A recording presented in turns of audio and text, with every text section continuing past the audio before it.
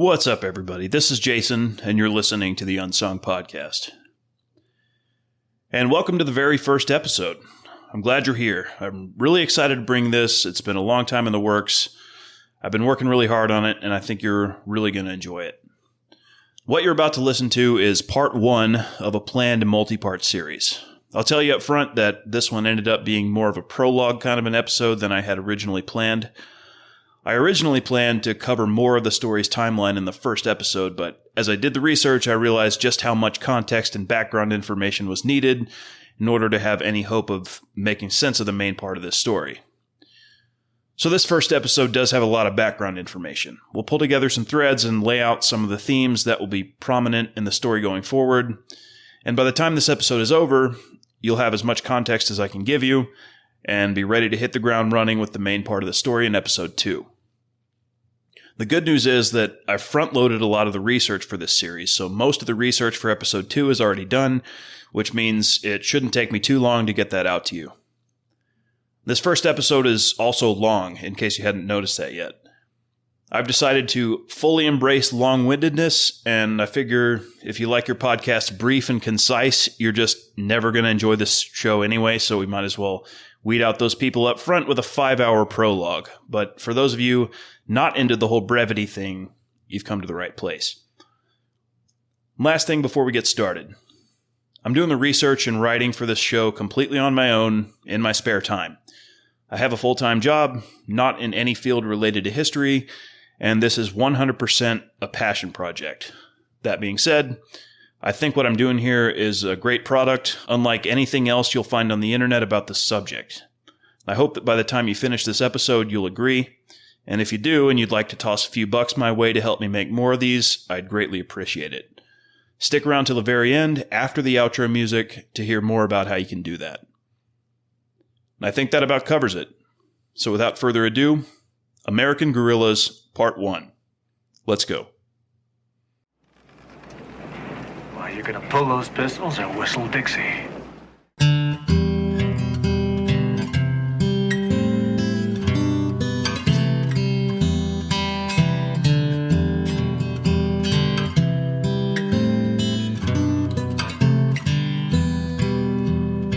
If I get to liking someone, they ain't around long. I notice when you get to disliking someone, they ain't around for long either.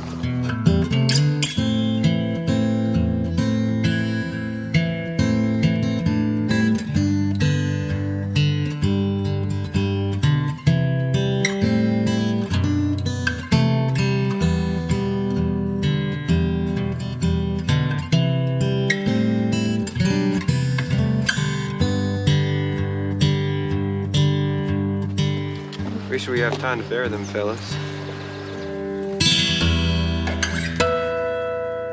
Hell with them fellas. Buzzards gotta eat, same as worms.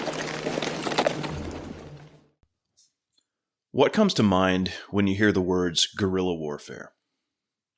What images does that phrase conjure up? And maybe you picture something like the caves and mountains of Afghanistan. Various groups from at least the 80s until very recently staged successful insurgencies against the Soviet Union and later the United States. Or maybe you picture Viet Cong fighters planting booby traps and ambushing patrols in the jungles of Vietnam, then melting away into the background of the civilian population, using these tactics against the French and again later the US. Or for a more ancient example, we could bring up any number of Germanic and Celtic tribes that Rome dealt with on its way to imperial greatness. Julius Caesar made his name in wars against those tribes. These examples all have a few things in common. They all involve a resource-rich and technologically superior foreign power coming into an area and trying to subdue the local populace. The local populace is comparatively weak due to either their armies having already been defeated or not really having a comparable conventional army in the first place. The local populace isn't strong enough to challenge the imperial power in conventional warfare, so they resort to other methods. Hit-and-run tactics, ambushes, scorched earth, improvised explosives, or other booby traps. The imperial power will often increase its level of brutality either as a deterrent to what the insurgents are doing or simply as reprisals for what its soldiers have already been experiencing. I have to imagine that once you've seen a buddy or two die a slow and painful death in a pit of punji sticks, then the next time you come across a village you suspect of harboring Viet Cong, you might be feeling less than charitable. Of course, sometimes actions intended to deter the enemy can have the opposite effect, leading to further reprisals against your own side, and so the cycle continues. The imperial power might also try to exploit existing factional divides within the local populace. Sometimes the locals aren't really all that united in the first place, and the outside power can take advantage of that, allying with one faction against another and getting the locals to kill each other. One thing that is definitely true of all these campaigns is that they are nasty. And they're nasty no matter which side you're on, and it's often just as brutal to be part of the civilian population caught in the crossfire. The line between soldier and civilian can become blurred very quickly since, after all, the insurgent strategy often revolves around blending into the civilian population. Our story involves a guerrilla campaign of a somewhat different character than these examples. Many of those elements will still be there: the brutality, the personal vendettas, the deterrence and reprisals, the blurring of the line between soldier and civilian. But there's a feature that gives this kind of conflict its own unique flavor of nastiness. What happens when there is no foreign imperial power involved? Let me set the stage for you. Quote, "One night while the family was asleep, the door of Mrs. McCorkle's room on the first floor was broken open, and a squad of noisy men rushed into the apartment. The alarmed lady entreated them to retire until she could put on her clothes, but they cursed her and told her to get up pretty damn quick or they would prod her with their sabers. A bright fire was burning in the open hearth. The wretches took blazing brands and carried them about as they ransacked the closets, dresser drawers, and trunks. A little girl who was sleeping with her mother was awakened by the unusual noise and began to cry, and one of the men went to her and, holding a saber against her face, told her if she uttered another sound he would cut her head off. The poor thing was so frightened and subdued that she did not speak a word for days. The young girls who were asleep upstairs were aroused by the disturbance below, hastily dressed and ran to their mother's room. The outlaws then turned their attention to the girls, using insulting terms, searched their persons for valuables, all the while singing ribald songs or telling obscene jokes. They took from a pocket in the housemaid's petticoat $40, tearing her apparel from her person. The creatures made the girls go before them as they searched every apartment in the house, from which they purloined every article of value they could carry. Then, returning downstairs, 3 of the wretches took by force 3 of the girls into the yard and marched back and forth in the moonlight, making most vicious threats and insinuations. After several hours of this atrocious conduct, the creatures started away." End quote. The girls and women in that account got off easy, as it turns out. Another woman tells of what happened to her husband. Quote, "Without much parleying, Jennison ordered his boys to string him up on his own piazza. In spite of my entreaties and crying, a rope was fastened to his neck, and with the other end thrown over a beam, he was jerked several feet into the air. As his neck was not broken, he struggled violently for release, when Jennison ordered 2 of his men to jump upon him and break his neck. This was done." End quote. And another account, this one from a soldier. Quote, "Company H was advance guard, marching about 1/4 of a mile in advance of the main column. As we marched along, we suddenly discovered a building on fire a short distance in advance. As we approached, we saw that it was a grist mill. We wondered how it got afire, but we soon learned. We had gone but a little further when a turn in the road brought us in sight of a house. Women and children were fleeing to the woods while members of our advance guard were smashing in the windows and firing the house. Across the street were several stacks of wheat and oats. Those were also fired." End quote. And another civilian account. Quote, "It was a bright moonlight night, almost like daylight. After retiring, my mother heard shooting. When she heard this, she tried to induce my father to leave the house and go to where my brother Isaac and his brother-in-law were hiding. But he was not well physically, having chills and fever, and after arising and dressing, remarked he was feeling so badly he did not care to lay out in the cold and damp, and perhaps they would not come. So he lay down on the bed fully dressed. The next thing we knew, they were pounding on the door for admittance. As soon as Mother opened the door, they rushed in and filled the room, middle-aged men and a lot of boys not over 12 or 14 years of age. My father, in the meantime, had stepped into a side kitchen. There seemed to be 2 leaders in the gang. One stood at the bedside of my sister-in-law, who was recovering from a serious siege of pneumonia, and prevented others from stealing bed covers from her bed. All other blankets, quilts, coverlids, etc. were taken by them. A part of the crowd going into the kitchen discovered my father, bringing him back into the room, thence out into the yard. As they brought him through the room, my mother said, "Surely you would not hurt him." The other leader answering, "Not one hair of his head shall be injured." By this time they had taken all they wanted from the house and now departed, all mounting, riding off except one, my father yet standing in the door. The man left behind threw his gun over his saddle as if in the act of mounting, pointed toward our father, shooting him, killing him almost instantly. After he did this, he mounted, and as he was riding away, a man came rushing back, asking angrily, "Why in hell did you do that? Didn't I order you not to shoot?" End quote.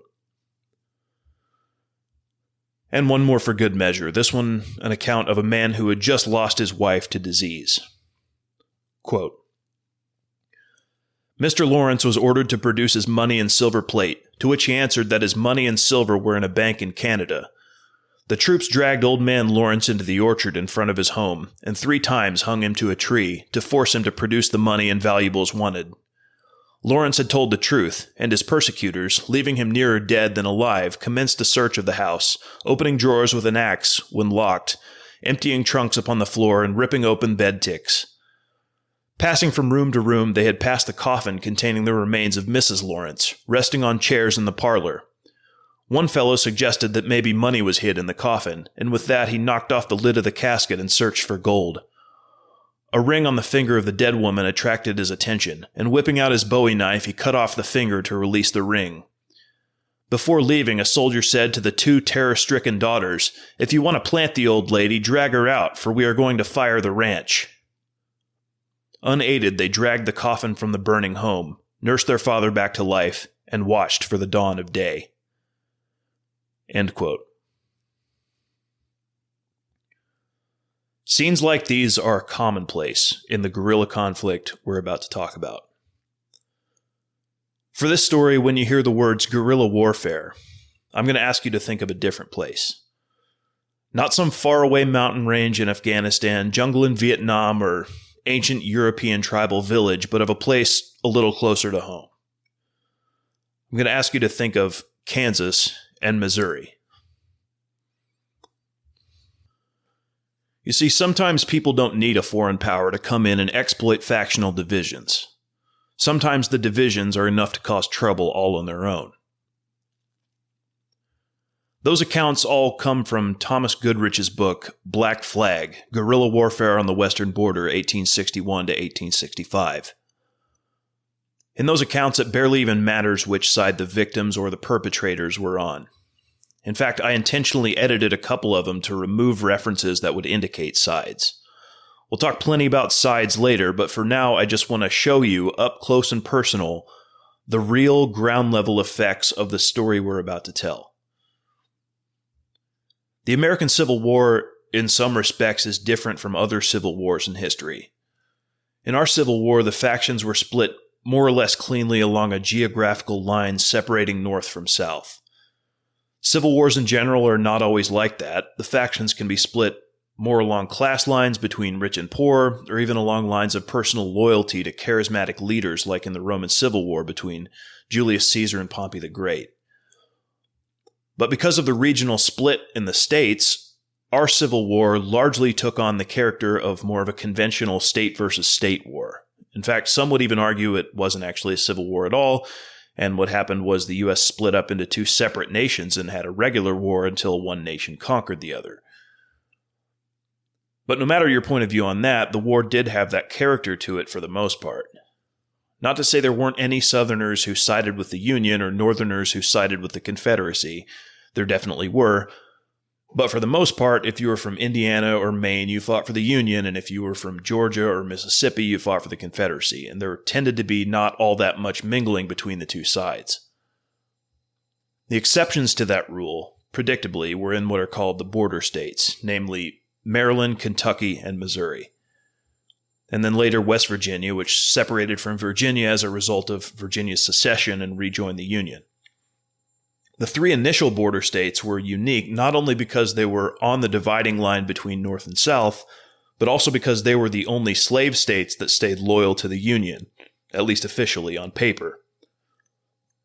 With there being slave states that remained in the Union, you can imagine there might be some divided loyalties within the populations of those states.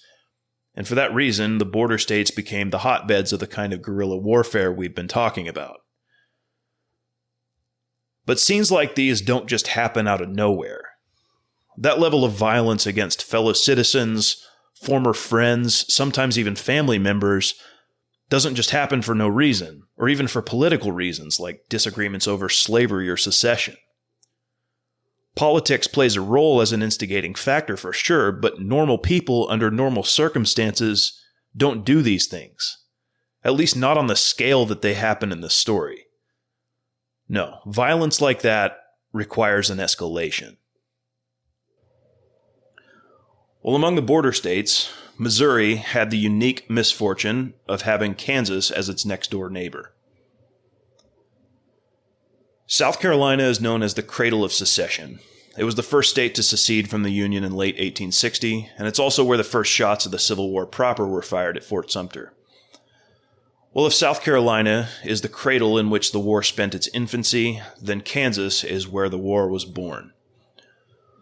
Long before Fort Sumter or any secessions of southern states, settlers along the Kansas-Missouri border were already well acquainted with the kind of chaos and violence that would become commonplace in the border states throughout the war.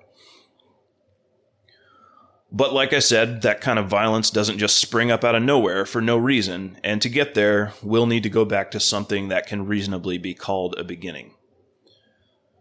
To understand Kansas history, we really need to start with Missouri history. And Missouri history, like so much else in the early United States, is intimately tied up with slavery. Now, there was never a time in early American history when slavery was not a major political issue. It goes all the way back to the original 1787 Constitutional Convention in Philadelphia, where northern states and southern states compromised on counting slaves as parts of their states' populations for purposes of congressional representation. The number of congressional representatives a state had was decided to be dependent on its population. Now, that already concerned the southern states because the North tended to have more and bigger cities than the South, and hence higher population numbers. So the southern states were concerned about having diminished voting power in Congress. But the southern states had something the northern states didn't, which was large slave populations. So their delegates suggested that slaves be counted in their population numbers for purposes of congressional representation. Northern delegates said, wait a minute, you don't really treat those slaves like citizens in any other way. They don't have the rights of citizens. They don't have freedom of movement. They certainly don't vote, so you can't have it both ways. We're not counting them in your population numbers. Well, after some discussion, the two sides came to a compromise and agreed that, for the purposes of congressional representation, each slave would be counted as 3/5 of a citizen. That became known as the 3/5 Compromise, and was written into the U.S. Constitution in Article 1, Section 2, Clause 3. Quote, representatives and direct taxes shall be apportioned among the several states which may be included within this union, according to their respective numbers, which shall be determined by adding to the whole number of free persons, including those bound to service for a term of years, and excluding Indians not taxed, 3/5 of all other persons. End quote. The effect of the 3/5 Compromise was to grant slave states about a third more congressional representatives than they otherwise would have had without counting slaves in their population numbers. Another effect was to allow the ratification of the U.S. Constitution, which there's a good chance may not have happened at all without this compromise. But major political issue though it was, slavery was on the decline in the couple of decades following America's founding. In fact, at the time of the signing of the Declaration of Independence in 1776, slavery had been legal in all 13 American colonies, and over the course of the Revolution and immediately after, states north of the Mason-Dixon line had for the most part abolished slavery individually by gradual means. It was on the decline in the wider Western world as well. At the time of the Revolution, there was already a strong abolitionist movement in Britain, and both sides of that war at different times offered slaves their freedom in exchange for military service. The British Empire outlawed the slave trade between its colonies with the Slave Trade Act of 1807 and used its powerful navy and international influence to enforce the end of the transatlantic slave trade. In 1833, it passed the Slavery Abolition Act, which abolished slavery completely throughout the empire by compensated emancipation. Now, in some alternate universe, there's a chance that the peculiar institution in America could have gone the way of the dodo right along with its British counterpart, in which case the states would have had to find something else to fight a civil war over. But that was not to be. Of the unique witch's brew of American cultural and economic factors that prevented the withering of slavery on the vine, a not insignificant one was a patent issued in 1794 to one Massachusetts businessman and inventor named Eli Whitney. That patent was for a mechanical cotton gin, and it's worth pausing for a moment to understand what it was for and why it mattered. You see, one of the factors contributing to the decline of slavery prior to the invention of the cotton gin was that it just wasn't that profitable. You obviously don't make money just by owning slaves. You make money by having the slaves do free labor for you and produce a profitable product. Well, one of the main products of slave labor in the American South was cotton for the textile industry. Cotton, however, was a highly labor-intensive crop.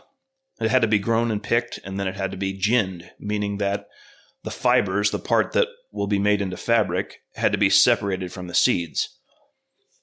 Prior to Whitney's cotton gin, ginning was the bottleneck in production, as it had to be done by hand and was a slow and tedious process, and this is the labor many of the slaves on cotton plantations would have done. The laboriousness of this process limited the amount of cotton a planter could produce in a year because, regardless of how much he could grow and pick, if he couldn't gin it all, it didn't matter. He'd never be able to sell his crop. While Whitney's cotton gin mechanized the process of cotton ginning and increased by 50-fold or more the amount of cotton that a single slave could gin in a day. Now suddenly the bottleneck in production was not ginning cotton, but growing and picking it. The limitation on volume imposed by manual ginning was removed, and suddenly a planter's profit was only limited by the volume of cotton he could grow and pick. And who was going to do most of the growing and picking? That's right, slaves. Almost overnight, the profitability of slave ownership and therefore the demand for slaves skyrocketed. Suddenly, cotton planters needed more slaves to grow and pick more cotton to be fed into their mechanical cotton gins. Remember the name Eli Whitney because we'll come back to this later, but for now the point is that the inadvertent effect of the cotton gin was a resurgence of slavery in the South and a corresponding increase in the dedication of Southerners to the institution of slavery. Over the next few decades after its invention is when the sectional divide between North and South and the resulting power struggle really started to ramp up. The early 19th century was also a time of rapid expansion for the fledgling United States. From the 13 original colonies in 1776, the nation would expand to 33 states and 9 territories just before the first secessions in 1860. Along with all that expansion came the slavery question. For each new state added, the question was, would slavery be legal in the new state? The region, now known as Missouri, was originally part of the 1803 Louisiana Purchase. It was carved out and settled in the years following the War of 1812 by mostly pro-slavery Southerners, so when it eventually applied for statehood in 1819, it was generally expected to be admitted as a slave state. In February of that year, the U.S. House of Representatives met to consider Missouri's admission, and New York Representative James Talmadge Jr. sparked a firestorm by proposing the following amendment to Missouri's statehood bill.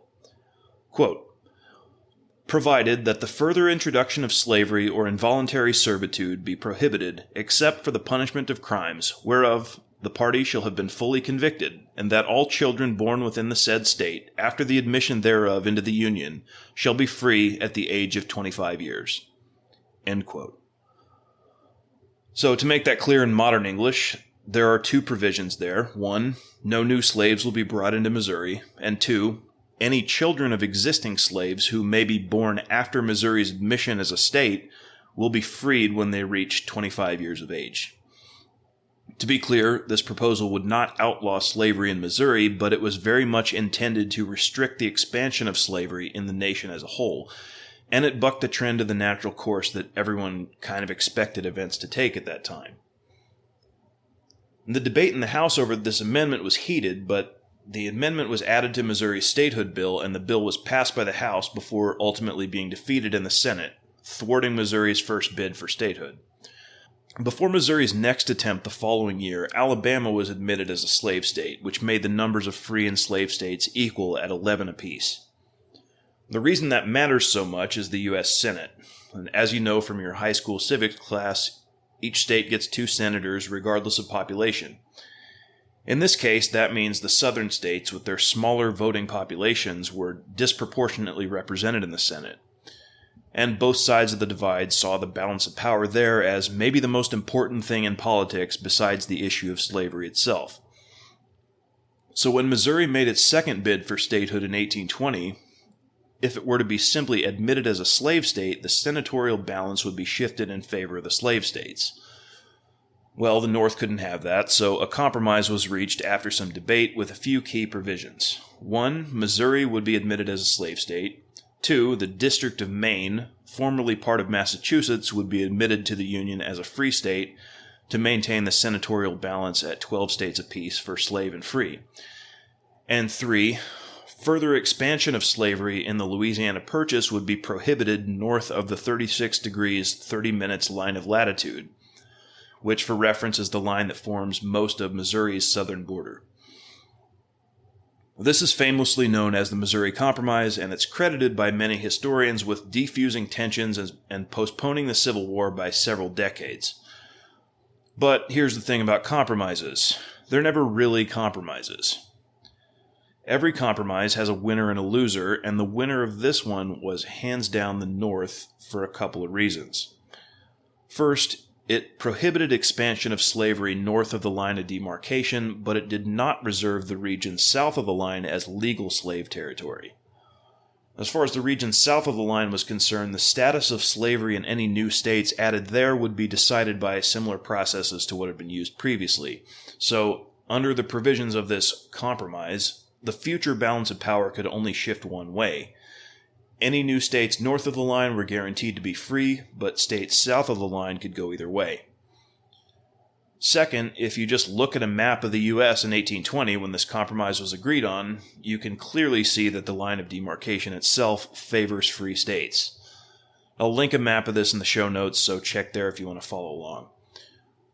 Remember, the line of demarcation that we're talking about is the line that forms most of Missouri's southern border. At this point in history, the only existing state west of the Mississippi River was Louisiana, which was already a slave state, and all the land south of the line and east of the Mississippi was already slave states, besides Florida, which would be added as a slave state in 1845. Immediately south of the line was Arkansas Territory, which at the time included not only modern-day Arkansas, but also most of modern-day Oklahoma. So besides Arkansas Territory and Louisiana, all the land south of that line and west of the Mississippi River, from Texas all the way to the Pacific Ocean, was still Mexico at this point. The Texas Revolution was still 15 or so years away. And this is not a small region. I mean, it's almost as big, if not bigger, than the entire organized territory of the United States in 1820.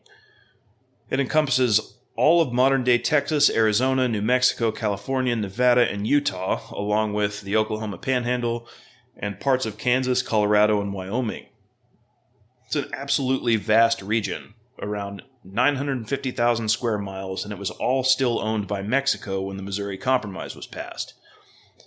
Now, the U.S. would take that territory from Mexico over the course of the Texas Revolution and the Mexican-American War, but of course, all that would happen in the 1830s and 40s, and no one at the time knew it would happen.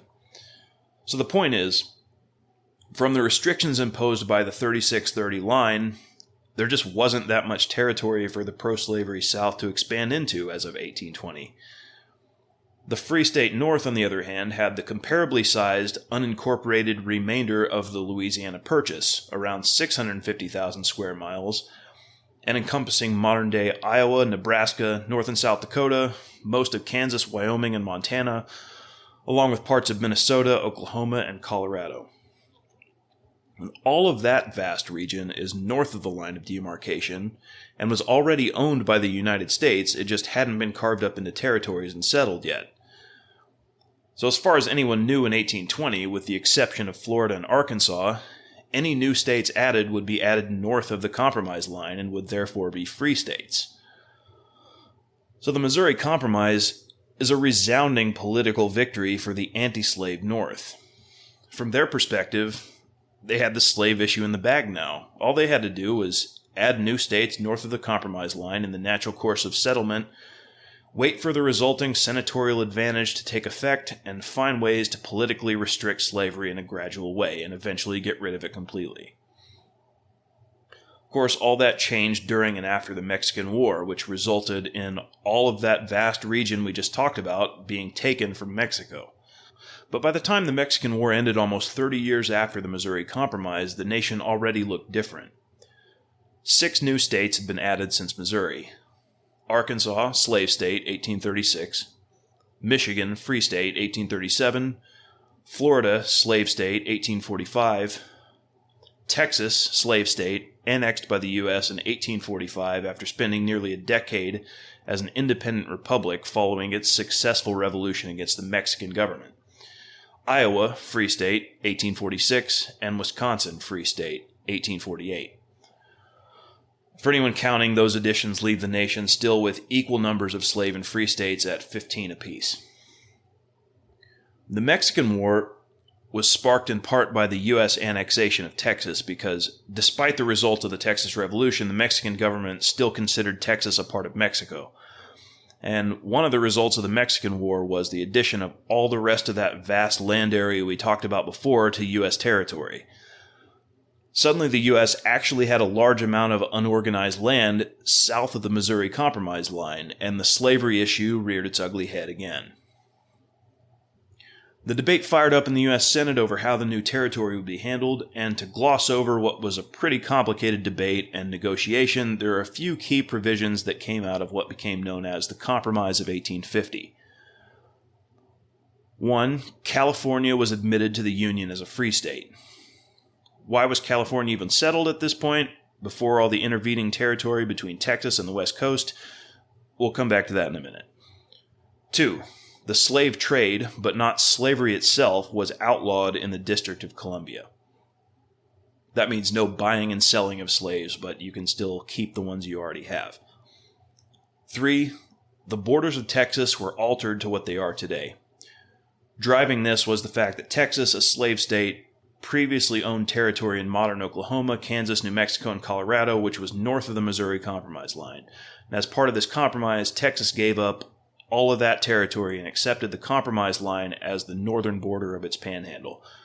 And this is actually why Oklahoma has a panhandle today, fun fact. That strip of land used to be attached to Texas before Texas gave it up, and it was later added to Oklahoma. Other parts of West Texas were ceded to the newly formed New Mexico territory as part of this compromise, and the Missouri Compromise line was extended all the way to the Pacific Ocean. 4. New Mexico and Utah territories were both formed under the principle of popular sovereignty. Popular sovereignty is a concept that will become important later in Kansas, and it just means that the citizens of a given territory would decide for themselves whether slavery would be legal in their state when it was added to the Union. 5. Most controversially, a new Fugitive Slave Act was passed requiring citizens of free states under penalty of law to assist and cooperate in capturing runaway slaves and returning them to their owners. The Compromise of 1850 again temporarily diffused tensions and postponed the coming Civil War. It also importantly set the precedent of using popular sovereignty as a method of deciding the legality of slavery in new territories. It also added California to the Union. California seems like an odd thing to bring up right now since we ultimately want to talk about Kansas, but there's an important piece of groundwork to lay for the Kansas story that involves California. See, the large-scale settlement of California before all the intervening territory was, of course, due to the discovery of gold there in 1848 and the ensuing scramble to strike it rich. There was a relatively minor political player in the California gold rush who would go on to play a major pivotal role in the founding of Kansas, a man named Charles Robinson.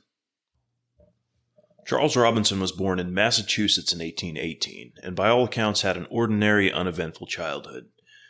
His ancestry can be traced back through his father's line to English Puritan minister John Robinson, a leader of the separatist movement we know as the Pilgrims, which sailed to America on the Mayflower over 200 years before. That's not the last we'll hear of Puritans, by the way. Despite his Puritan upbringing, Robinson himself was something of a religious freethinker or progressive, although contrary to the popular view of Puritans, that might have been because of his Puritan upbringing rather than in spite of it. We'll talk about the Puritans later. Robinson's contemporary biographer Frank Wilson Blackmar wrote in his book, The Life of Charles Robinson, the First State Governor of Kansas, quote, "In the year 1852, when Robinson was practicing medicine at Fitchburg, he received a letter from the pastor of the church at Dana, asking him to come over and state his views and belief and take a letter to the Fitchburg church, if he should prove worthy to receive it. Dr. Robinson complied with the request, and, accompanied by Reverend Elnathan Davis, pastor of the Fitchburg church, a most gifted man, full of the spirit of peace and goodwill, went to Dana to be examined and to receive his letter. The questions were those which are sometimes asked of young ministers in the church of the present day. They were chiefly as follows. Do you believe in God? Do you believe the Bible is inspired, every word of it? Do you believe in future punishment? Do you believe in the atonement? And various other questions concerning predestination, election, and free will. Dr. Robinson answered these questions in his own way, which indicated the independence of his religious belief and, as it appears, severed his formal relationship with the church, for he never afterward formally united with any church organization, although he favored all denominations as agencies for good. His answers to the questions asked were essentially these. I believe in God, the maker of all things, who still abideth in all things. In him we live and move and have our being. I believe the Bible inspired, so far as it is truth. As a history of the Jews, many legends are woven into its story, and many statements which no thoughtful man can believe true. I believe every man will receive his reward for every deed done in the body, and there is no escape from the penalty of sin. Every human being must listen and follow the inner voice implanted in him by the great Creator, and look upon his life as a heavenly mission. The atonement is the at-one-ment of the great Father with all his children. They learn by following the blessed life of Christ how to become one with him, as he is one with the Father. Were they not free to follow this most inspiring exhortation, it would be most cruel." End quote. That view of the Bible as inspired only insofar as it is true makes Robinson something of an exception to the general religious trends of the time in America. We'll talk about religion in more detail in a bit, but Robinson evidently had a standard above the Bible by which he judged things in the Bible to be true or false, which was not so for most Protestants of his day, at least not consciously. That independence of mind carried over to his education as well. At age 17, he was sent to study at Hadley Academy in Hadley, Massachusetts, and after a year there moved on to the prep school of Amherst Academy. The natural next step from there would have been to continue his education at Amherst College, which he did for a short time, but before completing the course of study there, he left the college to study independently under a Dr. Twitchell in the town of Keene, New Hampshire. Over the next couple of years, he would study directly under a couple of different practicing doctors, attend medical lectures on his own, and eventually become a practicing doctor himself in 1843. Turns out 1843 was quite an eventful year for Robinson. Also in that year, in the course of his medical practice, he met the woman who would eventually become his second wife and accompany him to Kansas, Sarah Lawrence, apparently of no relation to the Amos Lawrence who will play a prominent role in the settlement of Kansas. That same year, he married his first wife, Sarah Adams, who bore him 2 children. However, both children died in infancy, and Sarah Adams Robinson passed away of cholera in 1846 after just 3 years of marriage. And that loss was a devastating blow to the young Robinson, and he seems to have coped with it by throwing himself into his medical practice and working himself to near exhaustion in several different Massachusetts towns over the next few years. And that loss was life-changing in more ways than one, because it meant that in 1849, when the California gold rush hit full stride, Robinson was a single man. There were 3 major routes one could take from the East Coast to the West Coast at that time, 2 by sea and 1 by land. The Panama Canal wasn't due to be built for another 60-plus years, so one option was to simply take a ship around the Horn. The Horn meaning Cape Horn at the southern tip of South America. One party from Boston started out on that route for San Francisco in January 1849. It was a long trip, even in the age of steam-powered ships, lasting anywhere from 5 to 8 months, and could be dangerous due to weather and sea conditions around the Cape. The length of the trip could be cut significantly by taking a second route, and that would go by sea from Boston to Panama, roughly where the canal is today.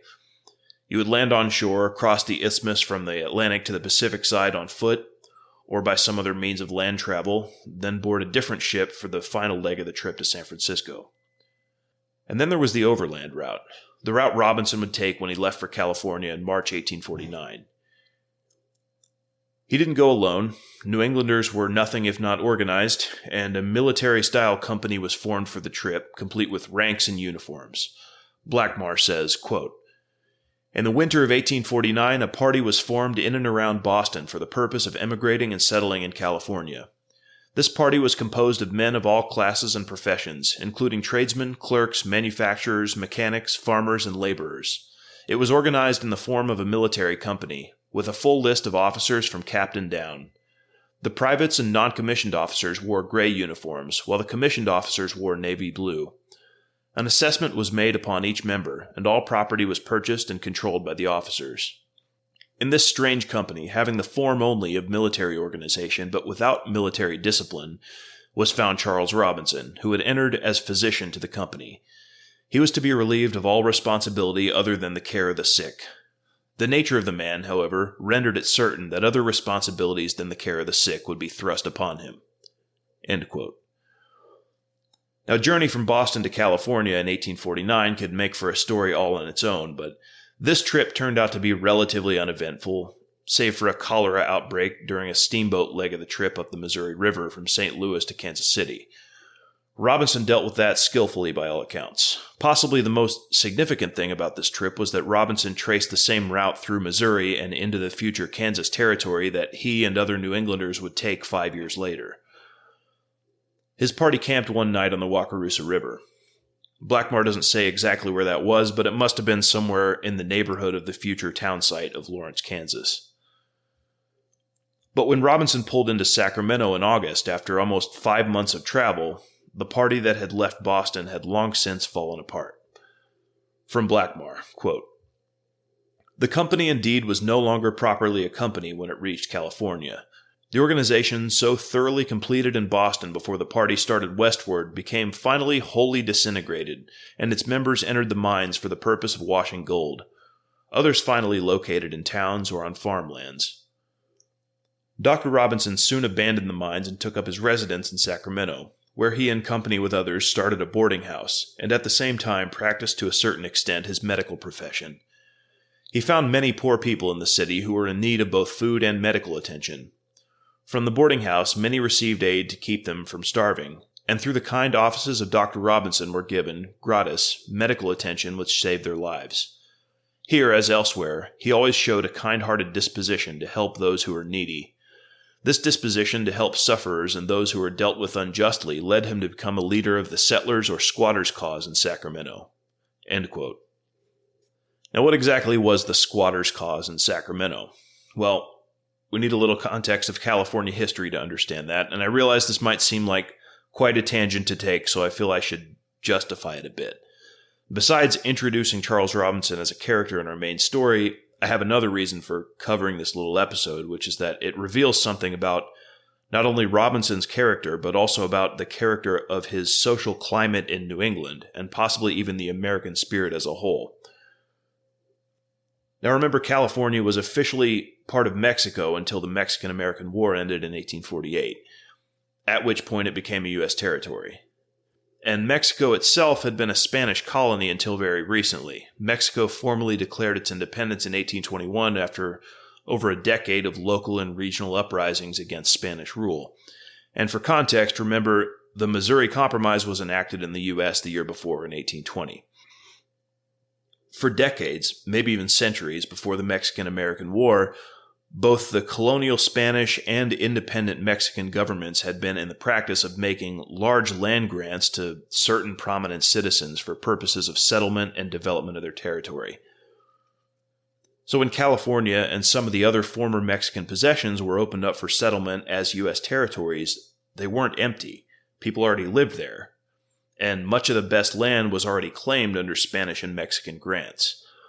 But the situation was confusing, to say the least. I'll let Blackmar provide some explanation. Quote, "It is one of the principles of modern civilization as regards international rights and usages that in conquered territory or territory obtained by purchase, the property rights of all citizens living in the territory at the time of the change shall be respected and guaranteed. In the treaty between the United States of America and the Mexican Republic at Guadalupe Hidalgo, property rights are guaranteed. All land titles and property of every kind belonging to citizens within the territory are guaranteed to the owner. Freedom in the use and protection in the right of said property are guaranteed under the Constitution of the United States. These provisions make all bona fide titles granted by the Mexican or Spanish government prior to the occupation by the United States government valid and secure. It had been the custom of the Spanish government prior to Mexican independence, and subsequently of the Mexican government, through the governor of California and by well-defined laws and usages, to grant large tracts of land to individuals for the sake of colonization and occupation, the largest grant not to exceed 11 square leagues of land. The aim of the government was to settle the territory by granting large tracts of land to individuals to whom the government was under special obligations. Unfortunately, in the granting of these titles, the language used in defining the territory was usually quite indefinite, and in those days no definite survey was obtained.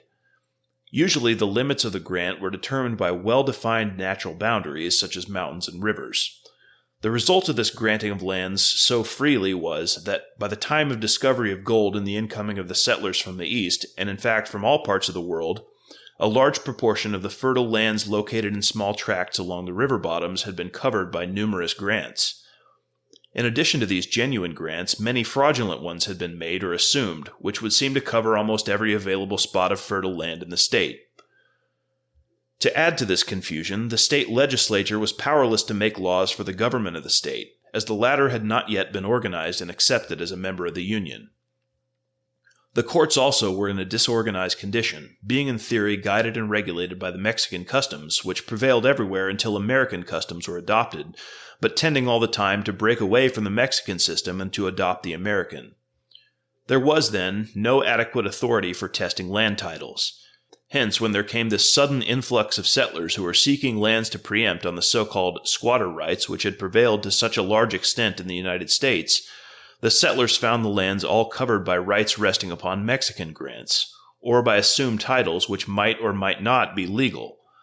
This was, of course, a great disappointment to the settlers, and when it was known that large numbers of fraudulent claims were being filed, and that men were using all means within their power, both fair and foul, to obtain possession of large tracts of land for the sake of holding or speculating, the settlers looked upon themselves as defrauded of the rights of American citizens to settle wherever no legal title to land existed, for they believed much of this land to be a part of the public domain.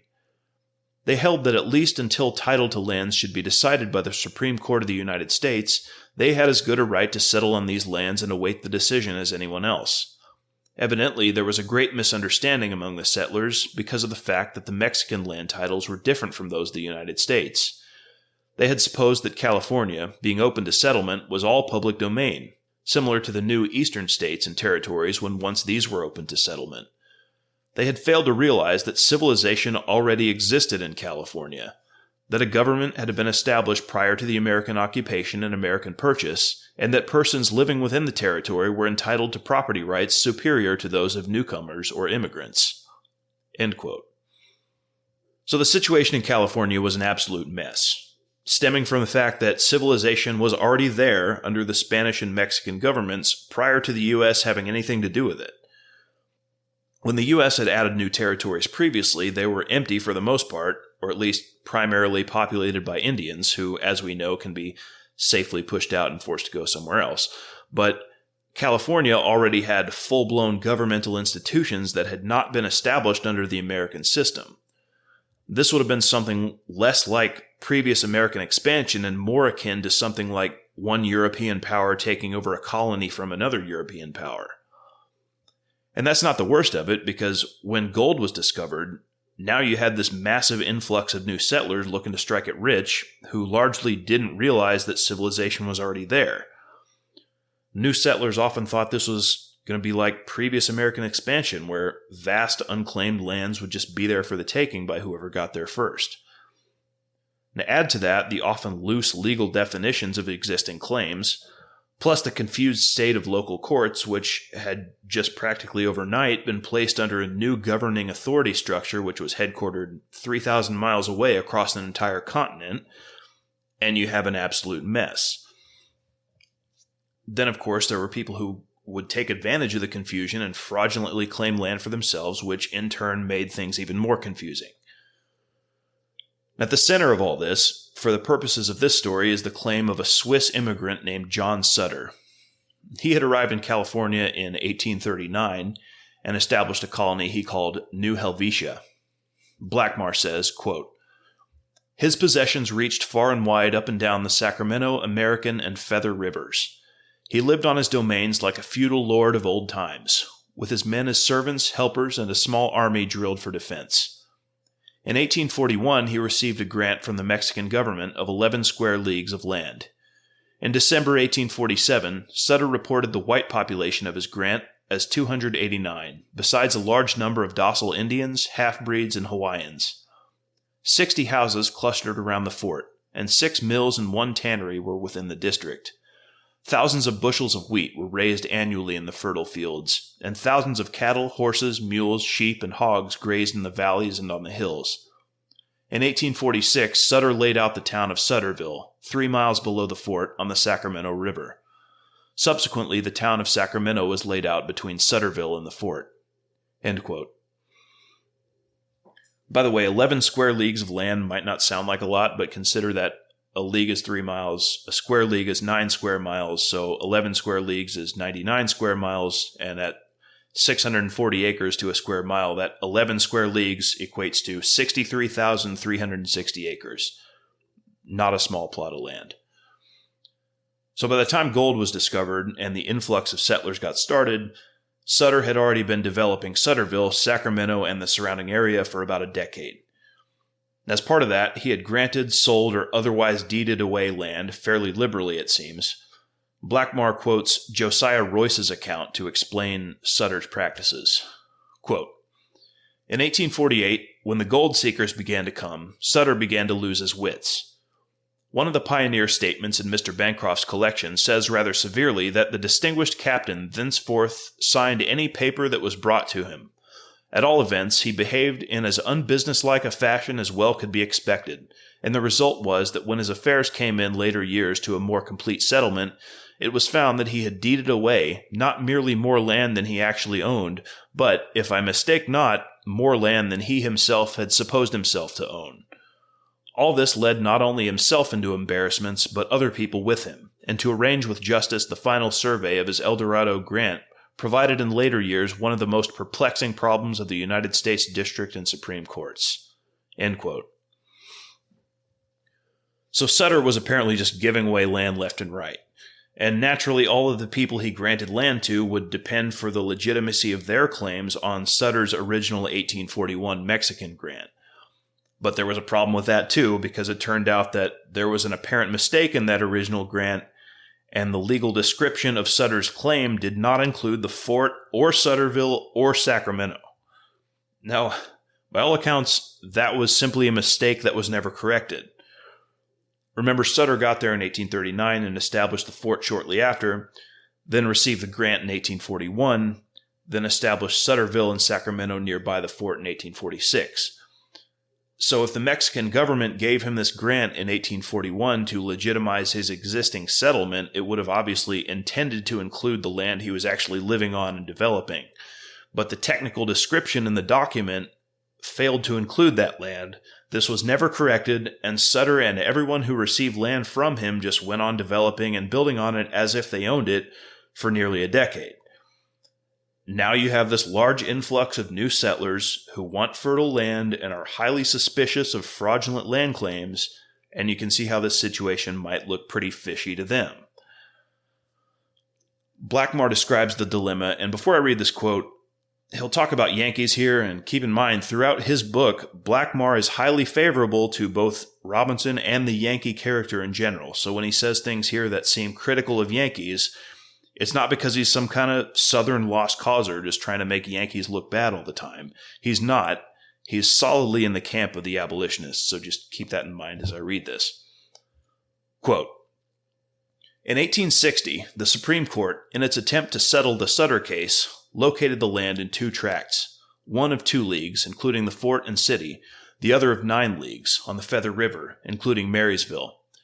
In 1863, the district court set aside this survey and located the land in a long line of 13 tracts between the same limits as before, with the idea of following Sutter's own selection of territory. Subsequently, the Supreme Court set aside this last decision and restored that of 1860. Thus, the Supreme Court recognized the grant to Sutter as given in good faith, although the title had been burned in a Sacramento fire. They attempted, amid great difficulties, to settle the matter justly and equitably.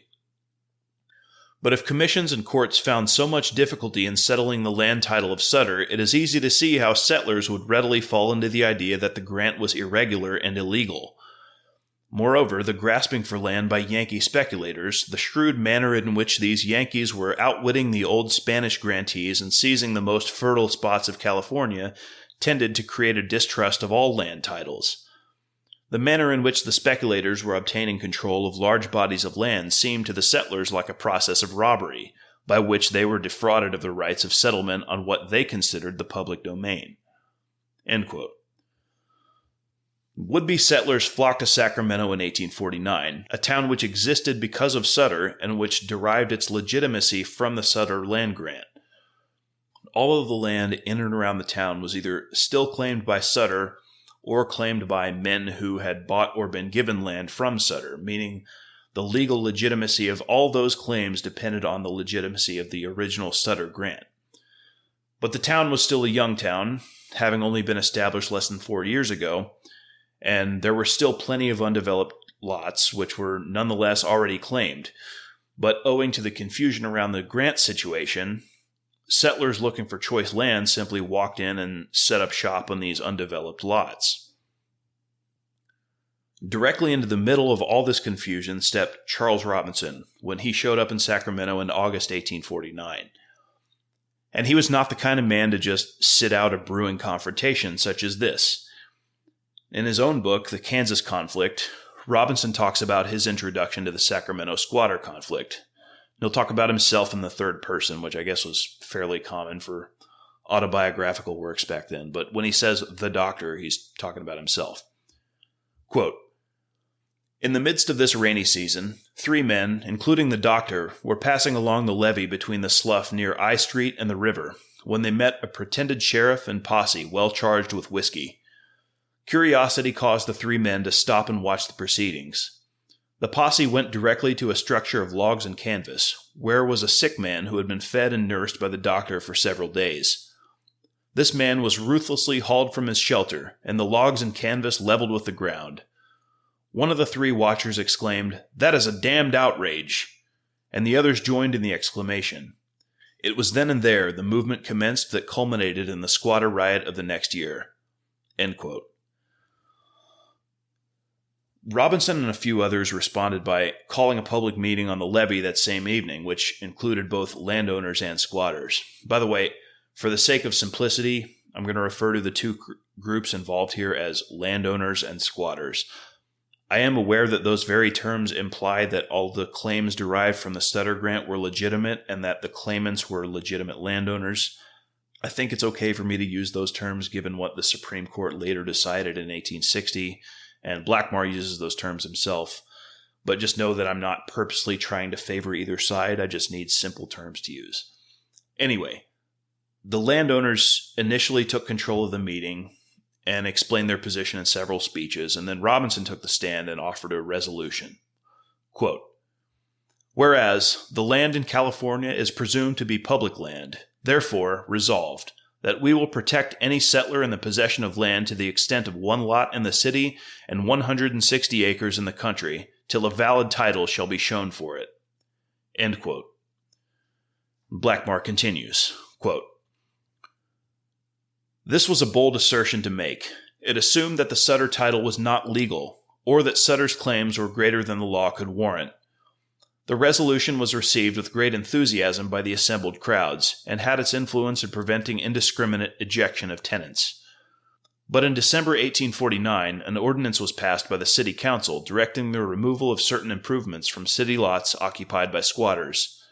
After the passage of this ordinance, a posse of several hundred men under the direction of the city marshal set out to execute the order. But the squatters organized into an association, and the president of the association met them at the first attempt to remove property, and boldly informed them that their authority to meddle with private property was not recognized by the Squatters Association, and that if they touched the property, they must kill the whole Squatters Association afterwards. The little deputy marshal, well loaded with whiskey, cried, 'Shoot the scoundrel!' But as no one appeared desirous of obeying his order, the posse retired from the field, leaving the squatter in possession. The next step on the part of the landowners was to have an act passed by the provisional state legislature, although the state was not yet admitted into the Union, to provide for forcible entry and detainer, the landowners hoping thus to secure possession of the land without a decision of the Supreme Court." End quote. More legal confusion ensued. There were constant lawsuits going on in the local courts, which had already decided that the Sutter Grant was legitimate and thus always decided in favor of the landowners. Squatters were also denied appeal to higher courts because to put up bond for such an appeal, the requirement was to be a landowner, and the squatters were not considered by the local courts to be bona fide landowners. In the winter and early spring of 1850, it looked like the landowners were going to win out. The city council passed an ordinance forbidding the building of shanties, tents, houses, or any other structure on any undeveloped lot except by the claimed owner of that lot. The landowners formed their own association for the purpose of defending their claims, and Robinson was absent during much of this because during this time he took a trip out of town to explore some gold mines. But when he got back, things changed pretty quickly. Because love him or hate him, Charles Robinson was an agitator. He came back to find the squatters all but defeated, and immediately staked out a claim of his own on the outskirts of town, put up a tent, and moved in. Then the next time there was a trial over a lot in town, and the decision, like all the others, went against the squatters involved, he offered his own bond for appeal to the county court, claiming to be a bona fide landowner. The judge involved accepted the claim on the grounds that he couldn't try land titles, and an appeal was finally granted. That was a big deal because this was the first time that had happened, and the squatters started to see some hope that their case would eventually be heard in the Supreme Court. The case was predictably again decided against the squatters in county court, and appeal to the U.S. District Court was denied, smashing the hopes of the squatters. Well, that decision caused an uproar, and Robinson called another public meeting August 10th of 1850, the same day the decision was handed down. Robinson denounced Judge Willis, the judge who had ruled on the latest appeal, and the law itself. The next day, he released a manifesto outlining his position. Quote, "To the people of Sacramento City, it is well known that a few individuals have seized upon nearly all the arable lands in this country, and the following are some of the means they have resorted to in order to retain the property thus taken. First, they have used brute force and torn down the buildings of the settlers, and driven them from their homes by riotous mobs. Second, they have used threats of violence, even to the taking of life, if the occupant or settler persisted in defending his property, and thus extorted from the timid their rightful possessions. Third, they have passed or procured the passage of certain rules in the so-called legislature of California for the purpose, as their attorneys affirm, of protecting themselves and removing the settlers from the land they may occupy, whether right or wrong, thus settling the question of title in an assumed legislative body, which question can alone be settled by the supreme government of the United States. Fourth, under said legislative regulations, by them called laws, they have continually harassed the settlers with suits, and in many instances compelled them to abandon their homes for want of the means to pay the cost of the courts. Many others have paid these costs with the hope of carrying their cause through these so-called courts to the proper tribunal for final decision, viz. The Supreme Court of the United States. But these hopes were in vain, for Judge Willis, so-called, has decided that from his decision there is no appeal. And now, inasmuch as the so-called legislature is not recognized by Congress, and the rules and regulations not approved, and are therefore of no binding force upon the citizens of the United States, but simply advisory, and inasmuch as the so-called law of forcible entry and detainer, if passed for the purpose affirmed by their counsel, namely to drive off settlers with or without title, is unconstitutional, and would be in any state, the people of this community called settlers, and others who are friends of justice and humanity, in consideration of the above, have determined to disregard all decisions of our courts in land cases, and all summonses or executions by the sheriff, constable, or other officer of the present county or city touching this matter. They will regard the said officers as private citizens, as in the eyes of the Constitution they are, and hold them accountable accordingly. And, moreover, if there is no other appeal from Judge Willis, the settlers and others, on the first show of violence to their persons or property, either by the sheriff or other person, under color of any execution or writ of restitution, based on any judgment or decree of any court in this county, in an action to recover possession of land, have deliberately resolved to appeal to arms, and protect their sacred rights, if need be, with their lives. Should such be rendered necessary by the acts of the sheriff or others, the settlers will be governed by martial law. All property, and the persons of such as do not engage in the contest, will be sacredly regarded and protected by them, whether landholders or otherwise, but the property and lives of those who take the field against them will share the fate of war." End quote. Now, the first thing to notice about that manifesto is that there is no argument for the squatter's position. The squatter's position is assumed. He says in the very first sentence that the land was seized upon by a few individuals, implying that was done unjustly, and a couple sentences later in point 2, he refers to the squatter's habitations as their property. Well, the very question at issue here is who owns the property, and Robinson assumes it's the squatters without making any argument for that. He also goes hard on playing up the perceived victimization of the squatters by the landowners, using words like brute force, riotous mobs, so-called legislature, harassed, to attack the legitimacy of the existing legal system and characterize the actions of the landowners as unjust and illegal. But again, the truth of that characterization all depends on who rightfully owns the land, which is the very question at issue. I mean, if somebody just set up a tent on land that you rightfully owned without your permission, you'd be totally justified in telling them to leave and using force to make them leave if they refused. But since Robinson has already assumed the rightness of the squatter's position, he can now characterize any action the landowners take in response as unjust. And he can even go so far as to call the legal system itself unjust if it doesn't back up the squatters. But all that is not necessarily a criticism of the manifesto because it's not really intended to make an argument for a position. It's not a piece of persuasive writing, it's a piece of rhetoric meant to accomplish a goal. The goal is to fire up the squatters to fight for their position, and also to provide a perceived justification for that fight. If the rhetoric is good enough, then as far as public perception is concerned, it doesn't matter that the logic is bad. And I think the rhetoric is pretty good here. Robinson assumes the point at issue, uses that assumption to portray his chosen side as put upon victims, and finally paints violence as a desperate last resort for those victims to protect what's theirs. I'm not here to relitigate this land dispute. I have neither the legal nor the historical knowledge necessary to do that, but what I will say is that legally, the issue seems incredibly complicated, to say the least. And from the perspective of the average man on the ground, I can understand both points of view on this. If you were an existing landowner who thought your title was legitimate, and now there's this flood of settlers coming from across the continent who just park themselves on this land that you paid good money for and act like they own the place, and you're a bastard for telling them to leave, yeah, I can see why that would be frustrating. And if you were a settler from back east who packed up everything you owned to make a 5-month trek across the continent under the impression that land in California was free for the taking, only to get there and find out that all the land was already claimed, and also that some of the claims were apparently fraudulent, well, I can understand that frustration too.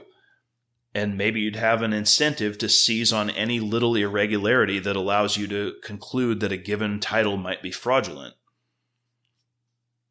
This might be my personal bias talking, but I tend to think that the landowners in this case were probably more in the right legally, and the later Supreme Court decision in 1860 seems to back up that view.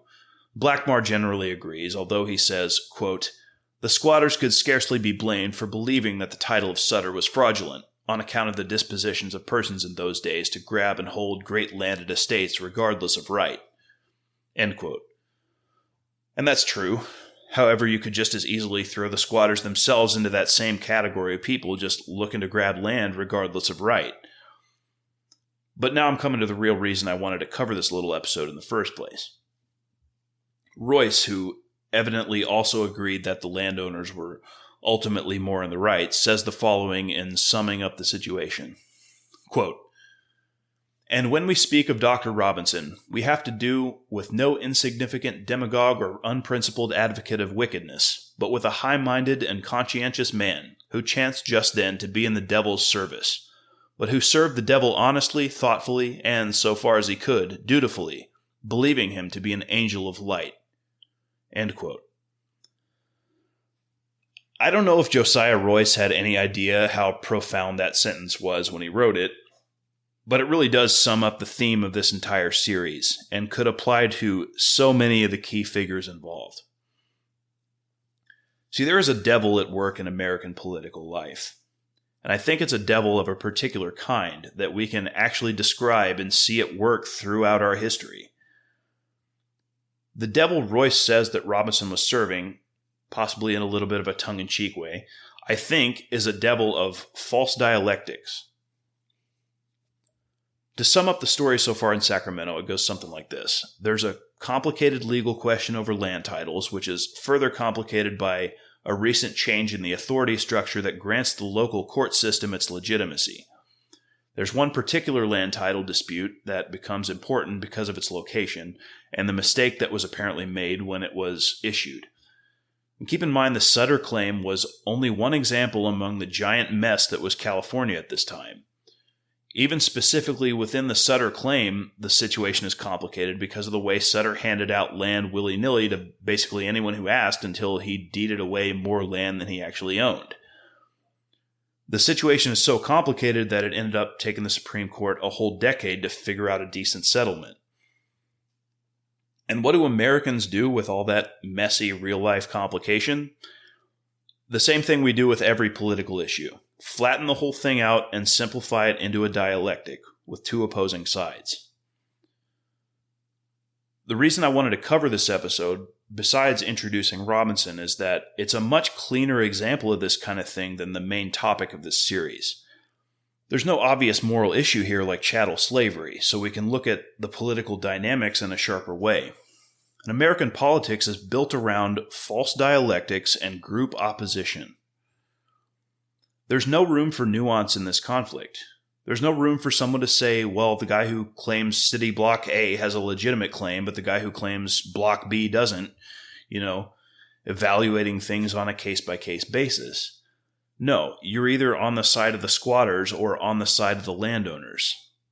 The side you pick probably depends more on your own personal proclivities and biases and interests than anything objective, and the side you pick will actually determine how you think about the issue. In Robinson's case, he chose the squatters' side, and given that he wanted the squatters to win, he wrote his manifesto to accomplish that. The whole process, this devil of false dialectics, if you will, completely bastardizes what politics is for in the first place. Politics in its noblest form, politics as Plato or Aristotle would have conceived of it, for example, is the process by which people figure out how to live together in societies in a beneficial way. Well, the devil says, forget that. Politics is about winning. Anything you need to do to win and think you can get away with, go for it, because the ultimate goal of politics is to dominate your opposition. But the real trick this devil plays is that even if you manage to win, the dialectic never ends, because there will always be a new issue, a new dialectic, and a new enemy, because the devil will create those things. And the devil likes nothing more than when these dialectics erupt into open violence. Shortly after releasing his manifesto, Robinson wrote a letter back east to his patient and future second wife, Sarah Lawrence. Quote, August 12, 1850. Although I have written one letter yet, as I have been called upon by circumstances to remain in town, and as I have a little leisure, I will talk with you a little, my dear S. Since writing you, we have seen much and experienced much of a serious and important character, as well as much of excitement.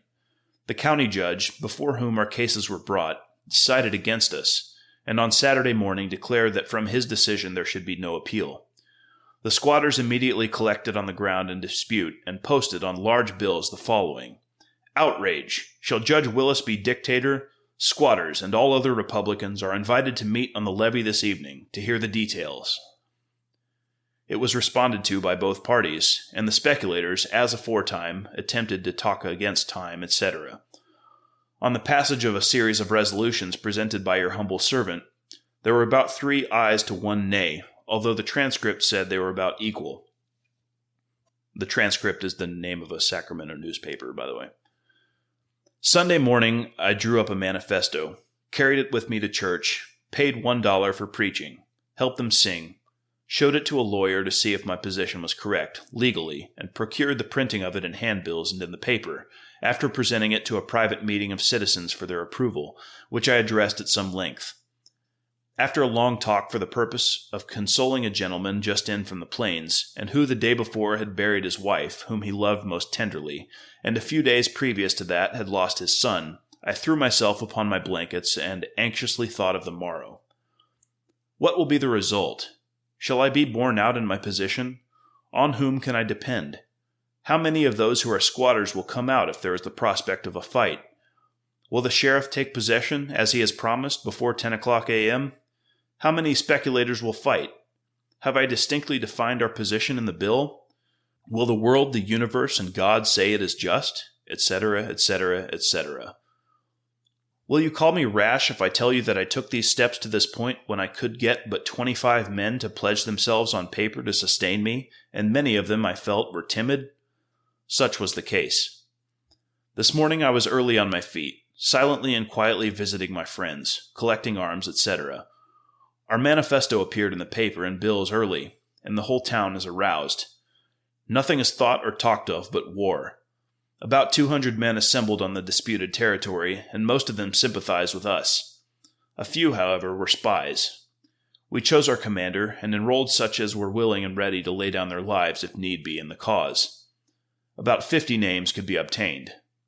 I managed, by speeches, business, etc., to keep the spectators and fighters mingled in a mass, all unarmed, so as to let no one know that all were men of valor and ready to fight. While thus engaged, the mayor appeared and addressed us from his saddle, not ordering us to disperse, but advising us to do so. I replied most respectfully that we were assembled to injure no one, and to assail no one who left us alone. We were on our own property, with no hostile intention while unmolested. After he left, I with others was appointed a committee to wait upon him at his office and state distinctly our position, etc., so that there could be no possibility of mistake. He said he would use his influence as an individual to keep anyone from destroying our property, and told us the sheriff had just told him that the executions from the court had been postponed. We returned, and after reporting and making some further arrangements for another meeting if necessary, we adjourned. I told the mayor we should not remain together if no attempt was to be made to execute their warrants, but I told him that if in the meantime a sheriff or any other person molested a squatter, we should hold him responsible according to our proclamation. From this position we could not be driven, although we knew it to be in violation of the regulations of the state. We were prepared to abide the result. It is said that a writ is made out for my arrest, as a rebel, etc.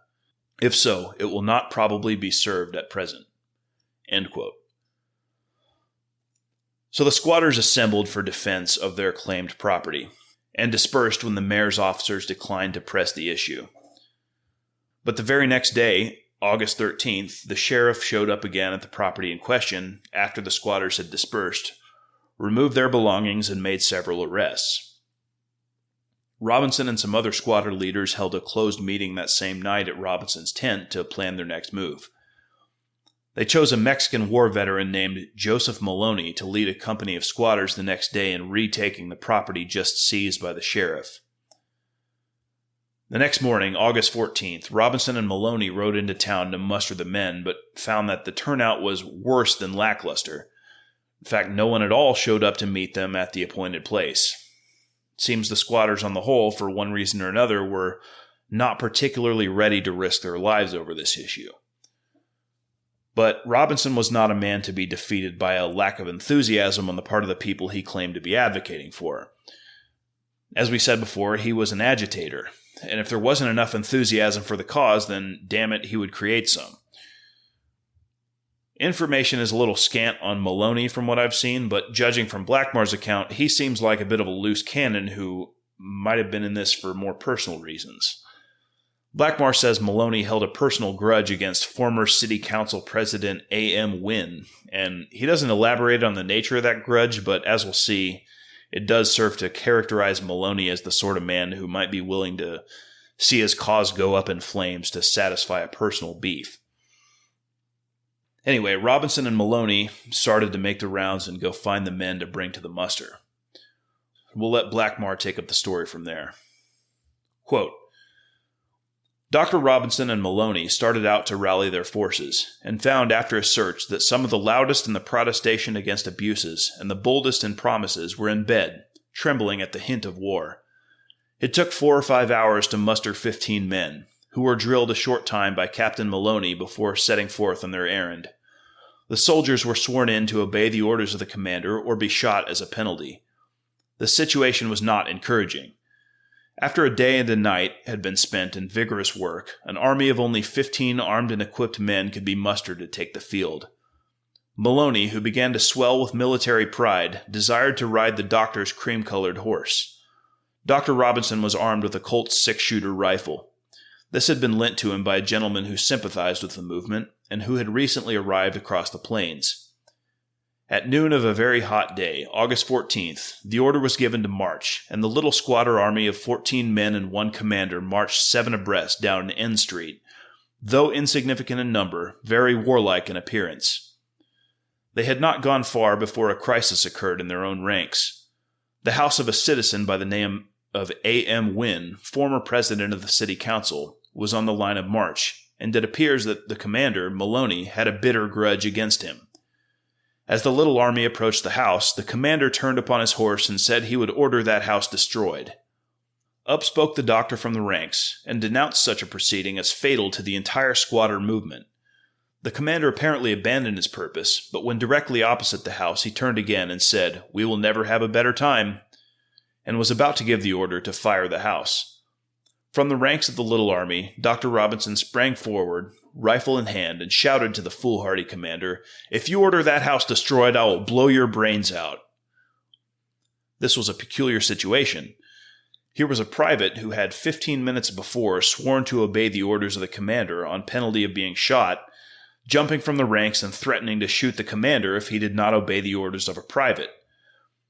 Dr. Robinson was not a little disturbed at the commander's apparent lack of judgment, and especially his lack of comprehension of the issue involved. It was evident that Maloney must be checked, or the warfare would be turned from an attempt at the protection of the helpless squatters and their rights to an attempt at the wanton destruction of the property of peaceful citizens. Even with the utmost check upon his reckless conduct, Maloney apparently disgraced the cause by movements lacking in judgment. End quote. Robinson ultimately was able to talk Maloney down, and the little army kept marching to the claim. When they got there, they found it empty and simply replaced the belongings the sheriff had earlier removed.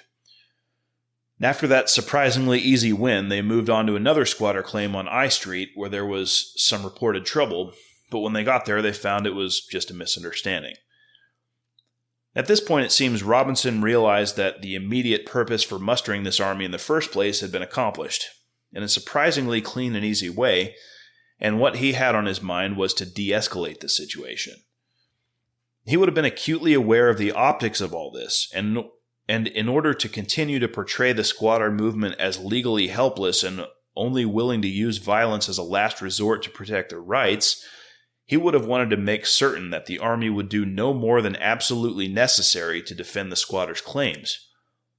He was probably still breathing a huge sigh of relief after talking Maloney out of burning a citizen's house, and at this point wanted to take the W and get out while he still had the optical upper hand. But accomplishing that was getting harder and harder by the minute because more and more squatters were now joining the army. Maybe they didn't feel particularly inclined to risk their lives at first, but once they saw or heard how easily the army reclaimed the ground, they were gaining some confidence. Robinson saw the potential for this to get out of hand in short order, and advised Maloney to march the squad out of town down the sparsely populated I Street to avoid further trouble. But the loose cannon Maloney had other ideas. From Blackmar, quote, "The little army soon had numerous followers, who joined the procession largely through curiosity, some armed with rifles or shotguns, and others with revolvers. Maloney was requested to march out of town on I Street, which was sparsely settled, as the little band would be likely to attract less attention by so doing. He marched up I Street to 3rd, when to the amazement of the doctor he turned to J Street, the busiest part of the town. As they marched through the principal business street, the crowd of followers increased, including many of the worst characters in the city. When the squad arrived at 4th Street, a turn was made to the south. Soon after the corner was turned at J Street and 4th, a shout was raised, and the mayor, sheriff, and their adherents opened fire on the little squatter army of 15. It appears that while the squatter army was marching about town, the mayor and sheriff were galloping here and there for reinforcements to put down the rebellion. No sooner was the attack made on the little army than Maloney gave the order to face about and fire. As soon as the fire of the mayor's crowd was returned, all fled in hot haste, and the space was cleared in front of the squatters. In fact, there was a rapid dispersing of the crowd on both sides. The mayor was badly wounded, losing an arm, and the city auditor, who was foremost in the attack, was killed. One squatter also was killed in the first encounter. While the squatters were still in line, a man named Harper passed up J Street, and when opposite Dr. Robinson, suddenly stopped and fired his revolver, the ball passing through the doctor's body 2 inches below the heart. Dr. Robinson then raised his rifle and returned the fire, the ball striking the breastbone of Harper and glancing off without entering the body. When Dr. Robinson returned to consciousness, he found himself in the street on the ground. Looking about, he found that no one was in sight, and he crawled slowly into an eating house nearby. At first, the inmates were afraid to even give the water which he craved. Soon after, some physicians appeared, and he was well cared for. The coroner and the sheriff appeared. The former asked Dr. Robinson's name and age, and the latter seemed in such a hurry that Robinson smilingly told him if he could wait a little, he would be out of his way. He was in a very critical condition at the time, and the pulsation of his wrist having stopped, the physicians caused the sheriff to wait until the circulation was restored. As the slow procession moved toward the prison ship bearing the doctor on a cot, sidewalks, verandas, and roofs were thronged with people silently watching the proceedings. Others came out of the crowd and silently pressed his hand. On reaching the prison ship, Dr. Robinson was placed in the forecastle. The only other occupant was a violent, insane foreigner who muttered in an unknown tongue, beating the sides of the vessel with his head and in other ways most of the time. Here the prisoner was placed with the idea that he would not live long, and that probably a burial the next morning would be the only trouble he would cause thereafter. Such was Dr. Robinson's critical condition that a person leaving Sacramento on the night of August 14th, the day of the riot, brought the news to San Francisco that he was dead, and the report was conveyed to his New England home. The great excitement of the news was only allayed when, a fortnight after, a long letter written by Dr. Robinson was received, which contradicted the news of his death." End quote. Despite the less than ideal conditions on board the prison ship LaGrange anchored in the Sacramento River, Robinson made a quick recovery from his close brush with death. Although his wound was painful, by the next morning the doctors were saying that, barring infection, he would make a full recovery. In the meantime, as Robinson was unconscious in the street and being examined in the restaurant, the squatter army had dissolved and scattered in the confusion. Maloney, riding Robinson's own horse that he had bought in Cincinnati on his way from Boston, had an encounter with the sheriff, who confronted him in the street. Maloney charged the sheriff with a cavalry saber, and the sheriff retreated into a crowd of landowners who opened fire on Maloney, hitting him 18 times and killing both him and the horse. After the riot was dispersed, a predictable panic set in for a few days in Sacramento, since, as is usually the case with civil unrest, none of the city leaders knew anything about the strength or resolve or plans or organization of the squatters. But it seems the squatter movement was all but over, since without their military leader Maloney, and especially without Robinson, the movement was basically a directionless mob, unable to organize itself for any concrete purpose. But the violence wasn't over. Given the lack of leadership on the squatter side, with Maloney dead and Robinson in prison with a serious wound, the sheriff saw an opportunity to put down any thought of further rebellion. The sheriff's name was Joseph McKinney, by the way. I don't think I've actually mentioned that yet. The day after the downtown riot, Sheriff McKinney led a posse out of town to the east to the claim of a squatter known locally as Old Man Allen. McKinney ordered his men to surround Allen's cabin, and then walked up to the door and demanded Allen's surrender, and in response received a shotgun blast directly to the chest, which killed him on the spot. In the ensuing shootout, Allen was wounded, his wife, who was inside the cabin, was killed, and several others on both sides were killed or wounded. After the sheriff's death, it briefly looked like the situation would escalate into full-scale war, but the lieutenant governor of the territory arrived on a steamer from San Francisco the next morning, and it seems that for once in American politics, cooler heads prevailed. Whether it was the lack of leadership on the squatter side that caused things to die down, or a general tacit agreement among all sides that the issue wasn't really worth anyone risking their lives over, there was no more violence around Sacramento. Blackmar sums up the conflict this way, quote, "On the whole, it may fairly be said that although the squatters and settlers had some just grounds of complaint in this Sacramento affair, yet the general tendency of the California squatters to ignore the Mexican land titles led to a vast deal of trouble. Squatterism, as it spread over the state, became a synonym of injustice, strife, and waste of property. The character of Dr. Robinson comes out clearly through the whole struggle. He was convinced that he was right, and that he was defending the oppressed, or those who were deprived of their rights. Throughout his life, he never appeared to better advantage than when attempting to defend the helpless, or in fighting single-handed open forms of injustice or oppression. In this movement, he showed himself clear-headed, conscientious, shrewd, and skillful by the manner in which he routed the forces of the speculators and landowners, who had all the odds in their favor. When we remember the critical condition he occupied before the law, his subsequent history in California is little less than marvelous." End quote. Robinson believed he was defending the oppressed. As we said before, to believe that he actually was defending the oppressed, you'd have to first accept the same premise that Robinson himself assumed, namely that the squatters as a class were the aggrieved party in this situation. A premise which, as we've explained, is questionable at best. But Robinson was a sincere activist, and he was fully committed to the cause by this point. I mean, he'd been shot and very nearly killed, and to a man like him who already steadfastly believes he's fighting for a righteous cause, that kind of thing only tends to add more fuel to the fire. While in prison, Robinson was eventually charged with 1 count of murder, 1 of conspiracy, and 2 counts of assault with intent to kill. While he awaited trial on those charges, events were still progressing in Sacramento because politically the squatter conflict was still hot. California would be admitted to the Union as a state on September 9th, and along with statehood came elections for the first state legislature. Robinson, while still in prison, was nominated for election by the squatters and miners with whom he had by now become famous. He responded by accepting the nomination and releasing another manifesto, which doubled down on his first manifesto by accusing the landowners of first-degree murder and defending the squatters as having done nothing but defend their constitutional rights. He won the election on the manifesto alone, since his being in prison meant he couldn't go out and campaign for himself. After the election, he was released on bail and went to work in 1851 as a state legislator while still awaiting trial for those 4 charges. But the case was dismissed that spring and he was fully exonerated. During his short time as a California state legislator, Robinson got involved in the politics of slavery for the first time.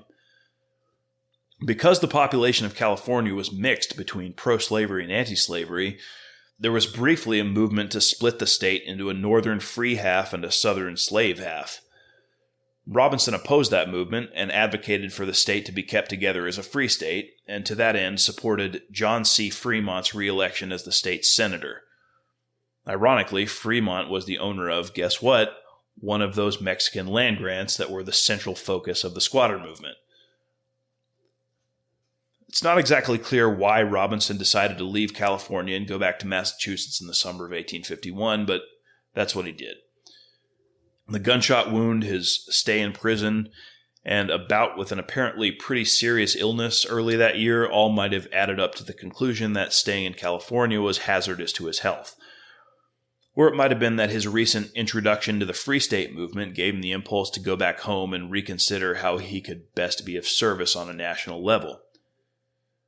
Whatever the reason, he boarded a steamer out of San Francisco on July 3rd, this time opting for the shorter and easier sea route back to Boston by way of the Panama Isthmus instead of the overland route.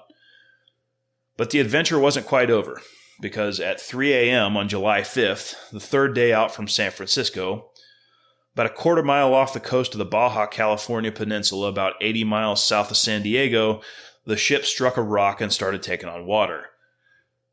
Luckily, the leak was relatively slow, and the crew were able to ferry all the passengers and a good amount of cargo ashore throughout that day before the ship finally went down. Robinson was placed second in command of a 40-man group assigned to guard a large amount of gold that the ship had been carrying, which had also been successfully ferried to shore. And there the group stayed for 2 weeks, without any precise idea of where they were, until a Mexican from the interior showed up and informed them that San Diego was just a few days' walk away. So a party of 10 was sent to San Diego to grab another ship, and a few days later the remaining passengers and cargo were picked up and continued their trip to Panama. Now, owing to delays along that route and a stop at Acapulco to take care of some insurance paperwork, Robinson missed the next steamer from the Atlantic side of Panama and had to wait another 2 weeks to catch the one after that, but finally he was bound for New England again. He arrived back home to Fitchburg, Massachusetts on September 9, 1851, married Sarah Lawrence in October, and was soon back at his old medical practice as well as handling the editor job at the Fitchburg News. There he would stay for the next 3 years, until the next escalation of tensions over slavery ramped up. An escalation which, as a New England news editor, he very likely helped instigate. When something as catastrophic as the American Civil War happens, it's natural to ask the question, could it have been avoided? Or maybe phrased another way, what would have needed to happen differently to avoid it? It's hard to know exactly where the point of no return is for something like this, but we can certainly point to some key events where the slippery slope tilted downwards a couple degrees more and made it that much harder to stop the slide towards chaos. One of those events was the passing of the Kansas-Nebraska Act of 1854, which opened up the Kansas and Nebraska territories for settlement. And the reason this act was so consequential is that it constituted the first real political victory for the slave South in at least 35 years, since before the Missouri Compromise. Now, everyone today knows that the Civil War was fought over slavery, but everyone also knows, if they're thoughtful and honest anyway, that there must have been more to it than that. I mean, if the issue of slavery inevitably caused civil wars in the Enlightenment West, then we would expect to see every Western nation, or at least most of them, fight civil wars over slavery. But not only did that not happen, but the United States was the exception in this regard. We've already mentioned Great Britain's abolition of slavery in the early 19th century, and after Napoleon's fall, Britain emerged as the clear dominant European colonial power, and the other major players, France, Spain, Portugal, the Netherlands followed suit with similar moves toward abolishing slavery, all without any civil wars. There were smaller revolts and uprisings during this time in some New World colonies, but nothing on these nations' home turf, and certainly nothing anywhere near the scale of the American Civil War. In fact, the roughly 100 years from the end of Napoleon's reign to the beginning of World War I became known as the Pax Britannica, Peace of Britain, and was one of the most peaceful periods in European history. So it couldn't have been slavery alone that caused the Civil War, not when we have all these examples of related nations that ended slavery without wars. And the next question is, what other factors, particular to the United States, contributed to the escalation? One of those factors which would come into play in the Kansas-Nebraska Act was the uniquely American tension between state power and federal power. And not only power, but identity. In Volume 3 of his trilogy, The Civil War, A Narrative, author Shelby Foote writes the following, and he's speaking here about the period after the war, but it'll shed some light on the point I want to make. He says, quote, "Whatever else the veterans brought or failed to bring home with them, and whether they returned to snugness or dilapidation, with or without back pay, bonuses, and pensions, they had acquired a sense of nationhood, of nationality. From the outset, Lincoln had had the problem of uniting what remained of his divided country if he was to recover by conquest the segment that had departed. And though he'd succeeded well enough in this to achieve his immediate purpose, true fulfillment came after his death, after the victory that brought the soldiers home. They knew now they had a nation, for they had seen it. They had been there, they had touched it, climbed its mountains, crossed its rivers, hiked its roads. Their comrades lay buried in its soil, along with many thousands of their own arms and legs. Nor did this apply only to those whose return was northward, above the Mason-Dixon line. Below it, too, men who never before had been 50 miles from their places of birth now knew, from having slept and fought in its fields and woods and canebrakes, gawked at its cities such as they were, and trudged homeward through its desolation, that they too had had a country.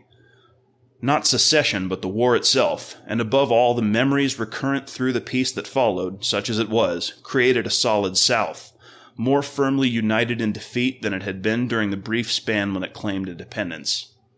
Voided, the claim was abandoned, but the pride remained. Pride in the segment reabsorbed, as well as in the whole, which now for the first time was truly indivisible. This new unity was best defined, perhaps, by the change in number of a simple verb. Informal as in common speech, abroad as well as on this side of its oceans, once the nation emerged from the crucible of that war, the United States are became the United States is." End quote. What Foote is getting at there, I think, is that the Civil War represents a victory of centralized federal power and national identity over decentralized state power and state or regional identity. And the point I want to make here is that the war was, among other things, a culmination of a nearly century-long struggle between those two opposing forces. And the side that won in the end was the same side that had been gradually winning all along. This conflict showed up almost immediately after the Revolution, when the Articles of Confederation were superseded after just a few years by a more centralized form of government embodied in the U.S. Constitution. And maybe we'll do a future show on Shays' Rebellion for more on that. But Article 1, Section 8 of the Constitution enumerates the powers granted to the Congress, and the later edition of the 10th Amendment states that all powers not included there are to be reserved for the states. Of course, it's no secret today that Congress, or the executive and judicial branches too for that matter, just does things anyway, regardless of any constitutional considerations, but it wasn't always like it is now. It's been a long, slow road to get here, with a lot of debate and conflict and violence along the way. The way this conflict was manifesting itself at the time of the Kansas-Nebraska Act was over the question, do states set policy for themselves, or can the federal government step in when it feels it needs to and decide important policy questions for the states? And in a way, the centralizing force had already won a victory on that question with the Missouri Compromise. To prohibit any slavery north of that compromise line was to effectively set policy on slavery for any future states that would be created there. This is a deeper question than the immediate debate over slavery. From this point of view, you could substitute in any other current-day hot-button issue and still have the same question to resolve over whether or not the federal government can make policy decisions for states. It's just that slavery was the issue that was current at the time. If it were going on today, the immediate issue might be something like abortion or gun control or vaccines. The feds may have won a victory with the Missouri Compromise, but the decentralizing force wasn't going down without a fight. Remember earlier we talked about popular sovereignty in Utah and New Mexico territories in the Compromise of 1850. One of the main proponents of that provision had been Illinois Senator Stephen A. Douglas, who had also become a proponent of the Kansas-Nebraska Act. The Kansas-Nebraska Act, in addition to creating the two new territories, was an explicit repeal of the Missouri Compromise. It did away with the prohibition of slavery north of that 3630 line and provided for the two new territories to decide the issue of slavery for themselves on the basis of popular sovereignty, like Utah and New Mexico. Douglas supported the act on a pro-popular sovereignty basis and took the perspective I just described, namely that slavery was basically a secondary issue to self-government. Robert Collins writes the following in his book, Jim Lane, Scoundrel, Statesman, Kansan. By the way, you don't know Jim Lane yet, but we'll talk a lot about him later. Anyway, Collins says, quote, Douglas was a Westerner, and settlers to the territories on the western frontier had long resented their lack of power in governing themselves. The territorial governments were under complete federal control, with the president appointing all elected officials. Congress sometimes dictated territorial law, leaving residents frustrated and bitter that they had no voice in how the territory was governed.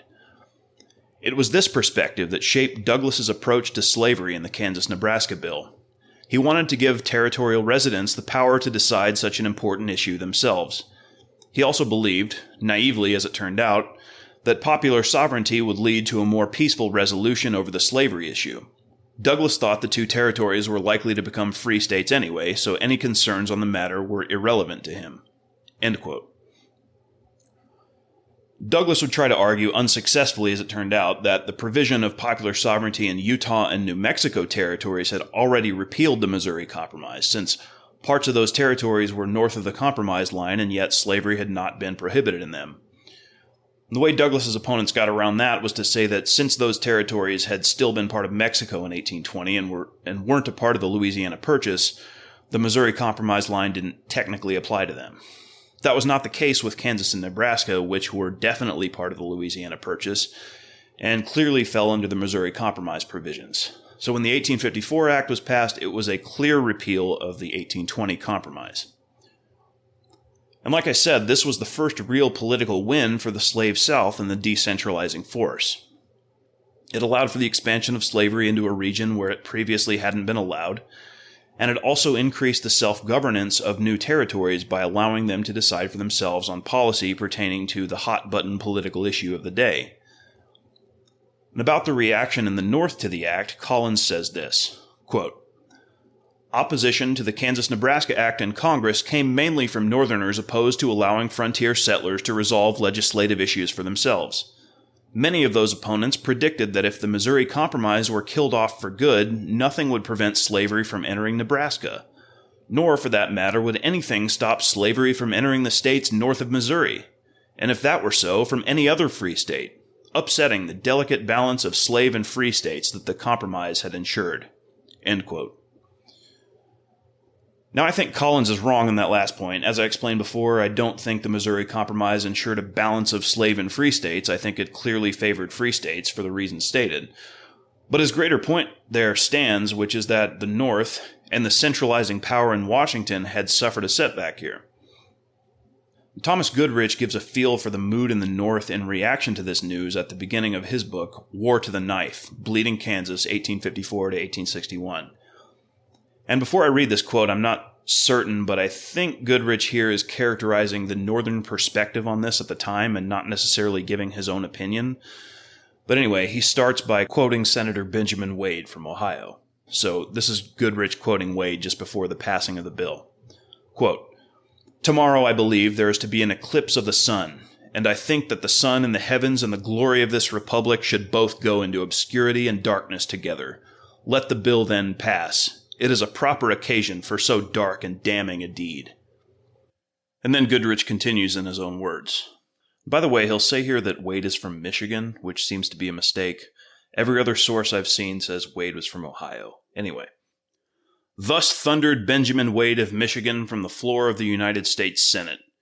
Even as the senator's apocalyptic forecast was echoing through the upper chamber, a cloud of black betrayal was blanketing the North. For more than 30 years, the dam known as the Missouri Compromise had held back the dark and dangerous waters of American slavery. Now, with repeal of that seemingly sacrosanct law, the dike had burst, and the vast, unsettled domain west of the great rivers lay threatened with immediate inundation." End quote. I'll just let Goodrich continue explaining the mood in 1854, because if I didn't quote him, I'd just be badly paraphrasing him anyway. So this is from later in the same chapter. Quote, "Since the signing of the Missouri Compromise in 1820, opinion had changed dramatically in the southern states. Equitable and fair though it may have seemed a generation earlier, the compromise and its restrictions were by 1854 viewed among many as unequal, unjust, and ultimately fatal to slavery. Barred on the north by the compromise line of 36 degrees 30 minutes, locked out from the Pacific coast by free states, only the bleak and barren sands of New Mexico territory seemed a safe, if dubious, haven for slavery.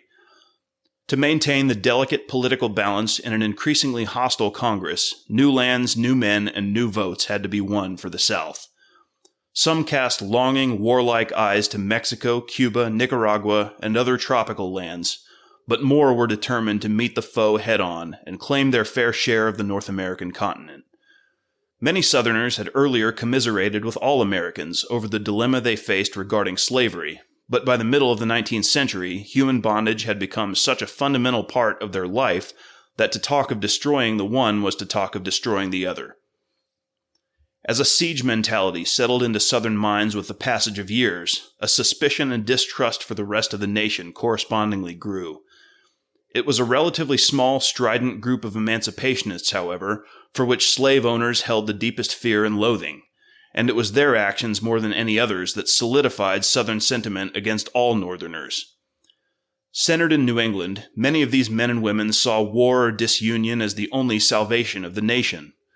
Not content with containment, a few, quote, brain-sick abolitionists, through the pen and the lectern, even urged servile revolt.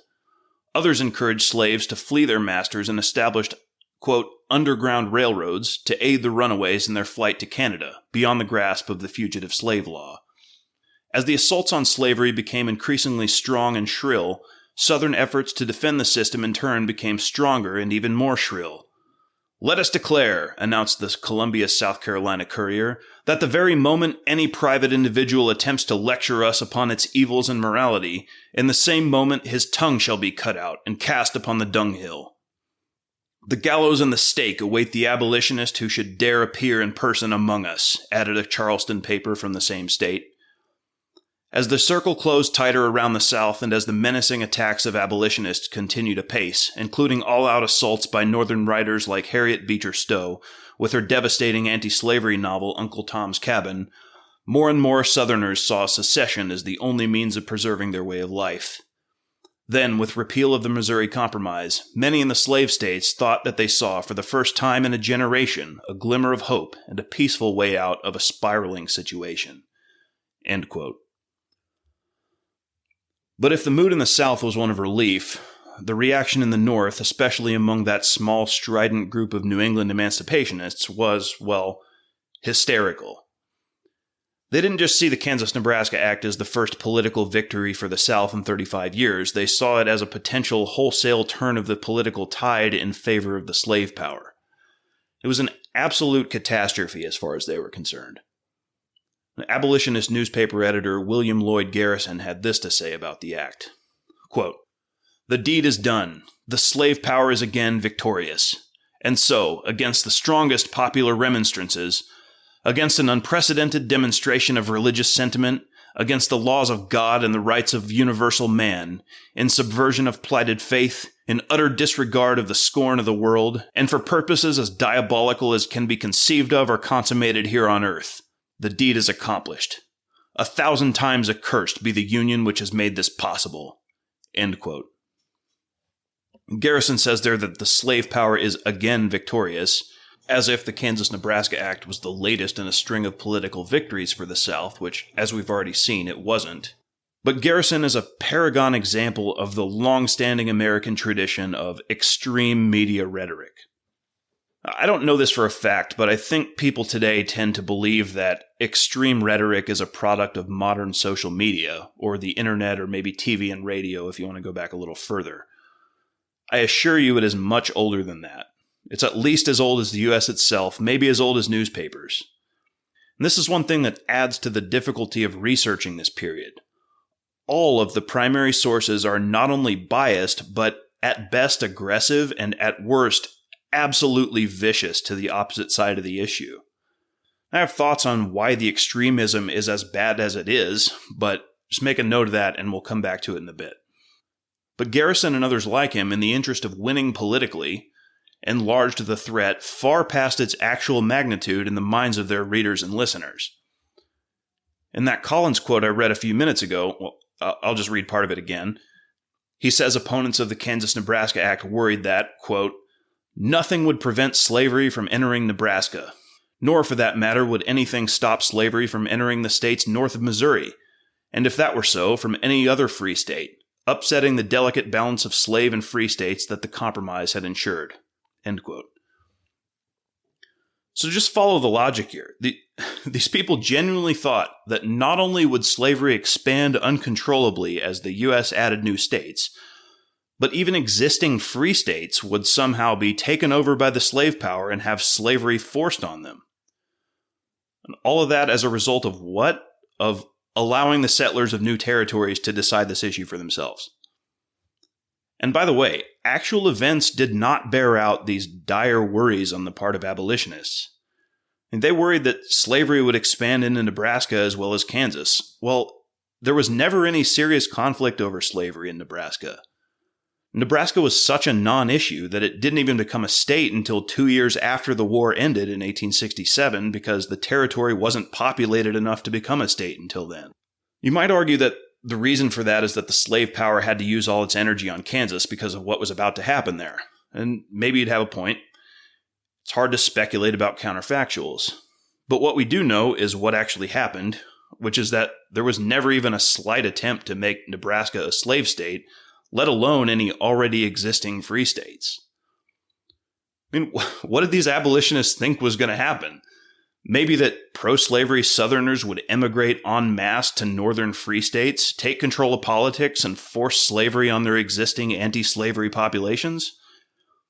Well, here's where I'm about to do a little bit of psychologizing about this small, strident group of emancipationists. It's always hard to know people's motives, even if they tell you directly, because we know that people can lie about their motives, or just not have sufficient self-knowledge to know their own motives. I know for certain that I've lied to myself before about my reasons for doing things, and I'm sure you have too. And this is in the Bible, right? Jeremiah 17:9. Quote, "The heart is deceitful above all things and desperately wicked. Who can know it?" End quote. This is a feature of fallen human nature that seems so obvious to us if we remove it from any particular context and talk about it directly, in isolation. Of course people can lie to themselves, or lie to make themselves look better to other people, or lie to further some goal they might have, selfish or otherwise. But whenever we add in a context, especially if it's a context of some moral question or something else we feel very passionately about, oftentimes we seem to just completely forget this and assume that if a person was on the right side of a moral issue, their motives must be pure good and righteous. But we know without a doubt that just isn't true. It doesn't follow. And I'm not saying the opposite is true either, by the way, that everyone is always lying about their motives. Just that, well, the human heart is complicated. Another translation of that Jeremiah verse says, quote, "The heart is deep beyond all things, and it is the man. Even so, who shall know it?" End quote. So guessing at people's motives is a dangerous game, and we can never really know. But what we can do is look at actions. And what the New England emancipationists actually did at this point in our story is exactly the thing that they worried Southerners would do. So we can ask a question. New England abolitionists were worried Southerners would migrate en masse to their states and force their politics on the North. Was the reason for that worry the fact that that's exactly what they would do themselves given the opportunity? And they assumed Southerners were like them? Well, again, it's hard to know motives, but I think it's at least a reasonable theory based on actions, because that's exactly what they did do in Kansas. But why Kansas exactly? Well, really it's a simple matter of proximity. Earlier we said that Missouri had the misfortune of having Kansas as its next-door neighbor. Well, it turns out the misfortune went both ways. As the United States expanded across the continent, there was a typical course of events whenever a new territory was added, which is that whoever lived in the states next to that territory was predominantly the people who would settle it. Naturally so, right? Well, of the two territories that were now open for settlement and up for grabs for either the northern or the southern faction to claim, Nebraska was seen as a secondary concern for the North due to the simple fact that its neighboring state was Iowa, a free state. But that was not the case with Kansas, which bordered the slave state of Missouri, and given the natural course of events, would be settled and populated by pro-slavery Missourians. Goodrich has this to say about the attitude of Missourians toward Kansas territory. Quote, "Understandably, many Missourians considered Kansas their birthright. Missouri wagons had left deep scars upon the plains to witness possession by the right of conquest," one observer explained, referring to the Santa Fe trade. Rightly, the Missouri farmer viewed Kansas as his particular domain. It belonged to him as new lands had traditionally belonged to settlers nearest their borders. And what belonged to Missouri belonged to the South. Slavery was already an established fact in the territory, with many Indians as well as missionaries owning chattel. In spite of the flaming Eastern rhetoric, some Southerners felt a backroom deal had been cut in Washington whereby Kansas was secure for slavery and Nebraska safe for free soil. It was only because of this understood, if unspoken, compromise, so the reasoning ran, that the balance of power in Congress could be maintained and the horrors of disunion and civil war avoided. Thus, when the first rumors reached the western border hinting that Eli Thayer was shipping Yankee, quote, mercenaries west to vote in the territorial elections, many Missourians initially laughed. End quote.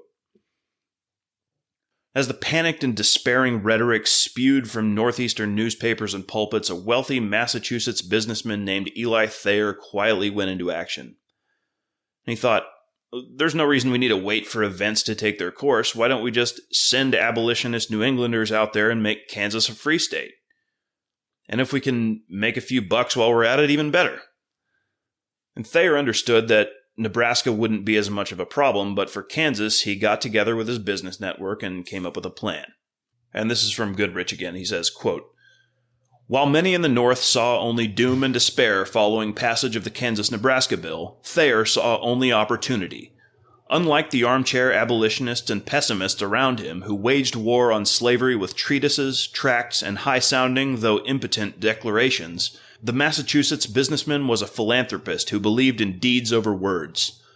From his Worcester office, Thayer devised a plan to deliver a devastating and perhaps lethal blow at slavery.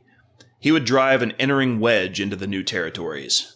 A wedge of freedom. In words clear and unmistakable, Thayer charted his course." Now Goodrich quotes Thayer directly. "Slavery was a great national curse. It practically ruined one half of the nation and greatly impeded the progress of the other half. It was a curse to the Negro, but a much greater curse to the white man. It made the slaveholders petty tyrants. It made the poor whites of the South more abject and degraded than the slaves themselves. That it was an insurmountable obstacle in the way of the nation's progress and prosperity. That it must be overcome and extirpated. That the way to do this was to go to the prairies and show the superiority of free labor civilization. To go with all our free labor trophies, churches and schools, printing presses, steam engines, and mills. And in a peaceful contest convince every poor man from the South of the superiority of free labor. That it was much better to go and do something for free labor than to stay at home and talk of manacles and auction blocks and bloodhounds. That our work was not to make women and children cry in anti-slavery conventions by sentimental appeals, but to go and put an end to slavery." And back to Goodrich's own words. Anticipating the worst, Thayer had set to work even before repeal of the Missouri Compromise. As stated, the promoters' plan was to literally transplant as much of New England to the plains as possible by forming a company of wealthy stockholders who would, for a profit, equip, pay passage, and establish colonies in the new territories. The focus of the New England Immigrant Aid Society would be Kansas. With the free state of Iowa abutting Nebraska, there seemed small cause for concern in that quarter. Kansas was another matter. Straddled by the rough and raw slave state of Missouri to the east, the full blast of the South would undoubtedly be aimed at Kansas. Here, then, Thayer rightly guessed, was to be the battleground, and here it was that anti-slavery colonies were to be situated. If such outposts could hold on and weather the initial southern storm, they could then serve as bulwarks for other free soilers who came later from Illinois, Indiana, and Ohio. Should the plan succeed and should Kansas be admitted to the Union as a free state, not only would another territory be saved for freedom, but the political setback to the South might cause the entire structure of slavery to come crashing down. End quote. I want to linger on this quote from Thayer for a minute because I think it perfectly exemplifies a major reason for the North-South divide, and by extension a major cause for the coming war that runs far deeper than the political issue of slavery in America or even the question of state self-government. In fact, it runs right down to the core question of what makes a society good. Thayer says that the way to defeat slavery is to, quote, show the superiority of free labor civilization, end quote. And how do we show that superiority? Well, according to Thayer, we show the free labor trophies: churches and schools, printing presses, steam engines, and mills. Well, the first problem with that is that Thayer makes churches and schools trophies of free labor civilization. I mean, churches predate by centuries anything we could possibly conceive of as a modern free labor civilization, and schools are more a trophy of churches than anything else. And secondly, the other things Thayer lists, printing presses, steam engines, and mills, are the tools and products of industry. They are the trappings of material prosperity on a civilizational level. And these are the trophies that need to be shown to demonstrate the superiority of free labor civilization and thereby defeat slavery. So Thayer's hidden assumption here is that what makes one society superior to another is material prosperity, wealth. The thing society was progressing towards, and the thing slavery was holding society back from, was greater and greater material prosperity. In Thayer's eyes, at least from what he says here, slavery isn't bad because it infringes on basic human rights or exacerbates inequality between races. No, slavery is bad because it holds society back from having greater wealth, and this is why he wants to defeat it. But in the process of defeating slavery this way, what Thayer and others like him will do is impose their vision of what makes societies good on regions and peoples who don't necessarily accept that hidden assumption. I mean, the kind of people who choose to live out on the frontier in this era are largely not the kind of people who hold material wealth as their primary value in life. I'm not saying that this imposition happens consciously or on purpose, or that it's what Thayer or anyone else intends. I don't know anyone's intentions. But given the assumption underlying the viewpoint held by Thayer and his Yankee friends, they can't help but impose that vision of the societal good on regions they intend to colonize. And look, when you go into someone else's place and impose your view of the good on them, you're bound to run into resistance, right? I mean, this shouldn't be surprising to anyone. And it's perfectly understandable why the people who already live there wouldn't appreciate this if you just take a second to try to see things from their point of view. But if there's one defining feature of American politics from this era, maybe from every era, I don't know, it's that no one anywhere, north or south, is the least bit interested in trying to understand anyone else's point of view. New Englanders would come to view Missourians, largely through newspaper descriptions at first, as uncouth, backwoods, hillbilly frontiersmen who would kill you for looking at them sideways and who lived for nothing other than to subjugate their slaves. And in turn, the Missourians would come to see New Englanders as haughty, self-righteous, arrogant, meddling Yankees who actually cared nothing for slaves except in the abstract, and who loved nothing more than dictating to other people how to live, all the while proclaiming freedom as their chief value. Of course, once the first groups of New Englanders actually got to Missouri and Kansas and started mingling with the locals, all their interactions only served to confirm the opinions each side already had about the other. In a little bit, I'll try to give some possible reasons for where that unbridgeable divide comes from and why it seems so deeply ingrained into the bedrock of the American identity. But first, I want to go back to Thayer and point out another level of hidden irony in his outlook. Remember when we talked about the cotton gin, and how slavery had been on the decline and seemed on its way out in the first few decades following America's founding, but then the cotton gin came along and made cotton production exponentially more profitable. And you know the rest of the story. There was a greatly increased demand for slave labor and cotton picking after that, and slavery saw a resurgence in the early 19th century, leading to all these issues and compromises we've been talking about. Well, remember who it was that patented the modern cotton gin. Another Massachusetts-born Yankee, Eli Whitney. It was a product of the Industrial Revolution and Yankee ingenuity right along with the modern printing presses, steam engines, and mills that Thayer listed in that quote. So Thayer says that to defeat slavery, he needs to show the trophies of free labor civilization. But what neither he nor anyone else seems to notice is that the very extent and prominence of the institution he's trying to fight is itself another trophy of the same free labor civilization. I've read a lot of books on this period by now. I've looked and looked, and I have found no one in the North at the time who shows the slightest bit of self-awareness about this. It's actually impressive how thoroughly everyone seems to miss this irony. I mean, maybe there's some writing from someone at the time who was grappling with this, but I sure haven't seen it. So if you happen to find it, let me know. We talked about that slippery slope towards chaos that got tilted just a little further with the Kansas-Nebraska Act. But understand that just the act on its own wasn't enough. Without the Northern response to the act, and especially without Thayer's founding of the Immigrant Aid Society, war might still have been avoided, or at least postponed another couple of decades until the next crisis. If you've listened to any of the Hardcore History podcasts, you've probably heard Dan Carlin talk about the trends and forces theory of history versus the great man theory. And I'm not the guy to resolve that whole historical debate, but I will say that I think any major movement in human society always involves human agency to a large degree. I mean, whatever the mood may have been in the North in response to the Kansas-Nebraska Act, nothing would have happened had it not been for an Eli Thayer or somebody like him. And the mood itself isn't just some abstract trend either.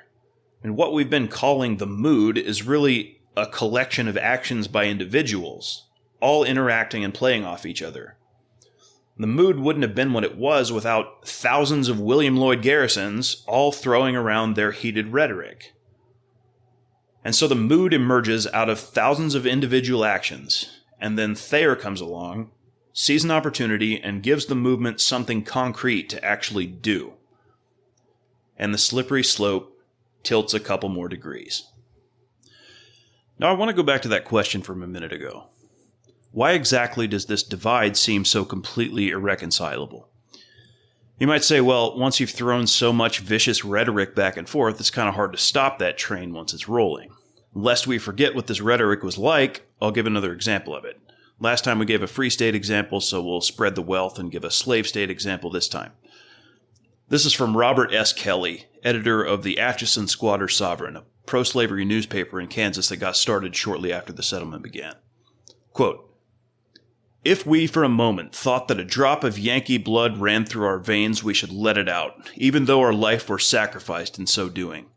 We go in for a war of extermination against the lawless nullifiers and Negro stealers now infesting this territory, and when occasion offers, we will show our love for Northern blood by causing it to flow in profusion to enrich our soil." End quote.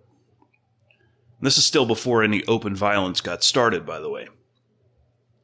So yes, this kind of thing plays a role for sure. I mean, once mainstream newspapers are openly threatening to spill the blood of their enemies out on the soil or calling their opposition as demonic as the blackest pits of hell, what exactly are you going to say after that makes the whole thing better? You know, guys, we were just kidding about that whole spilling your blood thing. Can we just kind of ignore that, pretend it didn't happen, have everything just go back to normal? Yeah, I don't think so. But that's after the vicious rhetoric has gotten started. We want to explain why it got so bad in the first place. And now I'll ask you to indulge me in another tangent, but I promise you it'll be relevant in the end. Not just relevant, but essential. I've learned from certain others who have done this kind of thing before me to be addicted to context, as they say, and there's one more piece of context that we've hinted at already but haven't yet addressed head on, and that's religion. And as we've explained the context around the settlement of Kansas, we've been examining some of the causes for the Civil War, because really you can't separate the settlement of Kansas from that. We've been kind of descending a hierarchy of causes, so to speak. And the causes we've laid out so far, in order from most superficial to deepest, are 1. The political issue of slavery, 2.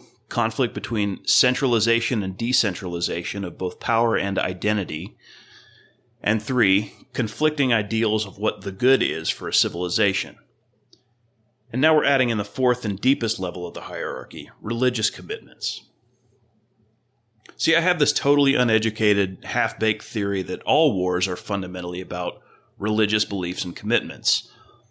And that's not a dig at religion, by the way. I'm religious. I wouldn't want to take a shot at myself. It's more a claim about human nature, really. We are fundamentally religious creatures, and we all have religious commitments, so naturally those deep commitments will manifest themselves in our societies, our politics, and our wars. Take, for example, Eli Thayer's unexamined, possibly unconscious premise that ultimate societal good is dependent on material wealth. That's getting at something close to a religious commitment for him, and it clearly drove his actions in founding the Immigrant Aid Society. And yes, this means you too, atheists and agnostics. You have religious commitments just like the rest of us, even if you don't know it. I will not elaborate right now. I thought about explaining my theory more, but I started mapping out the argument and started to feel like it was too much of a tangent, so in the interest of staying relatively on topic, I think I'll skip it for now. Maybe I'll do a separate episode or addendum or something on that later. The bottom line is I've come to believe that religion, and in particular the specific American religious climate of the early to mid-19th century, played a vastly underappreciated role in fueling the Civil War. So much so that I actually don't think you can understand the war and its meaning at all without understanding the American religious climate of the time. To understand that climate, we need at least a little understanding of Christian history as a whole. I'm about to blast through 2,000 years of Christian history in about 2 minutes, so don't expect anything exhaustive, but I will leave some resources in the show notes in case you'd like a much more thorough and complete version of this that actually covers Christian history. I know this can be a contentious topic among Christians, and there are disagreements. To put all my cards on the table up front, I am an Eastern Orthodox Christian. That's the perspective I come at this from, so that's what you'll get here. In the few centuries following the death and resurrection of Christ, we have what's known as the early church, which was unified, the one holy Catholic and Apostolic Church. Catholic meaning universal. Eventually, the Roman Emperor Constantine the Great converted to Christianity in the early 4th century and convened the First Ecumenical Council, or the Council of Nicaea. There was hammered out what we know now as the Nicene Creed, which codified the doctrines of Christianity and addressed a lot of the heresies which had cropped up by that point. Over the next few centuries, there would be 6 more ecumenical councils, which would further clarify doctrine and address heresy. And also over these centuries, a growing rift developed between the Eastern Church and the Western Church over a few different things, such as the role and authority of the Bishop of Rome or the Pope, the role of the Church in governmental and political affairs, and the Filioque, which was a later addition to the Nicene Creed by the Western Church, which altered the doctrine of the Trinity. That rift eventually led to the Great Schism, the split between East and West. The traditional date for that is the year 1054, because that's when the Pope and the Patriarch of Constantinople mutually anathematized each other, but really it was more of a gradual process that took place over many centuries. The Great Schism formed what we know today as the Eastern Orthodox Church and the Western Catholic Church. And from our perspective, the Eastern Church stayed true to the practices and doctrines of the early Church, while the Catholics developed in a different and heretical direction, especially from the 13th century onward. Orthodoxy became most prominent in modern-day Greece, Russia, much of the Balkans, and the Middle East, while Catholicism dominated Italy, Spain, and most of Central and Western Europe.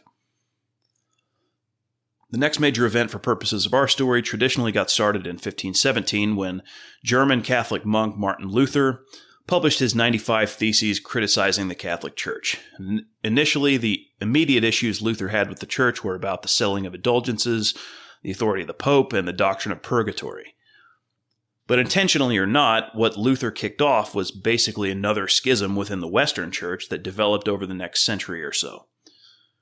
Luther's original intent may have been to reform the Catholic Church, but what actually happened was the formation of an entirely new schismatic group, which we now know as Protestantism. Luther, along with other associated figures such as John Calvin and Huldrych Zwingli, became known as the Protestant Reformers. Protestantism came to dominate most of Northern and Western Europe, including, of course, England. So when the New World was colonized, the English colonists who came over were Protestants, and the United States remained overwhelmingly Protestant for most of its history up to the current day. Now, Protestantism is not a unified denomination. It's more of an umbrella term that encompasses a multitude of separate groups with a wide range of different doctrines and practices, which sometimes get along pretty well with each other and sometimes kill each other.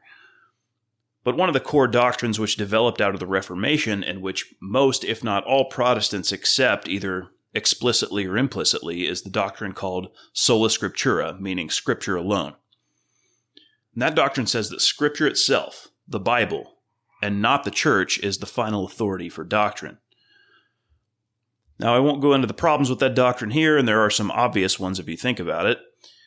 But if you're an American Protestant today, unless you've studied church history, you may not have ever even thought about that before. I know when I was growing up in a Protestant church, no one ever even thought to question it.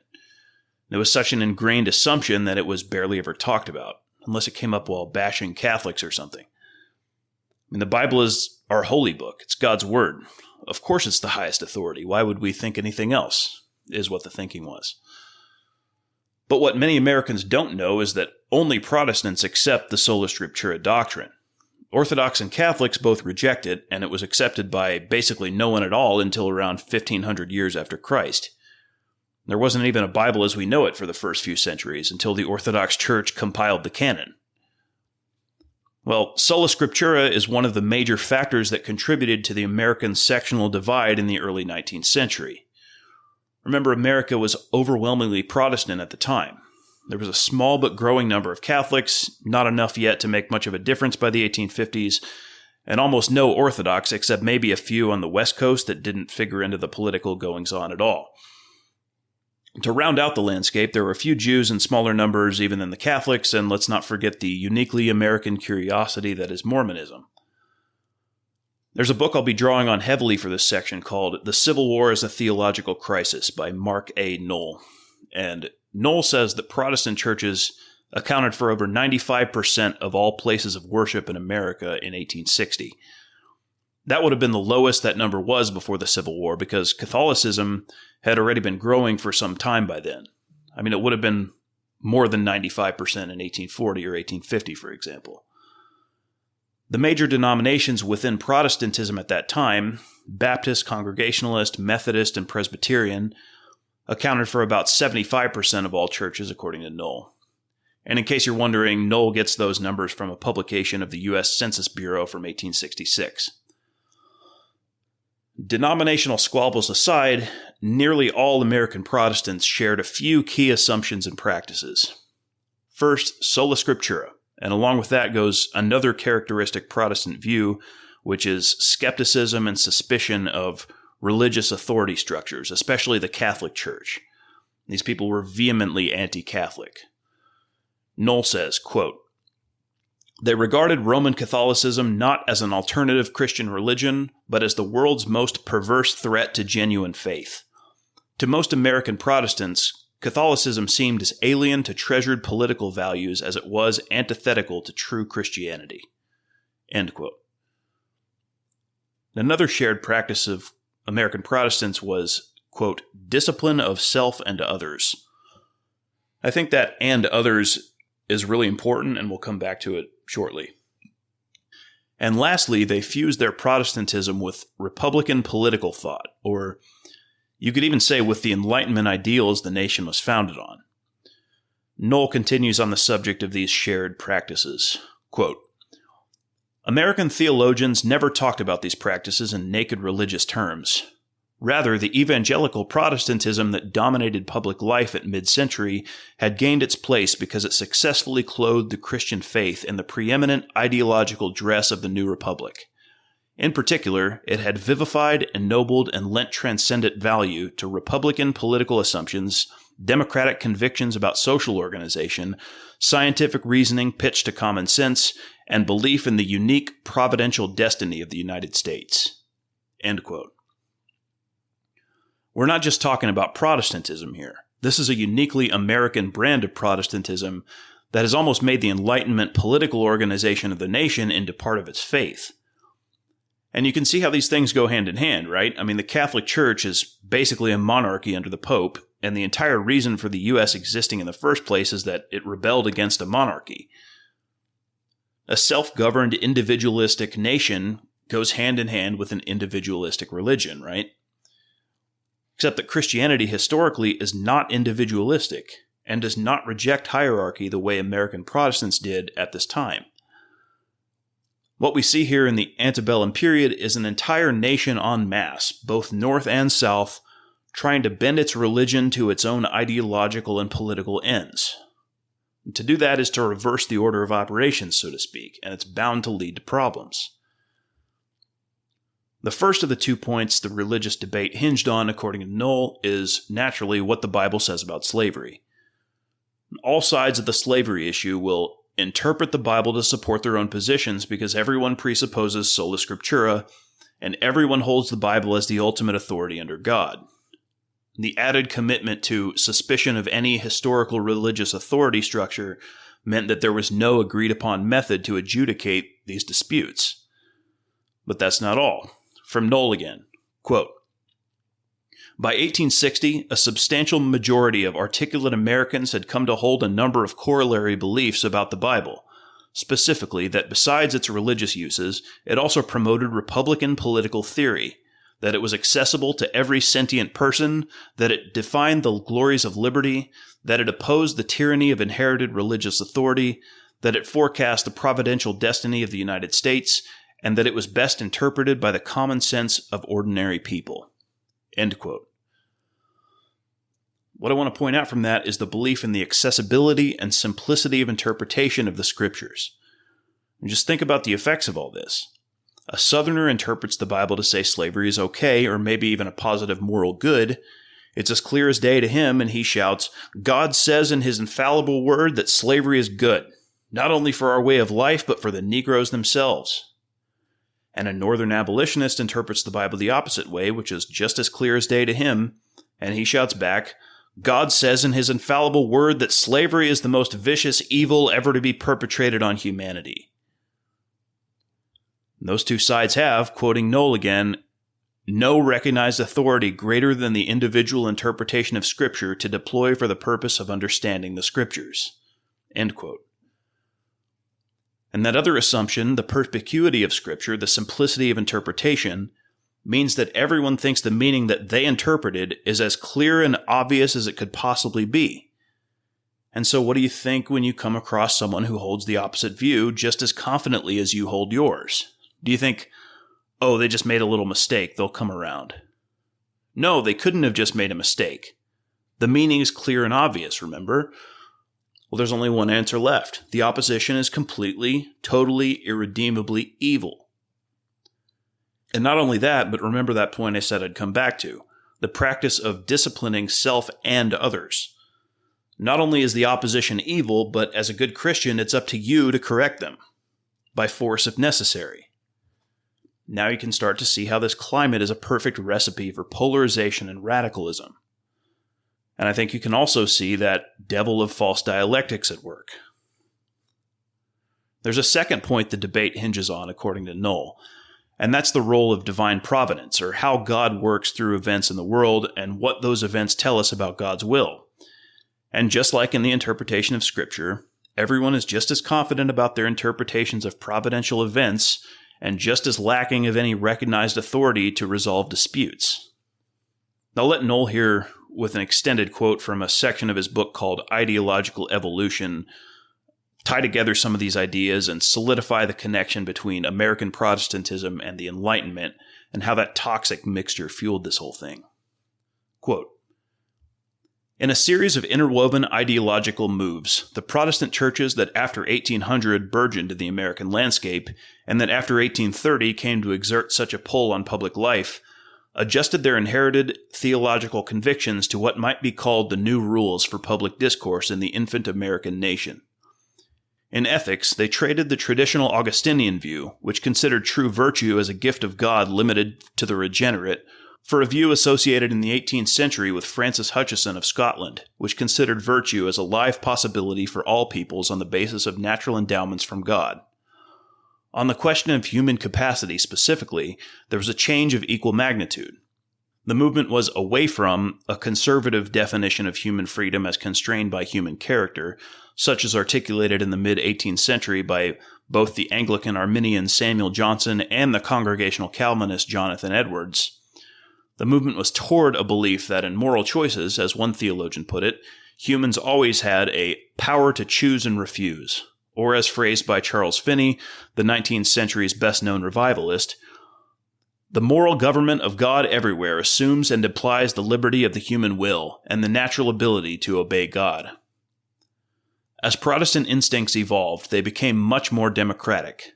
The Baptists, the Methodists, and the Restorationists, that is, the denominations that led all the rest in mass public appeal, forthrightly championed their populist character, excelled at empowering the laity, and stimulated continuing resentment at anyone else's efforts to manage religion or politics from on high. Other groups, like the Quakers and the Congregationalists, who were less resolutely democratic in practice, nonetheless went even further than their anti-formalist contemporaries in propounding democratic theory, with the result that, by the 1830s, Quakers and Congregationalists were leading all denominations in opening space for women to exercise public religious authority. Catholics, Lutherans, Mormons, and even Presbyterians who remained in principle opposed to simple democracy nonetheless found their practices pulled along by the democratic tide. Finally, while the ideological changes were taking hold, the entire religious population of the United States wholeheartedly embraced the Enlightenment spirit I have described above. While for the most part rejecting Enlightenment notions when they were linked to David Hume's skepticism, the deism of French philosophers, or William Godwin's social radicalism, American believers nonetheless came to share the Enlightenment confidence that they could explain connections between public states of affairs and the virtues and vices that propelled public action. Soon Romantic notions would come to influence America as well, but in their belief that the workings of the world, both physical and moral, were wide open to the definitive assignment of cause and effect, and also that it was an essentially simple matter to figure out such relationships, America's religious spokespersons long remained fully convinced of the truths of the Enlightenment.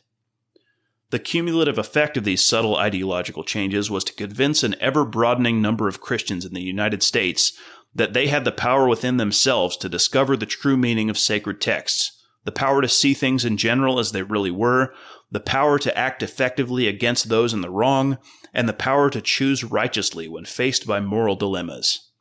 If, that is, they would only put their minds to the task. End quote.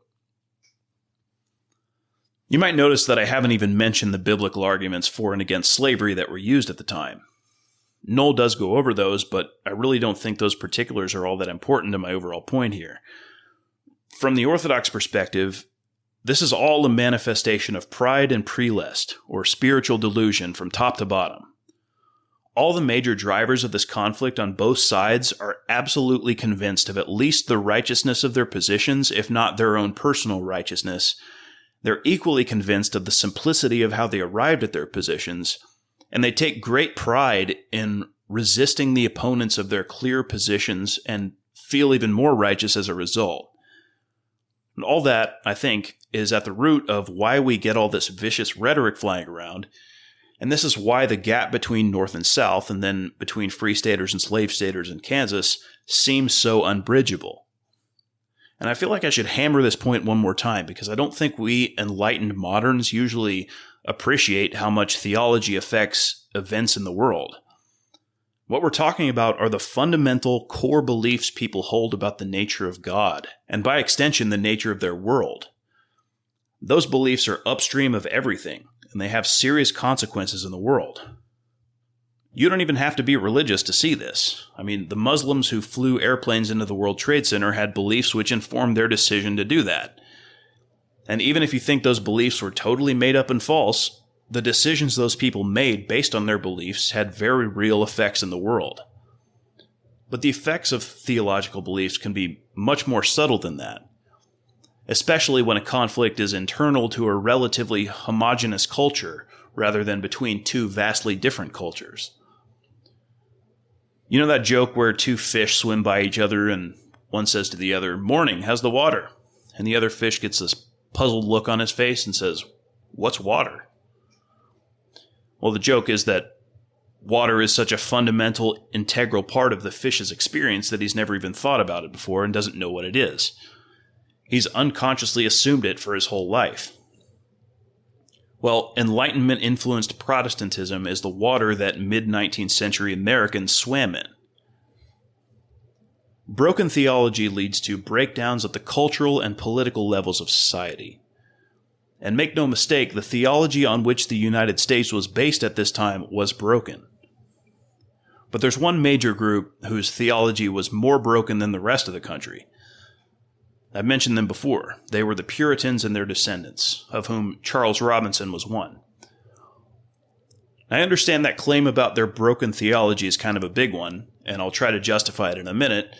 But first, there's a point I want to make about Puritan influence on American history as a whole. In the closing chapter of his Jim Lane biography, Robert Collins writes about the ongoing debate between historians of this period about whether Lane or Robinson was more influential in making Kansas a free state. I know I keep mentioning Jim Lane in passing. We'll get to him eventually, but for now, just know that he and Robinson will end up being rival leaders of the free state movement in Kansas. Robinson, as we know, was a Puritan-descended New Englander. Lane was a Westerner from Indiana. Collins comes down on the side of being more sympathetic to Lane, and to support Lane, he wants to show us that there is a pro-New England bias among academic historians. To do that, he quotes Lloyd Lewis in a 1938 address to the Kansas State Historical Society. Lewis says, quote, "So much of the importance of New England in history is due to its early corner on the literary men, the book publishers, the college professors. We are not yet free as a nation from the historical prejudices of the New Englanders. For the sake of objectivity, there are still too many Midland biographers and historians and professors blandly adopting the historical viewpoints of New England. A natural thing, perhaps, for men whose dream it is to be called someday to a full professorship at Harvard." End quote. The reason I bring that up here is to suggest that what we think we know about the Puritans might not be exactly true. And to see why, we need to step outside of the American waters that we're all swimming in, because those waters have been conditioned by the influence of the Puritans themselves. So what exactly do we think we know about the Puritans? Well, everybody learned about the Pilgrims in elementary school, right? Also known as the Separatists, they left England and went to Holland to escape religious persecution, then found Holland not to their liking either and left for the New World in 1620 on board the Mayflower. They set up a colony at Plymouth, Massachusetts, started learning from the Indians how to plant corn, and now we have the holiday of Thanksgiving dedicated to them. The traditional American founding mythos has this as a fairly straightforward story of escape from unjust religious persecution into the freedom of the New World. And that story fits in nicely with America's image as a land of opportunity, where anyone can come for a fresh start.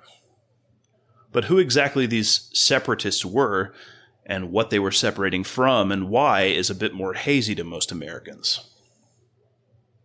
The Orthodox Church views the history of Western Christendom since the Great Schism as basically a slow descent away from the truth of the one holy Catholic and Apostolic Church into greater and greater heresy and schism.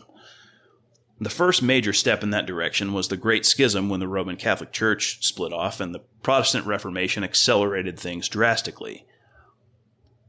As we've said before, the Protestant Reformers were not a single unified group with a single cohesive theology. There were many different groups with many different ideas about theology, doctrine, practice, church governance, the church's relation to the state, the list goes on.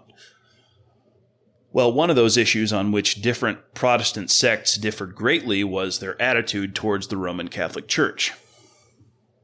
Is the Catholic Church just a little corrupt in a few fixable ways? If so, then maybe we need to actually stay in it and fix those things. Or maybe we need to separate from it and form our own group, but we'll keep our doctrine and practice mostly the same, just changed a little bit to fix the issues where we think the Catholics have strayed from the path. On the other hand, maybe the Catholic Church is so hopelessly corrupt and degenerate that we need to separate completely and form our own church, whose doctrine and practices will end up looking completely different because of how far we believe the Catholics have strayed. Well, the Church of England was a Protestant denomination that emerged out of the English Reformation, and on the spectrum we just described stayed relatively close to the practice of the Catholic Church. In fact, that split was more political than theological in the beginning. King Henry VIII wanted an annulment of his marriage, but the Pope wouldn't approve it, so the Parliament passed laws making King Henry himself the head of the Church in England in place of the Pope, effectively separating the Church of England from the Catholic Church, but not actually changing that much about doctrine or practices. That was in the early to mid-16th century.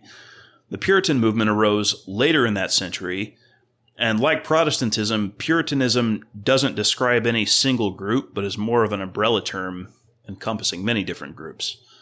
The term itself was originally pejorative, coined by others, and Puritans themselves would not have called themselves that. The defining feature of Puritan groups was that they believed the church needed to be purified of the influence of the Roman Catholics. They were radical reformers. They believed the Church of England hadn't gone far enough in separating itself from the Catholic Church. The relationship of Puritanism to the Church of England is somewhat like the relationship of broader Protestantism to the Roman Catholic Church. Just as different Protestant groups differed in their attitudes towards Catholicism and its doctrines and practices, different Puritan groups differed in their attitudes towards the Church of England and its doctrines and practices. Which is to say, some Puritans believed the Church of England could be fixed, and some believed that Puritans needed to separate from it and form their own congregations. That latter group is the group we now call the Separatists, and they're the ones who came to the New World on the Mayflower and settled the Massachusetts colony. So, to recap from the perspective of the Orthodox Church, we have one schismatic group, the Roman Catholic Church, out of which the Church of England is spawned through another schism. Then the Puritan movement arises out of yet another schism within the Church of England, and the radical wing of that schismatic movement constitutes the Plymouth Rock Pilgrims. The Separatists who settled Massachusetts were a splinter group of a schism of a schism of a schism. For anyone counting, that's at least 3 schisms deep, maybe 4 depending on whether you consider the Separatists a subgroup of Puritanism or their own thing entirely. I'll be charitable and consider them a subgroup of Puritanism, so I'll count it as 3 schisms removed from the one true church.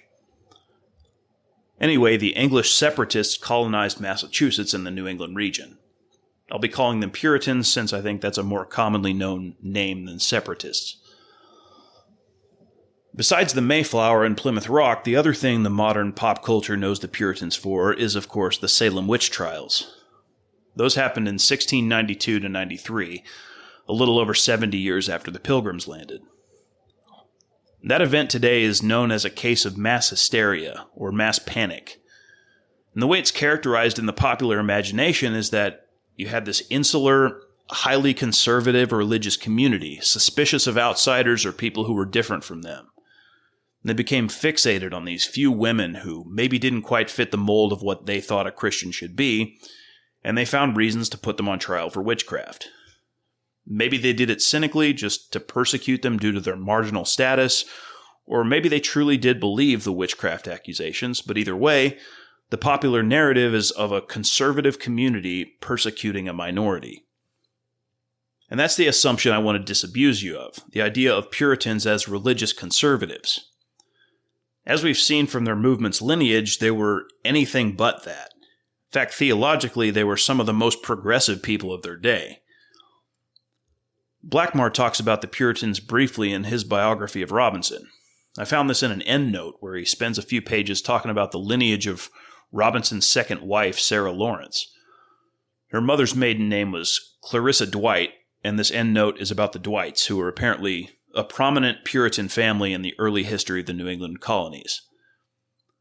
So, talking about the Dwight family, Blackmar says, quote, "They could not call any man their father in their habits of religious thinking, not John Calvin, nor their own Jonathan Edwards or President Dwight, but like those very leaders of religious thought themselves, they were like those wise men of progress in their ideas of religious truth. Theology, a human science at the best, they regarded as being in itself as thoroughly capable of improvement from time to time as any other piece of man's wisdom, and more desirably so than any other, because of its larger bearings in every way on human happiness, here and forever." And then skipping a little bit and going on down the end note. "The aspirations and impulses of those who have given character, a name to the family, have grown out of and clustered around such doctrines, embedded deeply in their hearts, as these. The sacredness of religious conditions is in individual minds. No infallible system of interpretation of the Scriptures to be found anywhere, in any human being, council, creed, or sect. Continual progress towards something ever better than before, in each individual and in society at large. The greatest possible freedom of thought, feeling, and action to be allowed to everyone, consistent with similar rights to all others, and the good of all. Justice to all men, liberty to all, and peace to men of peace." End quote. Those doctrines Blackmar lists have quotes around them in the book, but he doesn't say who he's quoting, so I'm not sure if they are quotes he got from someone else or if he's just using the quotation marks to set them off as statements from the rest of the text. But the point is, they're representative of the character and attitudes of the Dwight family, and I would say of Puritan society as a whole. Blackmar portrays the Dwights, and by extension the Puritans in general, fully as religious progressives, which is the opposite of what they are in the popular imagination today when it comes to things like the Salem witch trials. And what's more, Blackmar is enthusiastically positive about their theological progressivism. He was an American author around the turn of the 20th century, and he was fully bought into the ideas of freedom and individualism that characterized the American founding. And maybe you are too. Maybe you listened to that description I just read and thought, yeah, that all sounds great to me. But if you're an Orthodox Christian, or possibly if you're Catholic, or maybe even from certain Protestant denominations, you might have some objections. For example, theology isn't a human science to be continually improved or revised. God is who he is. The church has known who he is and how he wants to be worshipped for millennia, and that doctrine doesn't need improvement or updating, especially by people who are outside the authority of the church, is what an Orthodox Christian would say.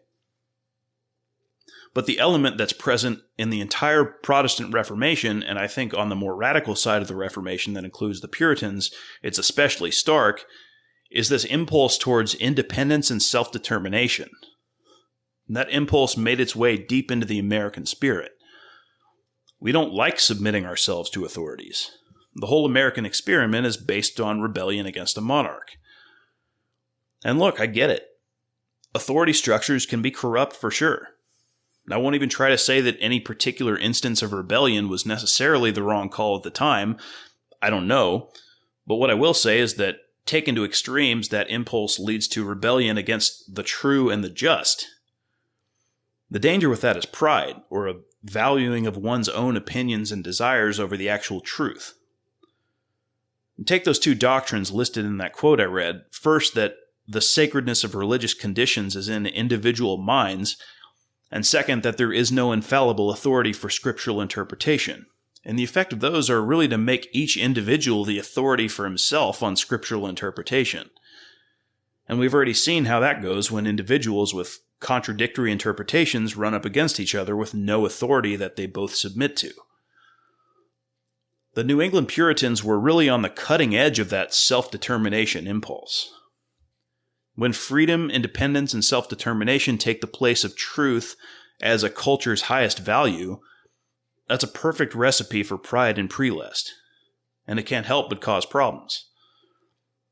I know I'm rambling about this, but just to sum it up, The point of this digression about religion and the Puritans is really to call your attention to how theology creates the conditions in the world for certain things to happen, and especially how broken theology can be an unnoticed and unappreciated cause of major upheavals. And when you combine broken theology with absolute confidence in the rightness of your own views, you get the radicals of pre-Civil War America. All right, well, we're almost 3 hours in and we've barely talked about Kansas at all, so it's about time to get to the story.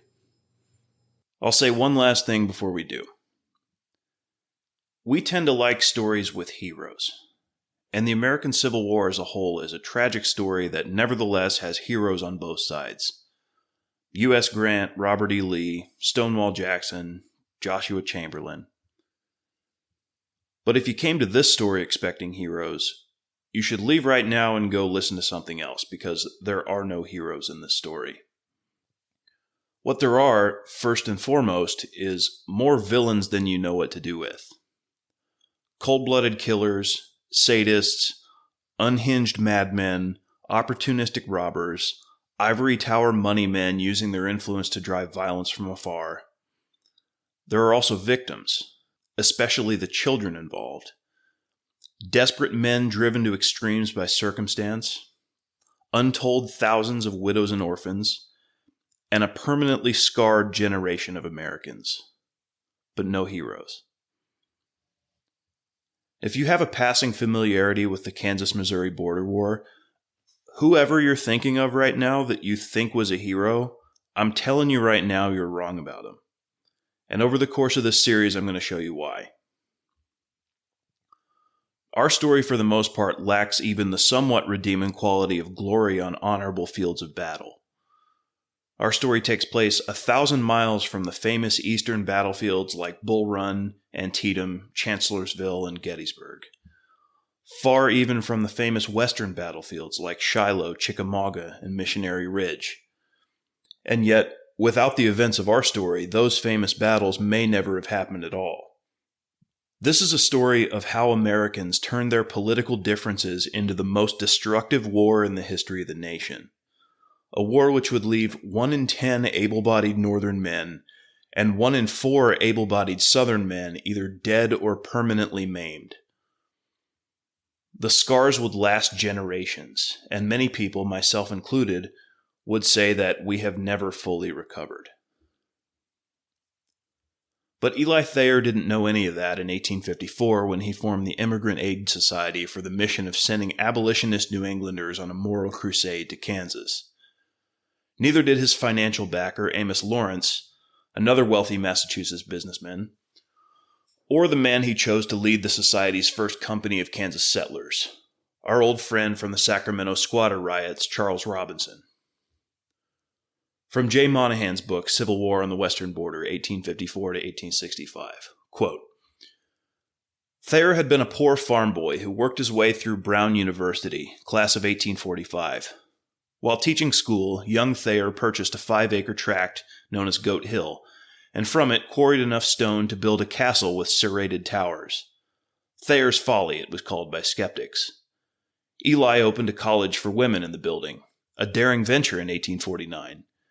To everyone's surprise, the institution succeeded amazingly, and Oread Castle, as he named it, became justly renowned for progressiveness. Prospering financially, Thayer looked to other reforms. The tangled banking situation in Massachusetts interested him for a while. Next, the debate over the Kansas-Nebraska bill attracted his attention. Here was a chance to make more money and at the same time extend human freedom. Thayer organized the Massachusetts Immigrant Aid Company and wrote its first constitution. With witty oratory and enthusiasm, he began stumping New England to sell stock.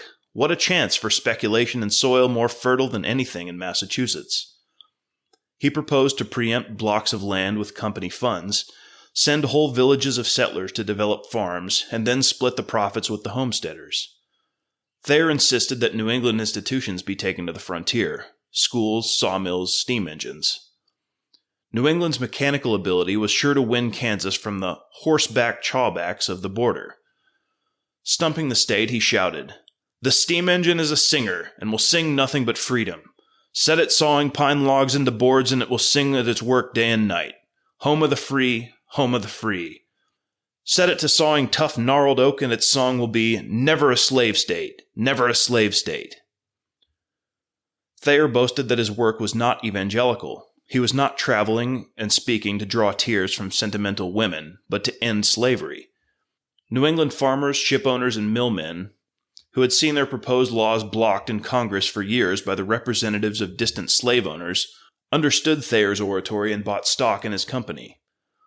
Wealthy Amos A. Lawrence, merchant prince with great spinning interests in New England, invested heavily. His money and Thayer's eloquence made the company." End quote. On July 17, 1854, a party of 29 men led by Robinson steamed out of a Boston railroad station on their way west, amid cheering crowds of New England supporters. This group would be tasked with finding suitable sites for towns and planning and preparing the way for their own wives and families, as well as successive waves of immigrants. They, as well as successive aid society groups, would travel by rail to St. Louis, where they would board steamboats for the final leg of the journey up the Missouri River to Kansas City and beyond. There are three major categories of people who settled Kansas in the initial stages, and the Immigrant Aid Society groups are the first we'll discuss. Remember, these were ideologues backed by the wealthy elites of New England. Make no mistake about that. They came to Kansas on a moral crusade against the institution they considered to be holding back the progress of the nation. Whether they agreed with Thayer on the nature of that progress as being towards civilizational wealth or thought more in terms of freedom and equality as their highest ideals was a mixed bag, but all were abolitionists, ultimately interested in wiping out slavery as an institution. They were also not the least bit interested in integrating themselves into the existing frontier culture. And this was right out of Thayer's own mouth. The intent was explicitly to transplant New England society out to the frontier. This was not immigration, this was colonization. And like many colonial movements, the attitude of New Englanders towards the people they intended to colonize was, well, haughty to put it mildly. During her steamboat trip up the Missouri, one Julia Lovejoy wrote, quote, "We saw some places of interest on the river, but few and far between, and not one that looked homelike, or that would compare in tastefulness of architecture with a New England cottage. Even Jefferson, the capital of the state, had nothing peculiarly attracting. The Capitol was a spacious building on a beautiful eminence overlooking the river, but we thought it would look very contemptible alongside the one in the Green Mountain State." End quote. And being that they had to travel through Missouri to get to Kansas, this trip would also be the New Englanders' first up-close and personal experience with slavery. Lovejoy continues in her writings about her steamboat trip, quote, "A cart drawn by mules was being relieved from its contents of manure by a hoe in the hands of a colored woman, whilst her overseer stood by with an air of content, giving directions that it should be properly done, whilst he moved not a finger to assist the poor creature in her masculine task. O slavery, thou unsexing demon, how art thou cursed of God and humanity." End quote.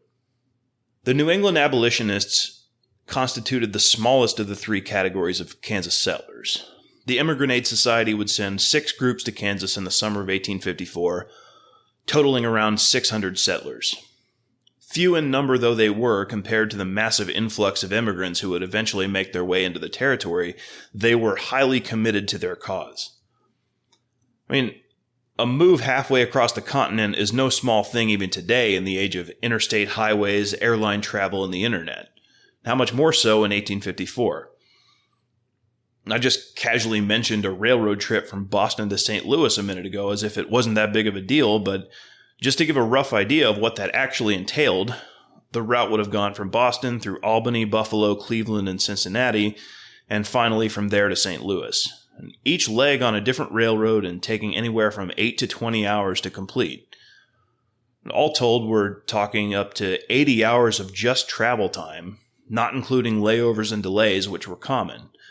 Once you throw those in, an immigrant might have taken anywhere from 4 days to a week or more just to get to St. Louis, where they would still have to catch a steamboat to Kansas City, since the railroad from St. Louis to Kansas City wasn't yet completed. And the steamboat trip could take a week on its own in ideal conditions. On top of all that, they weren't moving to an established town or city. And once they hit Kansas City, they'd be continuing on into a vast, seemingly endless sea of prairie grass, previously inhabited only by Indians, frontier soldiers, and buffalo. And that sight could be awe-inspiring to people who had never seen this kind of thing before. Goodrich says in War to the Knife, quote, "Not surprisingly, when the pioneers at last set out for the final leg into the territory, it was with a great sense of relief that Kansas City was left behind. While many settlers continued up the Missouri to stake claims in northern Kansas, more struck overland on the Santa Fe, California road. For those who had spent weary days and weeks in the closed and confined river valleys, the transition between Missouri and Kansas could hardly have been sharper. The road out from the river is on the state line," Joseph Trago observed, "and it is fenced all up on one side with old and well-improved farms as far east as we could see, while to the right, in the territory, it is open, wild prairie. East of the line, the land was indeed cleanly defined by fields and forests that ran south for miles. To the west, the earth spread out into an awe-inspiring spectacle that left many speechless. The feelings that come over a person as he first views this immense ocean of land are indescribable," one stunned New Englander said. "As far as the eye can reach, he sees nothing but a beautiful green carpet, save here and there perhaps a cluster of trees. He hears nothing but the feathered songsters of the air, and feels nothing but a solemn awe in view of this infinite display. The land around is beautiful. I never saw a place I liked so well," echoed an equally excited Bay Stater. "What I have seen of Kansas is all it is cracked up to be." For many a worn-out immigrant, though, the euphoria was short-lived. "Our ardor exhausted itself," remembered Hannah Ropes, who, like other women, only longed for the interminable journey to end. "Our way now ran along the dull prose of a country road, settling us back into the full consciousness of the cart, its sailcloth covering knocking against our bonnets at every jolt, its plank seats without backs, its cramped, uncomfortable crowdedness of people, of children, of baskets, of carpet-bags, of cloaks and shawls, its sickening odor of crumbled gingerbread, of bread and butter, of cheese and dried beef." End quote. So my point is, to undertake a journey like that in support of a cause would require serious commitment to that cause. And one thing about highly committed groups of ideologues, they don't have to be very big to make a big impact on events around them. Meanwhile, on the other side of the Mason-Dixon line, Senator David Rice Atchison of Missouri, a supporter of the Kansas-Nebraska Act along with Stephen Douglas, was working to prepare his Missourians for the coming tide of Yankees. And Atchison's Missourians constitute the second of the three groups of Kansas settlers. These were Southerners. Missouri had been originally settled by Southerners and was culturally Southern. Being Southerners, they were ubiquitously pro-slavery to one degree or another, or at least sympathetic to the pro-slavery side of things, although only a small minority actually owned slaves. It's tough to get exact numbers, but something around 1 to 2% of households seems like a good estimate based on census data from 1850 and 1860. Missourians were also frontier people, with habits and ways that seemed uncouth or even downright barbaric to the Yankee interlopers making their way up the river. Goodrich quotes New York Herald reporter Douglas Brewerton, who records a conversation he overheard between two men he calls first borderer and second borderer. And I have to quote this because it's just too good not to put in here. Quote, "Jim, what are y'all doing now? Busy, hey?" "Busy? Thunder. I'm just that busy that I have to keep jumping around like a toad under a harrow." "How's Bob?" "Oh, Bob's flat broke, as flat as a nigger baby's head rolled under a saw log." "Why, I thought the old man would have kept him up." "So he would, but Bob's such a no-account cuss that the old man just gin him up, and now he's so poor that if steamboats were a dime apiece, Bob couldn't buy a yawl." "How about that fight you had t'other day with Parsons?" "Well, I allow it wasn't much of a fight, nohow. We didn't reckon nothing on it down our way. It were just a difficulty about a claim that me and some of Parsons' boys got inter. So old man Parsons jumped me up, but I reckon he didn't size my pile." "Did you drop him?" "Well, I did, but he's a mean cuss, for I hit him down far and were a-gouging him when he got this here right thumb of mine into his doggone ugly mouth, and I'll just allow old man Parsons he's got teeth like a bar, For when I were a gouging him, he kept a chawing away as if my thumb were hog meat. Now I'll be doggoned if I can strike nary lick with it without hollering like a wild Injun, with our pain. Well, old man Parsons is some. But come, Jim, let's liquor. Well, now y'all are talking, for here's a child that are a heap drier nor a powder horn. Brewerton continued. Never mind our borderer's rough setting. He is a diamond of the purest water for all that. An honest, single-hearted sort of creature, rather Indian in his nature, who loves and hates with equal zeal. He'd cut your throat if you insulted him, and his idea of an insult includes any disparagement of the South or her peculiar institutions. But on the other hand, he would share his last dollar with you if you needed it, and if a woman or a child be in the case, he is one of the tenderest-hearted fellows in the world. End quote. Atchison returned from Washington to his home in northwest Missouri in June, and set off immediately on a tour of his state to gin up support for the cause and induce his fellow Missourians to claim land in the new territory. But Missourians had already been in motion by the time he got there, in advance even of the first Immigrant Aid Society groups, but in a way that seems less than effective if you think about it for a minute. See, in the race to colonize Kansas, Missourians had some clear advantages over the Yankees, the first and most obvious being that they had far less distance to cover to get there. While New Englanders would have to uproot their entire lives and take sometimes multiple weeks to make the trip, all Missourians had to do was pack up a wagon and take a few days' ride across the border.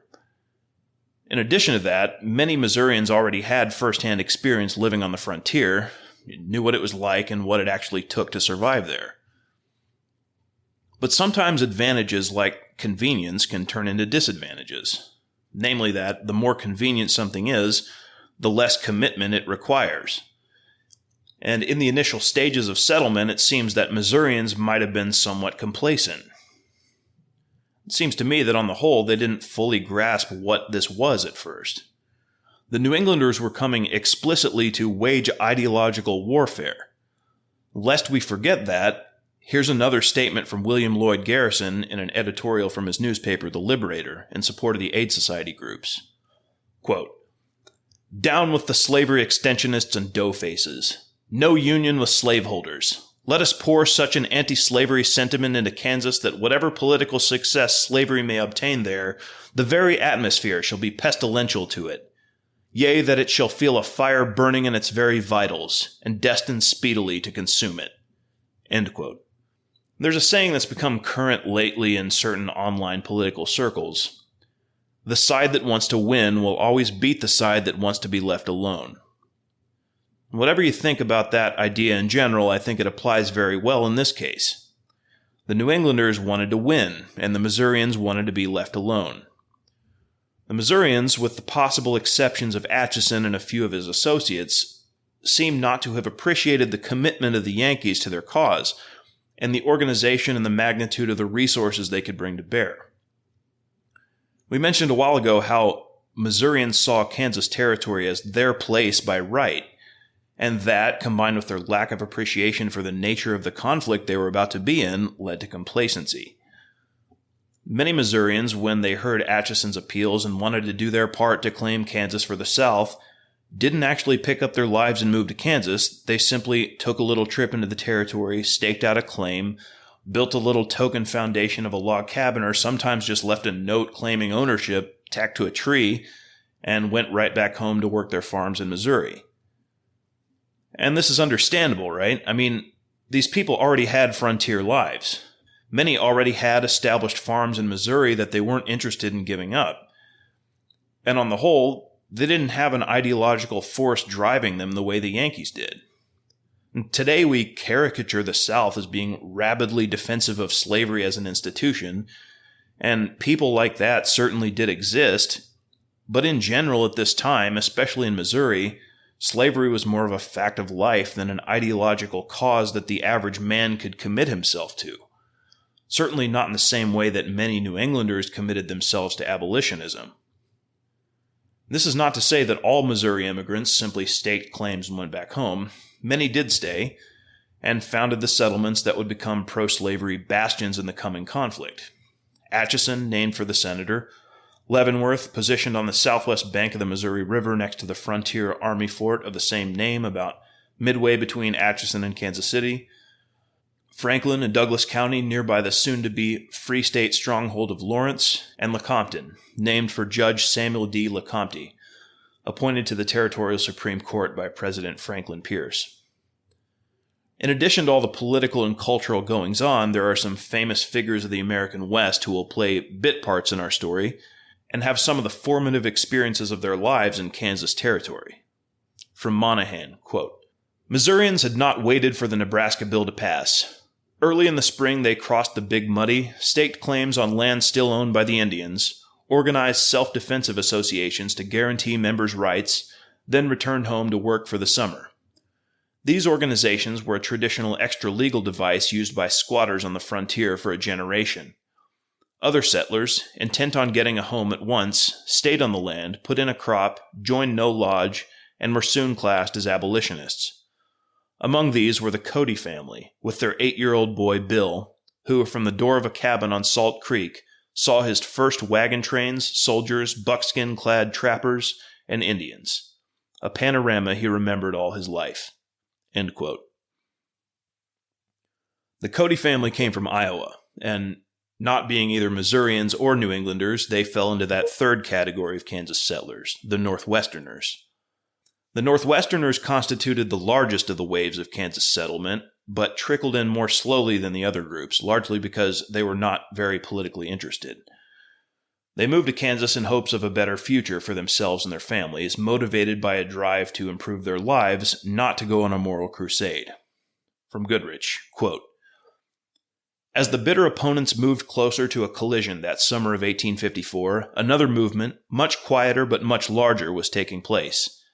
Indeed, in a mass migration reminiscent of the old gold rush days, from Ohio, Indiana, Illinois, and other states of the old Northwest, thousands of small farmers, merchants, and mechanics were unceremoniously packing family and furniture, setting their sights on Kansas. For most of these immigrants, the opening of the territory was viewed not as an opportunity to either end or extend slavery, but as a chance to better themselves. As their mothers and fathers before them, the trek west was the defining event of their lives. The magic of rolling wheels, the thrill of new sights and sounds during the first days of travel were experiences few pilgrims ever forgot." End quote. The settlers in this wave were generally anti-slavery but not abolitionist. And that's an important distinction because it points to a distinction between the moderate and radical wings of a political movement. An abolitionist was someone who wanted to end slavery across the nation as soon as possible by any means necessary. And make no mistake, they were considered the radicals of their day, even within the North and even during the war itself. On the other hand, what we'll call the moderate anti-slavery crowd was made up of people who didn't want slavery in their own neck of the woods for various reasons, but didn't much care whether it continued to exist in the South. They figured that just wasn't their concern. Their reasons for being against slavery often had more to do with self-interest than with any ideological commitments. Many of them were farmers, craftsmen, and laborers, and they worried that the cheap source of labor represented by slaves would drive down their own wages. So it didn't much matter to them if slavery kept going in Georgia as long as it didn't come to where they lived in Iowa or Indiana. And it didn't even matter much if slavery spread to new territories in their book, unless, of course, they were planning to move there themselves for their own reasons. And that slower, larger tide of immigration from the Northwest was key to the abolitionist strategy in Kansas. The leaders of the movement knew they couldn't send enough New Englanders to vote slavery out on their own, but what they could do is establish anti-slavery settlements, use their media connections to advertise Kansas to the larger North, and hold out against the Missourians long enough for the influx of Northwesterners to grant the Free State Party a majority in the territory. And the somewhat complacent Missourians slowly figured out that the Yankees were dead serious about this. From Goodrich, quote, "To the typical Missouri frontiersman who considered himself half horse, half alligator, and whose boast was that he could scream louder, jump higher, shoot closer, get drunker at night than any man this side of the Rocky Mountains, the thought that clerks, peddlers, and white-livered abolitionists from New England would dare tread the semi-savage border to contest Kansas seemed a good jest indeed. Humans were divided into three classes, sneered one Southerner: Yankees, niggers, and white people. As the tales of westering abolitionists became increasingly ominous, however, the pro-slavery laughter soon turned to concern, then anger, then threats. "Citizens of the West, of the South, and Illinois," growled the Weston Platte County Argus, "stake out your claim, and woe be to the abolitionist who shall intrude upon it, or come within reach of your long and true rifles, or within point-blank shot of your revolvers."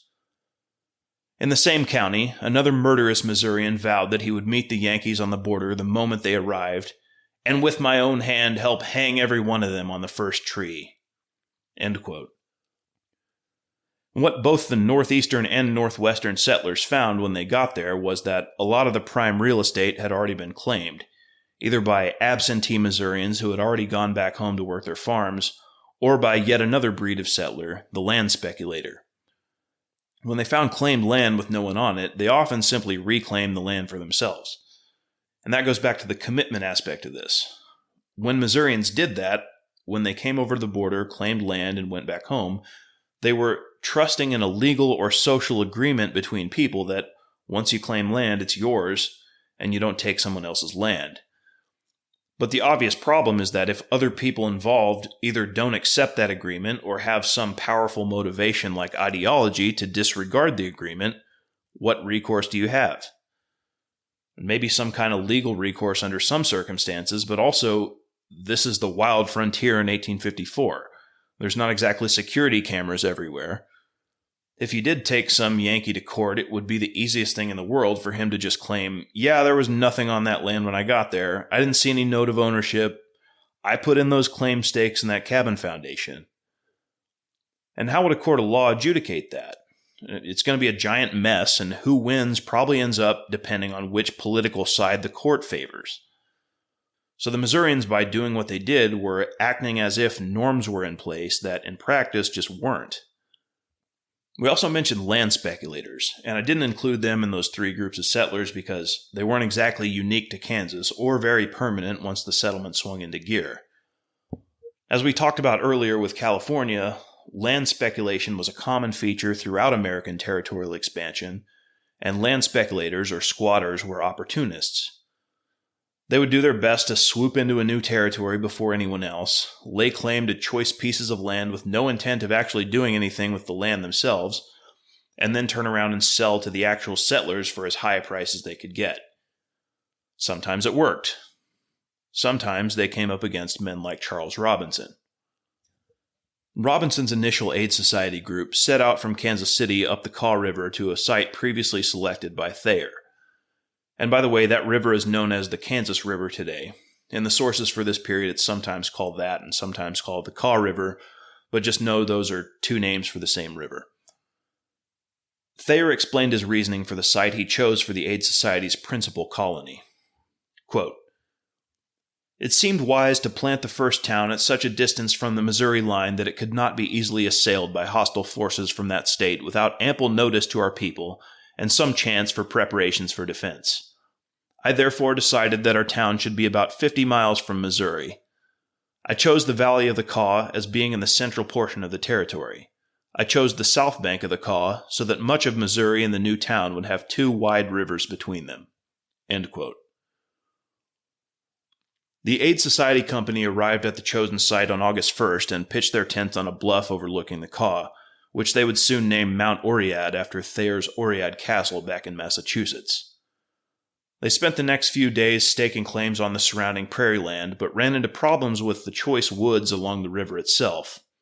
One settler recorded, quote, "Little difficulty was found in selecting on the open prairie, but a great deal of the water frontage, comprising the woodland, had been already staked into claims.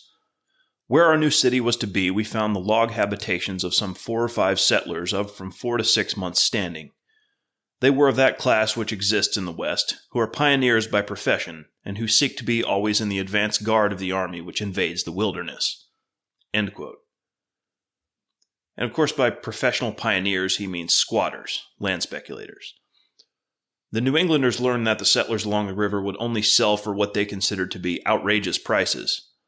Well, Robinson needed this site for his Aid Society colony, and as we've already seen from his California days, he was not a man to back down from a challenge, so he simply walked down the hill, disregarded the claims, and began surveying for the new town. He soon received a note from the squatters. Quote, Dr. Robinson, yourself and friends are hereby notified that you will have 1/2 hour to move the tent which you have on my undisputed claim, and from this date desist from surveying on said claim. If the tent is not moved within 1/2 hour, we shall take the trouble to move the same. John Baldwin and Friends. End quote. And Robinson snapped back with a note of his own. Quote, to John Baldwin and Friends, if you molest our property, you do it at your own peril. C. Robinson and Friends. End quote. And already within a month of the first Aid Society group's arrival in the territory, a gauntlet was thrown down and it looked as if there would be violence. It seems the Missourians hadn't expected to have their bluff called by these Yankees. Goodrich quotes one of the New Englanders, Erastus Ladd, who picks up the account here and says that the squatters were heavily outnumbered but vowed to, quote, proceed at all hazards to remove the tent, and if they fell in the attempt, our fate would be sealed, our extermination certain, for 3,000, and if necessary 30,000 men would immediately be raised in Missouri to sweep us and our enterprise from the face of the earth. But there were strong arms and determined wills there.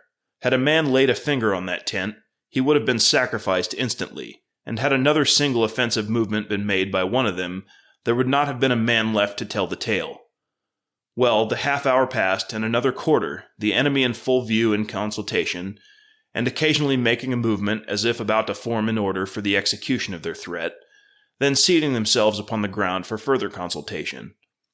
While thus waiting, John Hutchinson asked Dr. Robinson what he would do if they should attempt to remove the tent. Would he fire to hit them, or would he fire over them? Dr. Robinson replied that he would be ashamed to fire at a man and not hit him. Immediately after this reply, a man who had been with the Free State men, until then supposed to be one of them, went over to the other party, which soon after dispersed. It was supposed at the time that the report of this spy brought the war to an end. End quote. And Goodrich continues, quote, as the beaten squatters cleared their claim, the Yankees moved in and soon named the town site Lawrence, in honor of Aid Society treasurer Amos Lawrence. Although the veteran Robinson viewed the affair as little more than a trifling land squabble, the claimants cared nothing for the slavery question, but simply wanted to be bought off, he laughed. Many of his awed admirers considered the victory their first over slavery, since all of the dispossessed were Missourians. Indeed, despite earlier fears, most in Lawrence were amazed by the ease with which not only their colony, but those at Topeka, Manhattan, Wabunsee, and Osawatomie were established. Far from a Missouri mob waiting to lynch them on the line as threatened, the traders and merchants of Kansas City, Weston, St. Joseph, Parkville, and other towns along the border had been civil, even friendly, and sold all that was wanted. I was much mistaken in the character of the Missourians, a relieved Sam Wood remarked. A few fanatics who were resolved to extend slavery at all hazards seem for the time being to give tone to the whole people, but a better acquaintance convinces me that a great majority of the people condemn the violent resolutions. End quote. So it turned out that the existing claimants were not particularly interested in risking their lives for the sake of some riverfront property, and you can understand why, especially if they were just there to turn a land speculation profit. But here's the thing. I think it's actually legitimate to ask the question, were these people actually land speculators and squatters? As far as I can tell, the short answer is, well, maybe. All the secondary sources I've read about this seem to simply assume that yes, they were squatters who just wanted to be paid off. But the problem is that none of my secondary sources quote any primary sources on this except for Charles Robinson himself and those in his settlement party.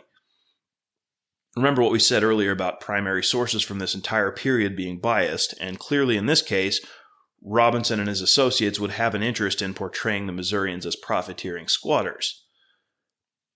If they were legitimate settlers who actually wanted to live on that land, well, that would cast a different light on Robinson and his friends, wouldn't it? So what are we to actually make of this? Well, we do know that squatting and land speculating was incredibly common throughout American territorial expansion, so that would seem to lend credibility to Robinson's account off the bat. On the other hand, The witness from that previous quote says the settlers had cabins there, not just stakes or foundations. Could squatters have built cabins there for appearances to make themselves look more legitimate? Possibly. Could legitimate settlers have built cabins there to live in? Also yes. And as for the exorbitant prices the settlers were asking for their land, we're not told exactly what those prices were, but that could also be interpreted in different ways. Maybe they wanted and expected to be paid those prices, as Robinson supposed, or maybe they wanted to keep the land, but came across some prospective buyers and decided to go with the strategy of asking a price so high they were certain it would be rejected, but on the off chance someone was willing to pay it, they'd have been happy to take the money and go somewhere else. So it's entirely possible these were squatters. But from what I can tell, it's also entirely possible they were legitimate settlers, and Robinson just took their land by intimidation. I don't know, but I just thought it useful to question the assumption people seem to make about it. In the end, the New Englanders evicted the Missourians and established the settlement of Lawrence. Let's take a quick look at the geography of how all this played out, because it'll become important later. Free state settlements tended to be along the Kaw River in the northern part of the territory and further from the Missouri line.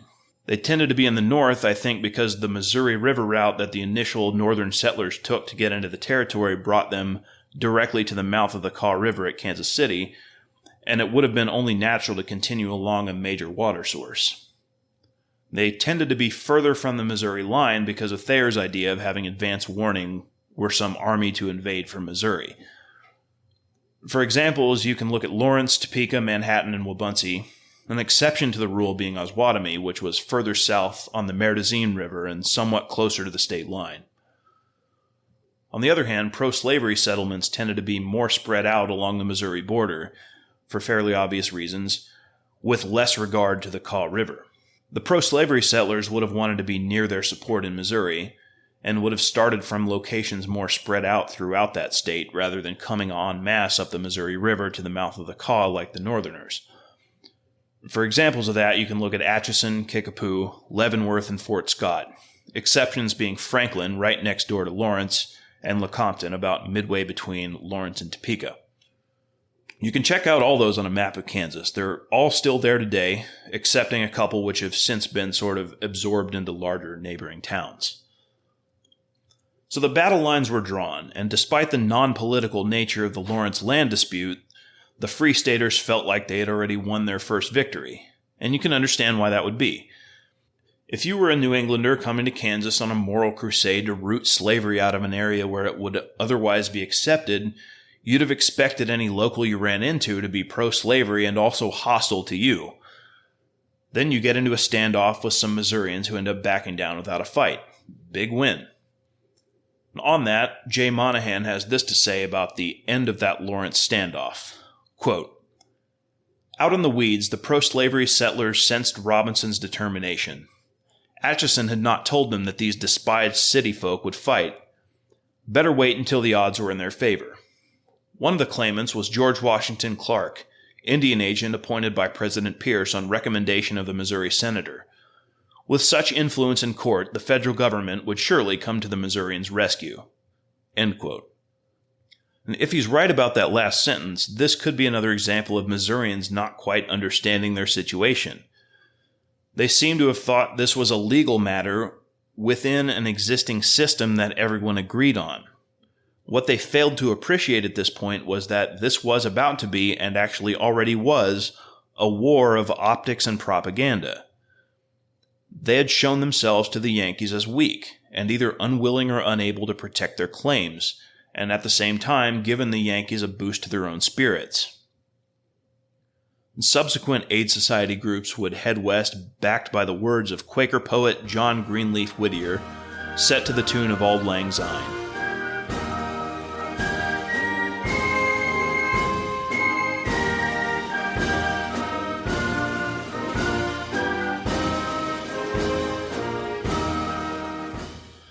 We crossed the prairies as of old. Our fathers crossed the sea to make the West as they the East, the homestead of the free. This initial period of settlement in mid to late 1854 was surprisingly peaceful given that brush with violence near Lawrence. And even so, there were a few scattered incidents of violence. Goodrich tells a little anecdote of one of the earliest instances, using the first-hand words of the future Buffalo Bill Cody and his sister Julia. Quote, "Despite the obvious hazards, one bold Free Stater was among the first squatters to enter the territory when it opened to settlement. Staking his claim in the heavily pro-slave Salt Creek Valley near Leavenworth, the Iowan mowed hay for the federal government at the nearby fort. Father was a plain-spoken man, and he would talk," recalled the pioneer's daughter, Julia. "My father had been talking very freely about Kansas being like Iowa was, not to have any slaves or to hold Negroes in Kansas." On September 18th, the man was returning home from the fort with his 10-year-old son when he noticed a crowd milling outside a store. As Julia revealed, now quoting Julia, "They stopped him and wanted him to give them a speech. He tried to beg off, offering every excuse. He got off of his horse and they grabbed him and put him up on a big dry goods box, and he seen no way out of it when they called out, 'Speech, speech.' He began by saying that he hoped they could all live in this territory without having any trouble about any question. One of the men called out, 'You are that man that wants Kansas Territory to be a free state, don't you?' He went on talking on various questions, and someone called out again, 'Say, you want to make Kansas a free state?' He said yes." Back to Goodrich. Sitting in his saddle, frightened and trembling, the man's little boy, Willie, continued. Now quoting Willie. "Men began crowding around him, cursing and shaking their fists. One of them worked his way through the crowds and jumped up on a box directly behind Father. I saw the gleam of a knife. The next instant, without a groan, Father fell forward, stabbed in the back. Somehow I got off my pony and ran to his assistance, catching him as he fell. With the help of a friend, I got Father into a wagon when the crowd had gone. I held his head in my lap during the ride home. He had been stabbed down through the kidneys, leaving an ugly wound." And back to Goodrich again. "Dangerously, though not mortally wounded, Isaac Cody made a slow and painful recovery. Willie would cry, Julia said, recalling a baby brother who would one day be known worldwide as Buffalo Bill. And then he would say, 'Oh, I wish I was a man. I would just love to kill all those bad men that want to kill my father. And I will when I get big.'" End quote. By the way, I did notice that Monahan says Bill was 8 years old and Goodrich says he was 10. Little discrepancies like that are pretty common in sources about this period, but it seems like in this case, Monahan is the one who got it right. Both Monahan and Goodrich mention an unnamed pro-slavery settler who was killed sometime in this period, and I think they're talking about the same incident, but I'm not entirely sure. Monahan says it happened at a polling place during the November 29th election. Quote, "Violence at the polls had been relatively slight, with only one man killed, but the homicide elicited more than casual interest, for the dead man was pro-slavery, and the man who killed him was Free State. However, the killer was properly vindicated by Judge Samuel D. Lecompte, easygoing appointee from Maryland who really cared more about reading the classics on a comfortable seat in the trotway of his double-log house on the Leavenworth Road than he did about frontier brawls. No one objected to this decision, and the possibility of a civil war between the Free State and slavery factions was postponed." End quote. Remember, Judge Lecompte was a pro-slavery man, so at the very least it seems like a nonpartisan decision on his part to acquit a Free Stater for the killing of another pro-slavery man. And then Goodrich talks about, again, what I think is the same incident, but it's a little sketchy because he only mentions it in passing, and with where he inserts it into his narrative, it seems to take place before the November election, and he puts it directly after that account from young Bill Cody. Quote, "Later, an argument along the Kaw Valley escalated to guns and knives, leaving one man dead. While the dispute was seemingly non-political, it was nevertheless a fact that the victim was pro-slave while his murderer was Free State. Though traumatic to those involved, isolated and largely unreported incidents such as the above did little to dent the surprisingly placid political climate." End quote. Again, I'm not entirely sure whether or not those are the same incident, but it doesn't really matter to the point I want to make, which is that these one or two incidents stand in sharp contrast to another incident we'll get to in a bit in a very important way. So just make a mental note of that for now. one or two pro-slave settlers killed by Free Staters in isolated incidents that passed mostly without broader notice at the time. But for the time being, things were relatively calm. The first serious test of that state of affairs would come with the first territorial election in 1854. President Pierce appointed Pennsylvania lawyer Andrew Reeder the first governor of Kansas Territory. Pierce's administration supported the doctrine of popular sovereignty for the new territories and chose Reeder for his enthusiasm for that position. Reeder arrived to his post in October of 1854 and spent his first few weeks as governor touring the settlements and taking the temperature of the territory. Meanwhile, Missourians were recovering from their surprise at the aggressiveness and dedication of the New England immigrants, and Atchison and his associates tried to answer the Immigrant Aid Society by forming aid societies of their own to bring their own immigrants into the territory, from Missouri as well as elsewhere in the South. From Goodrich, quote, "While vowing he would sooner see Kansas sunk in the bottom of hell than come in a free state, Atchison, known fondly as Old Bourbon for his love of liquor, and other Missourians began stumping the state to rally support. Blue lodges, social bands, self-defensives, and other semi-secret organizations mushroomed in Missouri to meet the free soil peril head-on. Sound on the goose, all right on the hemp, and other coded greetings were devised to reveal the politics of a stranger. Whereas much of western Missouri had been strangely silent on the subject of slavery prior to the advent of free soilers in Kansas, a great many now found themselves directly threatened. We have no sympathy for abolitionism, seethed the editor of the Kickapoo Kansas Pioneer, and the sooner they are made to believe that the squatters of Kansas Territory have no sympathy for their black, nefarious, contemptible dogmas, the better. We want no Negro-sympathizing thieves among us. They will be running off our slaves whenever a chance offers. Their hearts are as black as the darkest deeds of hell. Away with them. Send them back where they belong." End quote. And having gotten wind that Missourians were planning to cross the Kansas border to vote in the upcoming first territorial elections, Reeder decided to first test the waters by only holding an election for the territory's delegate to the U.S. Congress, rather than for the territorial legislature as he might have done.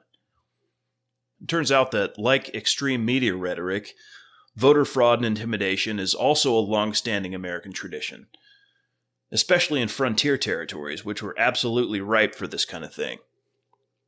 Monahan says, quote, "Ballot box stuffing was common enough in American politics. In Nebraska, Iowans had marched across the state line to vote illegally, and their act was accepted. In Louisiana, the ballot boxes had recently been stuffed in Plaquemine Parish by a steamboat full of voters sent down from New Orleans by Atchison's colleague, Senator John Slidell. This was politics, but precedent failed to make it honest, and in Kansas, the challenge between North and South stimulated the whole nation to do something about it." End quote. Officially, a voter had to be a resident of Kansas Territory to be able to vote in Kansas territorial elections. But at this time, there was no official requirement for how long a man had to have lived in the territory in order to be considered a resident. And if you think that sounds like an incredibly easy system to game, you're absolutely right. When Missourians, led by Atchison and Company, came across the border on November 29th, they could simply say they owned a claim somewhere, and if the officials at that particular polling place weren't ready or able to investigate that claim, who were they to say the man couldn't vote? And furthermore, when those Missourians showed up armed with both weapons and threats, you can imagine why officials would tend to be a little lax in their duties. While the pro-slavery candidate John Whitfield handily won the congressional election by an overwhelming margin. By Monahan's estimate, around 1,700 Missourians voted illegally, out of not quite 2,600 total votes cast. That's at least 65% fraudulent votes, not even counting the fraudulent votes from Northerners who invaded the polls from other states in favor of the Free State Party, which also occurred, although in far smaller numbers than the Missourians. But as it turned out, this organized poll invasion was a massive strategic blunder for the pro-slavery party. First off, everyone in the territory accepted Whitfield as their congressional representative, despite the fraudulent voting, because even the Yankees agreed he still would have won the election if the voting had been completely straight and fair, meaning all the fraud wasn't even necessary for the pro-slave party to win. And remember we said a minute ago, this was a war of optics and propaganda. Well, Robinson correctly saw this as the blunder it was, and was quick to capitalize. He wrote that this, quote, inexcusable blunder served to expose the game the pro-slavery men proposed to play, and increase the agitation and determination in the North. The anti-slavery sentiment of the country had received a serious shock in the repeal of the Missouri Compromise and was in no mood for foul play in the game set by the slave interest. This invasion also showed conclusively that the Free State men were rated as inferiors and to be despised, trodden upon, and crushed without ceremony. End quote.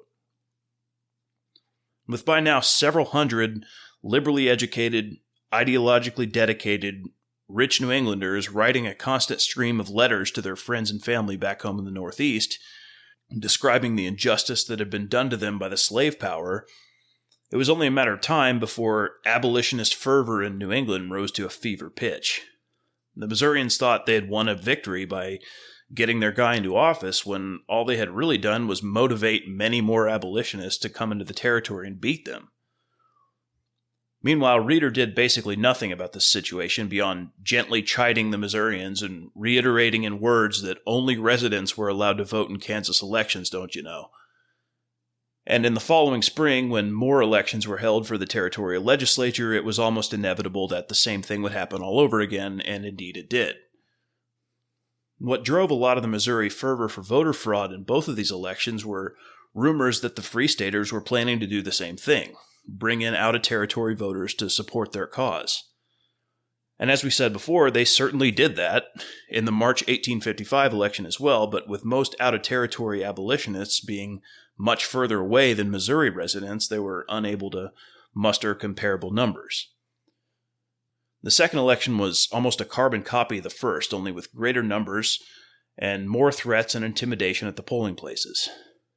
Goodrich estimates that 5,000 out of 6,000 total votes cast were fraudulent this time around, and Monahan has similar numbers with around 6,200 total votes and 80% of them fraudulent. Collins says 6,300 total votes, and also that there were estimated to be no more than 3,000 actual eligible voters living in the territory at that time. Of the 39 delegates elected to the territorial legislature, 37 were pro-slavery. But while the short-sighted Missourians celebrated, Robinson was planning. From Goodrich, quote, while many, North and South, viewed the Missouri invasion as a great victory for slavery, Robinson once again recognized it for the strategic blunder that it was. As the bespectacled doctor, his friend Amos Lawrence and others admitted in private, and occasionally in print, there had indeed been numerous instances of Free State vote fraud. Not only had hundreds of Easterners arrived on Election Day simply to vote, but in the northern precincts of the territory, Free Soilers from Nebraska and Iowa had also invaded the polls. Additionally, there were gross irregularities among the actual residents themselves, with some Yankees voting 3, 4, even 5 times. Nevertheless, the mistake Southerners had made, as Robinson saw it, was in the sheer enormity of the fraud. Much like shooting gnats with shotguns, whereas hundreds of voters would have sufficed to carry the election, a massive army of thousands had swamped the territory. In the battle for the hearts and minds of the politically indifferent settlers of Kansas, who formed the vast majority, few could fail to see that slavery was willing to use brute force to crush all who resisted. It was the doctor's hope, as well as Eli Thayer's, that the average squatter would soon come to view the struggle between freedom and slavery as them against us, of the bona fide settlers of Kansas versus the foreign invaders from Missouri. End quote. Robinson's first move was to appeal to Reeder to throw out the results of these elections on the grounds of the obvious fraud. But Reeder refused to make a hard decision that would inevitably alienate one side or the other. Instead, he decided on a compromise that would inevitably alienate both sides at once, by ordering the rerun of only the 11 delegate races he considered to have been the most fraudulent, a number that wouldn't have changed things much in the legislature even if all the reruns had flipped Free State. Those reruns were held May 22nd, and as it turned out, only 8 of them flipped Free State for a final tally of 29 pro-slave and 10 Free State delegates. And that was despite the fact that the slave faction largely refused to participate in the reruns. So Robinson wasn't getting any help from the governor. But as we've seen already, he was not a man to give up easily. And more importantly, he was not only persistent, but smart too. He'd been an agitator in California, and in Kansas he was no different. The next step he took would ratchet up political tensions drastically. Goodrich writes, quote, "Failing in his first attempt, Robinson adopted a more radical plan. Immediately after the decision of Governor Reeder, I came to the conclusion that there was but one hope for a free state, and that was to repudiate not only the election, but Governor Reeder's action in giving certificates to the invaders." While Robinson and a growing number of adherents simply ignored the pro-slavery, quote, bogus legislature, the doctor began building behind the scenes a free state government. Although the action was patently illegal and revolutionary, if Free Soilers were firm and refrained from violence, only some overt act on the part of the pro-slavery party could disrupt their plan. In that event, both Missouri and the South would once again be tarred as the aggressors in the Northern press. That Missourians would obligingly fall into Robinson's cunning trap became all too obvious all too soon. End quote. What Robinson was going for was something like the Fabian strategy. He knew the Free State Party didn't have the voting power at the moment to win a direct political confrontation like an election, as had already been demonstrated twice. He would try to bypass that disadvantage by setting up his own extra-legal territorial government. And make no mistake, that was a deliberately provocative thing to do. Goodrich is right when he says it's a revolutionary action, in just about the most literal sense of that word there is. But there's something else the Fabian strategy requires to be effective, and that's some kind of long-term endgame, or some confidence that as time goes on, your own side will get stronger while the opponent gets weaker. In this case, that assurance came in the form of public opinion in the wider United States, especially the North, and possibly throughout the rest of the Western world outside the U.S. We've seen that all of the major European colonial powers had already outlawed slavery by this time, and if the young United States hoped to be respected and accepted into that international community, it was a fair bet that eventually it would have to get rid of that institution that was increasingly becoming a mark of national shame. Robinson and the other Free State leaders could hope that those kinds of considerations would eventually influence the U.S. federal government, and long-term the balance of power would shift in favor of the Free States, and slavery could eventually be abolished. But there's really no telling how long that could take. I mean, look at Quintus Fabius Maximus, the Roman general after whom the Fabian strategy is named. His war lasted another decade and a half after he adopted that strategy before Rome finally won in the end. A national level shift in opinion, influenced by international culture and politics, could easily take decades to achieve something like making Kansas a free state. But provocation could accelerate the process, and that's the other part of the Fabian strategy. Provocation is a delicate game. You can't be too overt about it, right? I mean, if Robinson had just started ordering hits on pro-slavery Missouri politicians, for example, that might not have gone over so well in the national media. And even the move he went with was risky. Like I said, it was a legitimately revolutionary act to set up an extra-legal territorial government. But Robinson was able to use the widespread voter fraud of the past two elections as justification to paint the existing official government as illegitimate, and the term bogus legislature took root to describe that government.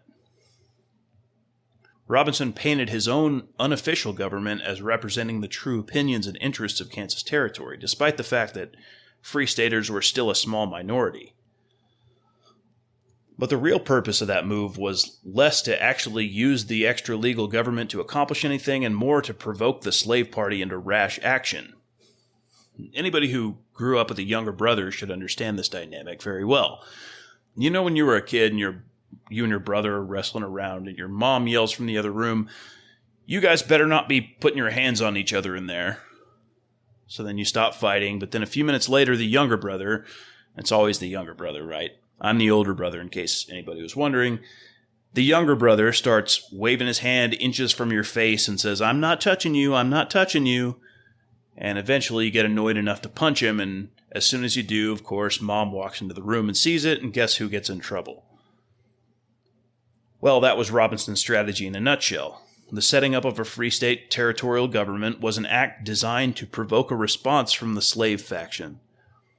And when they did respond, the northern media would have a field day portraying them as the aggressors.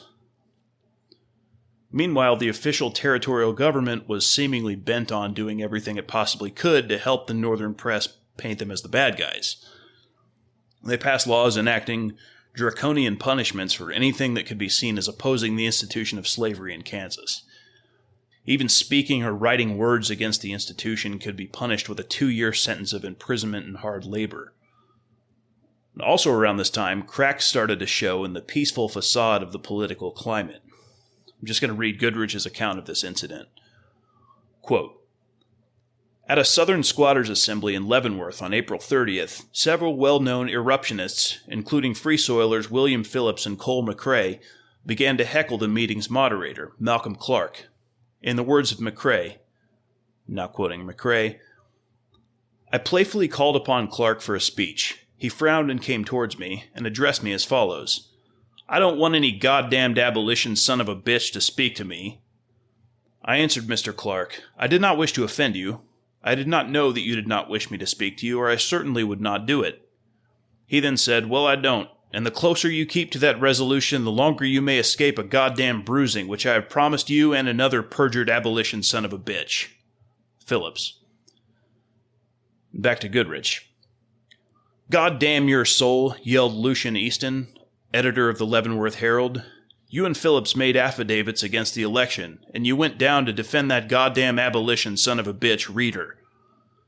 When McCrae shouted back that the meeting was a rascally fraud, Clark called him a damned son of a bitch, and then wrote a witness, now quoting the unnamed witness, "Clark, having no weapons, picked up a small stick of wood, and not being close enough to McCrae to strike him, threw it. Shortly after they met, McCrae caught Clark by the shoulder, and Clark laid his hand on McCrae and told him he must not use such language to him. McCrae either drew a pistol, or some wretch handed him one from behind. When Clark was in the act of leaving him, without making an attempt to strike or assault him, McCrae cowardly shot Clark, and not content, again fired when Clark was in the act of falling. McCrae then started to run, but fearing the dead body of Clark might overtake him, wheeled and tried again to fire. He then ran and jumped into the river and got on a snag, when some of the citizens caught him. He professed to be dying, claimed to have been shot, and begged for mercy. The blood running out of his mouth, the citizens supposed he would die, but all attention was turned to poor Clark." Back to Goodrich. "As the crowd gathered round, Clark lay in his blood, struggling and writhing in the agonies of death. Within 20 minutes he expired. According to a bystander," now quoting the bystander, "the people prepared a rope, and would certainly have at once hung the cowardly villain, but for the deception he played off, and he was sent to the guardhouse at Fort Leavenworth for safekeeping. It was soon found that the black-hearted wretch was not shot, but to prolong his miserable existence and excite the sympathies of the people, bit his own tongue, so as to make it bleed, and pretended to be shot." Back to Goodrich. "Although McCrae miraculously survived the mob and later escaped from prison, his friend William Phillips was not so lucky. Accused of handing McCrae the murder weapon, the young attorney was ordered to leave Leavenworth by a specified date. When he stubbornly refused, then attempted to raise a bodyguard of Free Soilers, a committee of 12 vigilantes, armed to the teeth, arrested Phillips and marched him toward the levee," recorded one of the Southerners, now quoting the Southerner. "On reaching the river, we placed him in a boat, carrying him to the Missouri side, where we contemplated giving him a coat of tar and feathers. After a brief consultation, we decided to take him to Weston, and there to make a public demonstration of him. On our arrival at Rialto Ferry, 1 mile below Weston, we dispatched a messenger for a supply of tar and feathers, which we procured without any trouble. In the meantime, Phillips was converted into an Ethiopian, and his hair cut in the most inimitable style. The coat of tar and feathers was then given him, which added very much to his personal beauty. After having rigged him out, we seated him upon a rail and bore him through the public streets of Weston, much to the delight and merriment of its citizens. After hawking him through the streets, he was sold by a big buck nigger in front of the St. George Hotel as a good hemp breaker or carriage driver." And back to Goodrich again. "How much, gentlemen, for a full-blooded abolitionist dyed into wool, tar, feathers, and all?" the black shouted. When only 1.50 cents was bid, Phillips was again ridden on a rail around Weston to the music of old pans and bells. About 4 o'clock, concluded a spectator back in Leavenworth, Phillips was given over to his brother, who brought him immediately over here, where after 6 hours of hard labor with sand and grease, Phillips was made to see again his white skin. While some astute Missourians condemned the affair at Weston, rightly fearing the rich political fruit Horace Greeley of the New York Tribune and others would reap from the incident, fire eaters in Kansas were elated. The joy, exultation, and glorification produced by it in our community are unparalleled, rang Lucian Easton of the Leavenworth Herald.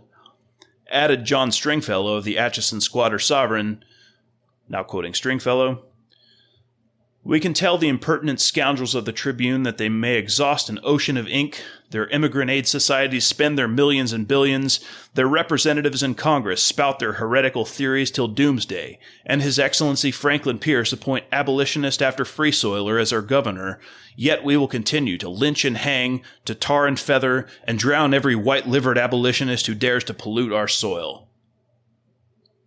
And back to Goodrich one more time. Lending weight to his brother's words, tiny Ben Stringfellow stalked into Governor Reeder's office at Shawnee Mission a short time later, and, according to one present, struck him over the head, knocking him with the chair on which he sat to the floor. End quote. Robinson was busy organizing his new government, still behind the scenes in the spring of 1855, and as the prospect of violence escalated, organized 4 companies of Free State militia for defensive purposes. In a letter to his New England backer Eli Thayer, he left little doubt as to what he would like to do if only he had the power. Quote, "If they give us occasion to settle the question of slavery in this country with the bayonet, let us improve it. What way can bring the slave's redemption more speedily? Wouldn't it be rich to march an army through the slave-holding states and roll up a black cloud that should spread dismay and terror to the ranks of the oppressors?" End quote. But as a private radical and public moderate, Robinson would stick to his Fabian strategy of avoiding direct confrontation, and with urgings from Thayer and Amos Lawrence, kept his militia on the defensive. In May, the first shipment of Sharp's rifles from the Immigrant Aid Company arrived at Lawrence on a steamboat. They'd been smuggled up the Missouri River in boxes marked books for use by the Free State militia. It's worth pausing on the Sharp's rifle for a minute because it will end up providing a significant advantage to the Free State faction in the coming conflict, an advantage that was likely mostly psychological but nevertheless very real. The vast majority of rifles in the America of the mid-1850s were still muzzleloaders, and in 1848, Christian Sharps patented his design for a single-shot breech-loading rifle. The Sharp's rifle was still single-shot. It was not the classic repeating lever-action cowboy rifle that you've seen in old Western movies, but it was the state-of-the-art weapon of its time. Its breech-loading design improved its rate of fire by 3 to 4 times over the typical muzzle-loading weapons of the day. Whereas a trained soldier under combat conditions could hope to fire 2 to 3 rounds per minute with a muzzleloader, a Sharp's rifle could fire 8 to 10 rounds per minute. It also improved long-range accuracy. If you've seen the movie Quigley Down Under, the main character in that movie uses a later model of the Sharp's rifle to do some impressive long-range shooting. On the downside, the more complex design of the Sharp's rifle was more expensive to produce, up to 3 times the cost per unit of the typical muzzleloader. There was still a comparatively small number of them in circulation, and as late as the Civil War in the 1860s, the majority of soldiers were still armed with muzzleloaders. And certainly your average frontier civilian in the 1850s would have most likely owned a muzzleloader, often a flintlock rather than the more modern percussion lock. And so the Free State faction benefited greatly from the financial backing of the Immigrant Aid Society, which provided them with state-of-the-art weaponry. The Sharp's rifle would have been an intimidating weapon to go up against at the time. Throw in some exaggerated reports of its capabilities from the media and the rumor mill, and the psychological effect only grows. George Washington Brown of the Herald of Freedom wrote, quote, "If it required 1,000 men and 2 cannon to reduce Lawrence to subjection on the 30th of March last, how many men, cannon, etc. will it require when we are prepared with 500 Sharp's rifles, each capable of throwing 10 balls per minute with exact precision, a distance of 1 mile, and, it is said, will carry very accurately a distance of even 3 miles." End quote. While Robinson prepared for defense, the Northern press reacted to the dictatorial actions of the pro-slave territorial legislature. Here's one example from an Illinois newspaper. Quote, outraged, robbed, insulted, condemned to death for following the dictates of humanity, imprisonment for uttering manly words of truth, and all to please the slave power.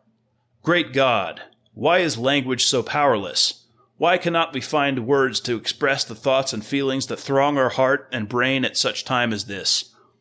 If this does not stir the freemen of Kansas up to a civil war, then they deserve to wear the chains that the Missouri mob have forged upon them. The life of a free white man is thus made cheaper than the service of a Negro slave. It makes our blood boil to read such things. We shall rejoice when the first gun is fired in civil war in Kansas." End quote. Robinson chose the symbolic date of July 4th to publicly begin hinting at his plans for an unofficial free state government. He addressed a crowd in Lawrence on that day and said the following, quote, "What are we? Subjects, slaves of Missouri. We come to the celebration of this anniversary with our chains clanking upon our limbs. We lift to heaven our manacled arms in supplication. Proscribed, outlawed, denounced, we cannot so much as speak the name of liberty, except with prison walls and halters looking us in the face. We must not only see black slavery planted in our midst and against our wishes, but we must become slaves ourselves. Fellow citizens, it is for us to choose for ourselves, and for those who shall come after us, what institutions shall bless or curse our beautiful Kansas. Let every man stand in his own place and acquit himself like a man. Let us repudiate all laws enacted by foreign legislative bodies or dictated by Judge Lynch over the way. Tyrants are tyrants and tyranny is tyranny, whether under the garb of law or in opposition to it. So thought and so acted our ancestors, and so let us think and act." End quote. Nice piece of rhetoric there. And I'll just quickly point out the irony of Robinson saying that slavery has been, quote, planted in our midst, when actually he and his friends are the ones who had planted themselves in someone else's midst where slavery already existed. Not that that matters for rhetorical purposes. As Robinson spoke to the crowd that 4th of July, 1855, in Lawrence, he may or may not have been aware of the presence of the man who would become his personal and political rival in the Kansas Free State movement, James Henry Lane. Lane was, for my money, the second most colorful Kansas Free Stater. The first being a guy we won't meet until episode 2. It's not Robinson. Like I said before, Lane was a Westerner. He was born in 1814 somewhere along the Ohio River, which forms the Indiana-Kentucky border, and it's actually not certain which state he was born in. It was most likely Indiana, according to his biographer Robert Collins, but in his political speeches he would sometimes claim to have been born in either state, depending on the audience he was speaking to. His father, Amos Lane, was an Indiana politician, and his mother was a schoolmistress, both very intelligent people.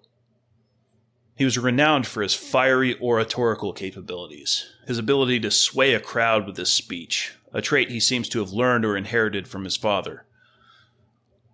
He was also something of an enigma. The first chapter of Collins' biography starts like this, quote, "An incident from the life of James Henry Lane illustrates how difficult it has been to get a handle on the man.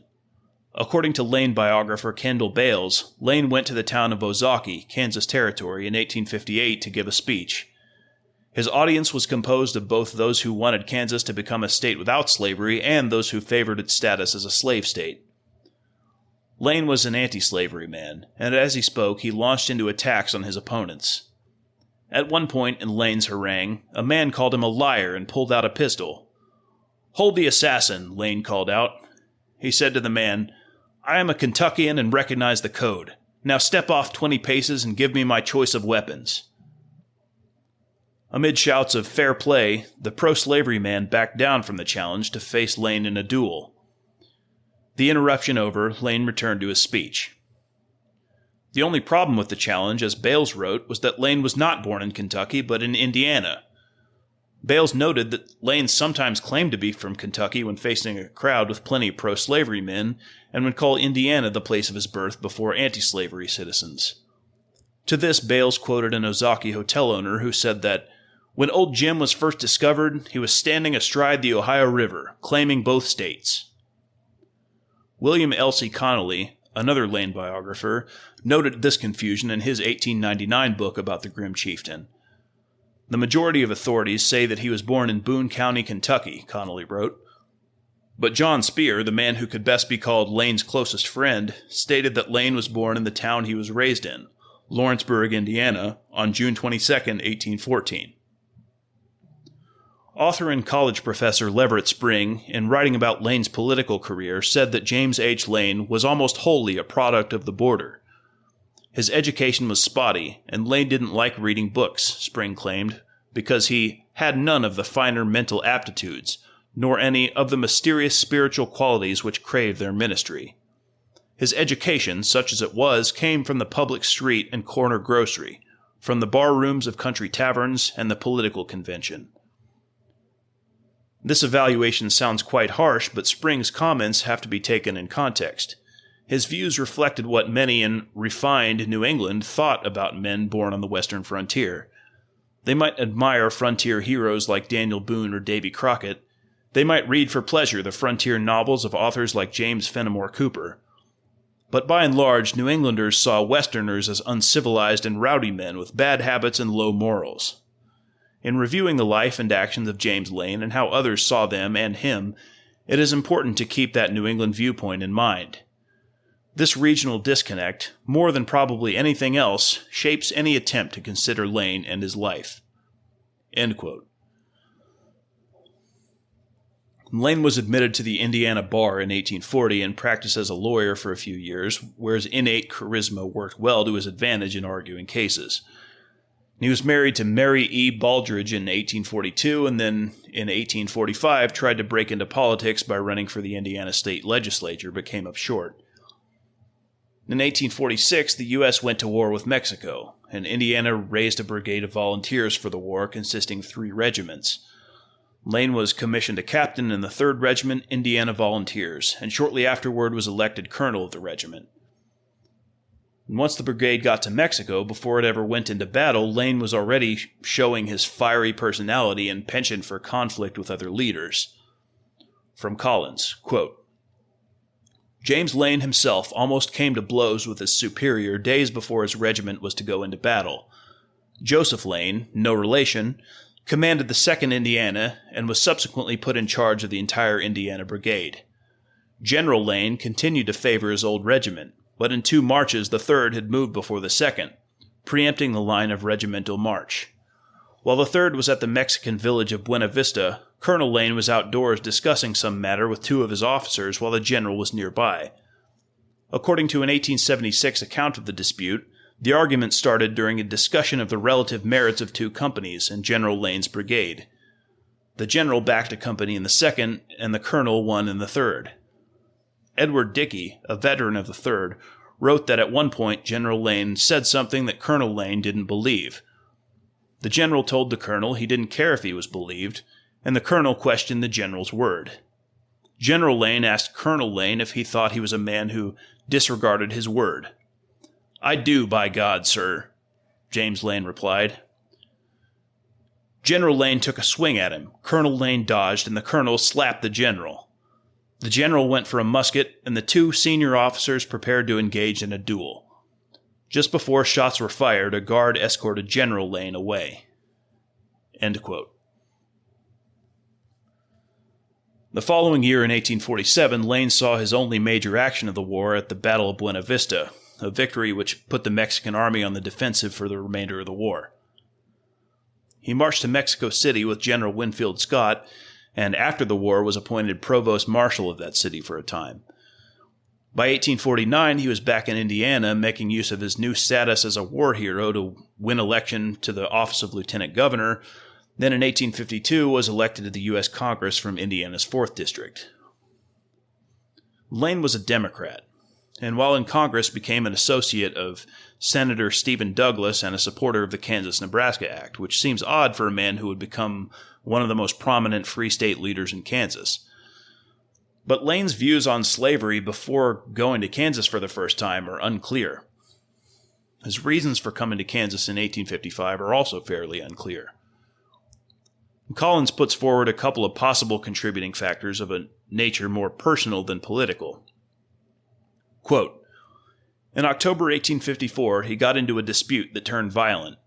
One Saturday night, Lane walked up to a John B. Vale and began to strike him with his cane. Lane then walked across the street to a bar room in the McCormick House. Vale went after him, demanding to know why Lane had struck him. Lane told Vale to go away, and that he would give him no explanation for the attack, apparently hinting that Vale in fact knew its source. Lane raised his cane again, Vale drew a poker, and the two struggled. Lane backed Vale outside and onto the street, where Vale pulled out a pistol and shot Lane, giving him a superficial wound. The newspaper account contains no suggestion of what was at the heart of the argument. Later in 1854, Lane was sued by one or more individuals.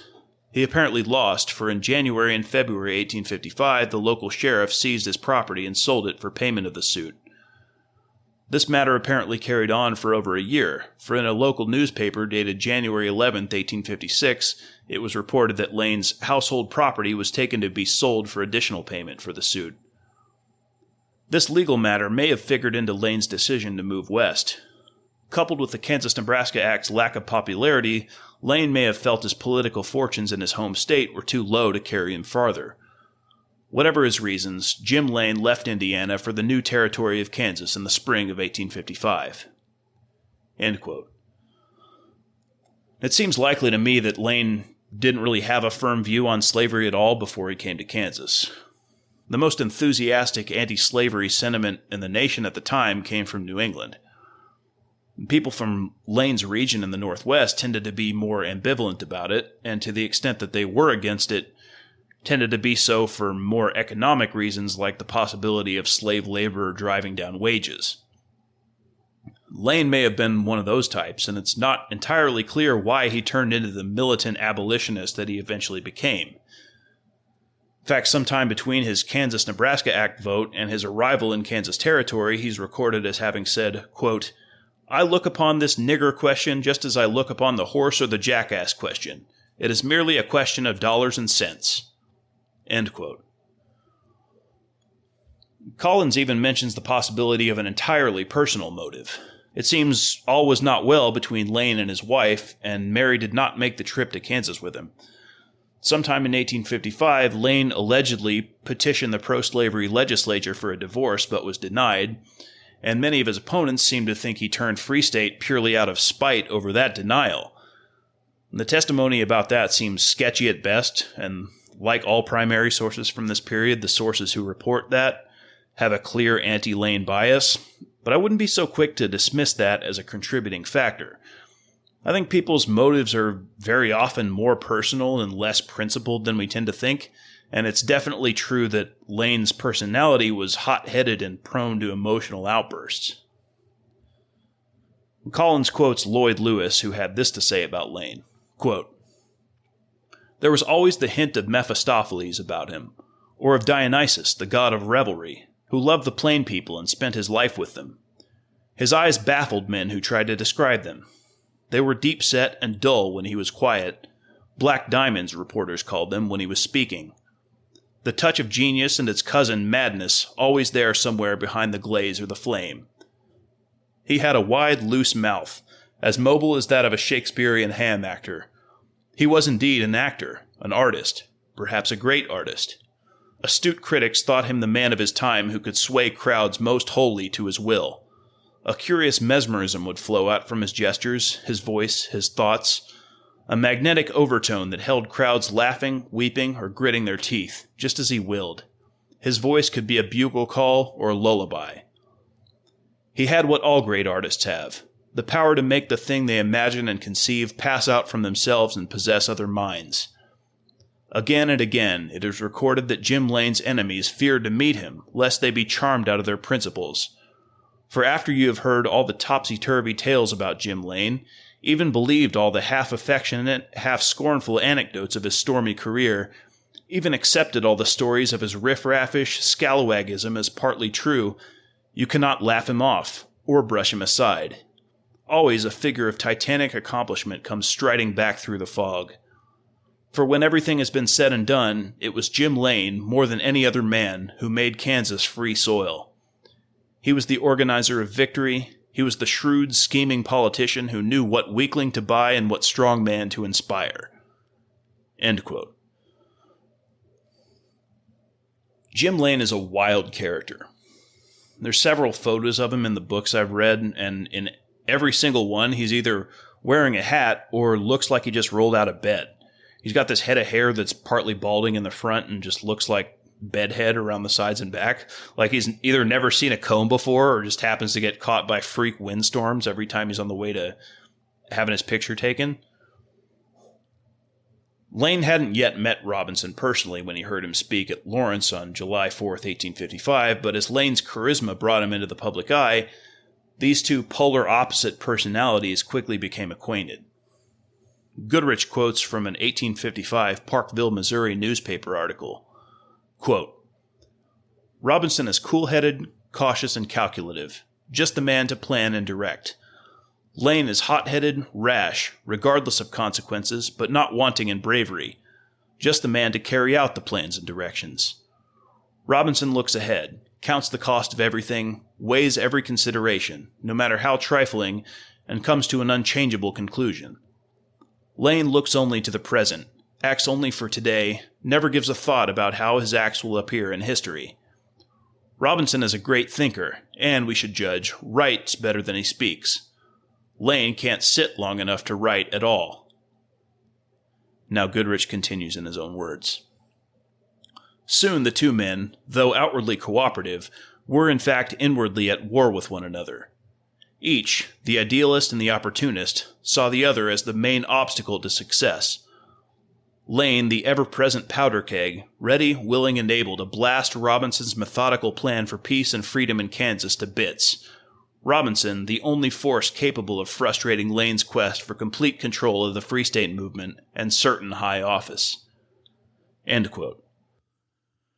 In August, Andrew Reeder, the first territorial governor of Kansas, became the first territorial governor of Kansas to either resign in frustration or be relieved. And he would be far from the last. Amid the brewing war talk, vicious rhetoric on both sides, and incidents like the one in Leavenworth from April that resulted in the death of one man and the tarring and feathering of another, the territory was rapidly beginning to seem more and more ungovernable. President Franklin Pierce relieved Reeder in August 1855 under pretense of Reeder's involvement in some illicit land speculation, but it seems likely that the real reason for Reeder's removal was his apparent increasing sympathies to the Free State movement. Pierce was actually a Northern Democrat, but his administration's support of the Kansas-Nebraska Act had aligned him strongly with the pro-slave faction. And as such, he couldn't have a strongly Free State-leaning territorial governor in Kansas, which it looked like Reeder might become. As Reeder's replacement, he appointed Wilson Shannon, a strong Democrat and Kansas-Nebraska Act supporter who, like Robinson, had gone to California during the gold rush. Part of Pierce's intent with that choice was to help heal the growing rift within his party between the strongly pro-slave Southern Democrats and the Northern Democrats who tended to be somewhat ambivalent on the slavery issue but favored things like popular sovereignty. Pierce saw Shannon as a choice who could satisfy both wings. Meanwhile, the pro-slave legislature of Kansas was working from the capital at Lecompton to stamp out any Free State sympathy in the territory while it held power. From Monahan, quote, First and foremost, it passed a slave code abridging the American rights of freedom of speech and of the press. The death penalty was imposed for helping a slave insurrection by either printed or spoken word. Death or imprisonment could be imposed for expressing an opinion calculated to help a slave escape. A fine of $500 might be imposed on anyone who refused to help apprehend a fugitive slave. Any person convicted of violating the Fugitive Slave Act or refusing to take an oath to uphold it was disfranchised, and the sheriff was empowered to exclude certain people from jury duty in cases that involved slavery. In addition, all voters were required to take an oath to uphold the obnoxious laws, and no period of residence was specified as necessary for voters. Thus, the fraudulent elections were upheld. End quote. Free State settlers became increasingly disgruntled under the pressure, but most fell well short of Robinson's radicalism. Remember, Robinson and his New England abolitionists were a small minority in the territory. Most Free Staters were of the Northwestern variety who, for the most part, just wanted to get on with their lives. Monahan continues, quote, Robinson's July 4th speech about revolution was much too radical for most of them. Men liked to complain but hesitated to stage an insurrection. It would be better, surely, to circumvent the pro-slavery legislature by peacefully electing a general convention to draft a free state constitution and ask for admission into the Union under it. The only obstacle to this plan was the distrust of the free state individuals for one another. Midland immigrants disliked Robinson's abolitionists almost as much as the Missouri usurpers. To them, the human race was divided into three classes: Yankees, niggers, and white people. Yet they must combine with the codfish aristocrats or submit to the Lecompton machine. Evading the hated New England influence, they convened at Big Springs, a cluster of 4 or 5 shake cabins and a hotel on the California road, halfway between Lawrence and Topeka. End quote. The convention at Big Springs was held September 5th. Ex-Governor Reeder made an appearance there, encouraging the 100 or so Free State delegates and showing that Pierce's assessment of him as showing Free State sympathies had been correct, or maybe he was just disgruntled at having been relieved. The convention was an attempt to fuse together the two wings of the Free State movement into a single cohesive party. Those wings were the progressive New England abolitionists under Robinson and the Aid Society, and the more conservative Northwestern Free Staters. Lane won an early victory over his rival Robinson in the election for Lawrence's delegate to Big Springs, and the trend mostly continued of the larger conservative Western wing winning out over the progressive New Englanders. Collins says the convention made 7 resolutions. 1, it urged unity within the Free State movement. 2, it encouraged resistance to out-of-state invaders. 3, it stated that being a free state was in Kansas' own best interest. 4, it allowed for fair and reasonable provisions for slaves already in the territory. And now for the controversial ones. 5, it suggested that no blacks, either slave or free, be allowed in the territory. 6, it disowned radical abolitionism and expressed support for fugitive slave laws pertaining to slaves escaped from Missouri. And 7, it stated that the Free State Party would not be an abolitionist party. Lane was a supporter of the moderate Western wing of the party, and Collins says the convention was successful in welding together the two wings. They said the moderates mostly won out over the radicals, but the radicals did get something out of the Big Springs Convention as well. If the policy resolutions were moderate, the methods to be employed were as radical as they could be. From Robinson's book, The Kansas Conflict, quote, "Resolved, that we owe no allegiance or obedience to the tyrannical enactments of this spurious legislature, that their laws have no validity or binding force upon the people of Kansas. Resolved, that we will resist them primarily by every peaceable and legal means within our power, until we can elect our own representatives and sweep them from the statute books. Resolved, that as soon as we ascertain that peaceable remedies shall fail, we will endure and submit to these laws no longer, and will resist them to a bloody issue." End quote. Goodrich says those resolutions amounted to, quote, "nothing more nor less than a second Declaration of Independence," end quote. They scheduled 2 more events for later in the fall. First, a convention in Topeka later in September to consider the propriety of the formation of a state constitution, and second, an election in October to choose a free state delegate to the U.S. Congress. At this point, you can kind of see what the strategy is. If they couldn't gain political power within the territory, the Free State Party would appeal directly to the federal government. They would draw up a state constitution that outlawed slavery, completely bypassed the approval of the pro-slave majority within the territory, and try to get the U.S. Congress to admit Kansas as a state under that constitution. Well, Charles Robinson led the Topeka Convention on September 19th, and this is when he and the convention declared the official pro-slave territorial legislature to be illegitimate, laying the public groundwork for Robinson's free state government. On October 1st, the official territorial government held an election in which John Whitfield was re-elected as the territory's congressional delegate. The Free State Party did not participate in that election and instead held one of their own on October 9th to send their own delegate to the U.S. Congress, which turned out to be none other than ex-Governor Reeder. Robinson hadn't fully rolled out his plan for an extra-legal free state government yet, but at this point, there were effectively 2 separate governments operating in parallel, one free state and one pro-slavery. Of course, the U.S. Congress would not recognize Reeder as a legitimate delegate, so the Free State Party still had some work to do. That October and November, they went through with their plans for a constitutional convention. This was held in Topeka from October 23rd to November 11th, and Lane and Robinson both attended as delegates. There took place the actual framing of what became known as the Topeka Constitution, the first of 4 state constitutions which would eventually be sent to Congress for approval. In addition to that, plans were made for early 1856 to hold elections for a free state territorial legislature. Also at this convention, Lane again showed his potentially violent side. It appears that a G.P. Lowry, private secretary to ex-Governor Reeder, accused Lane of some not exactly clear impropriety involving women. Collins writes, quote, "The issue at the heart of this scandal remains obscure. According to Indiana reporter Bob Markwalter, Lane's wife was having an affair. Kendall Bales wrote in 1962 that a Mrs. Lindsley of Lawrence accused Lane of attempting to seduce her, a charge Lane emphatically denied. A clipping in the Webb scrapbooks claimed that Lowry said Lane was making himself disagreeable to married women who had no sort of affinity for him.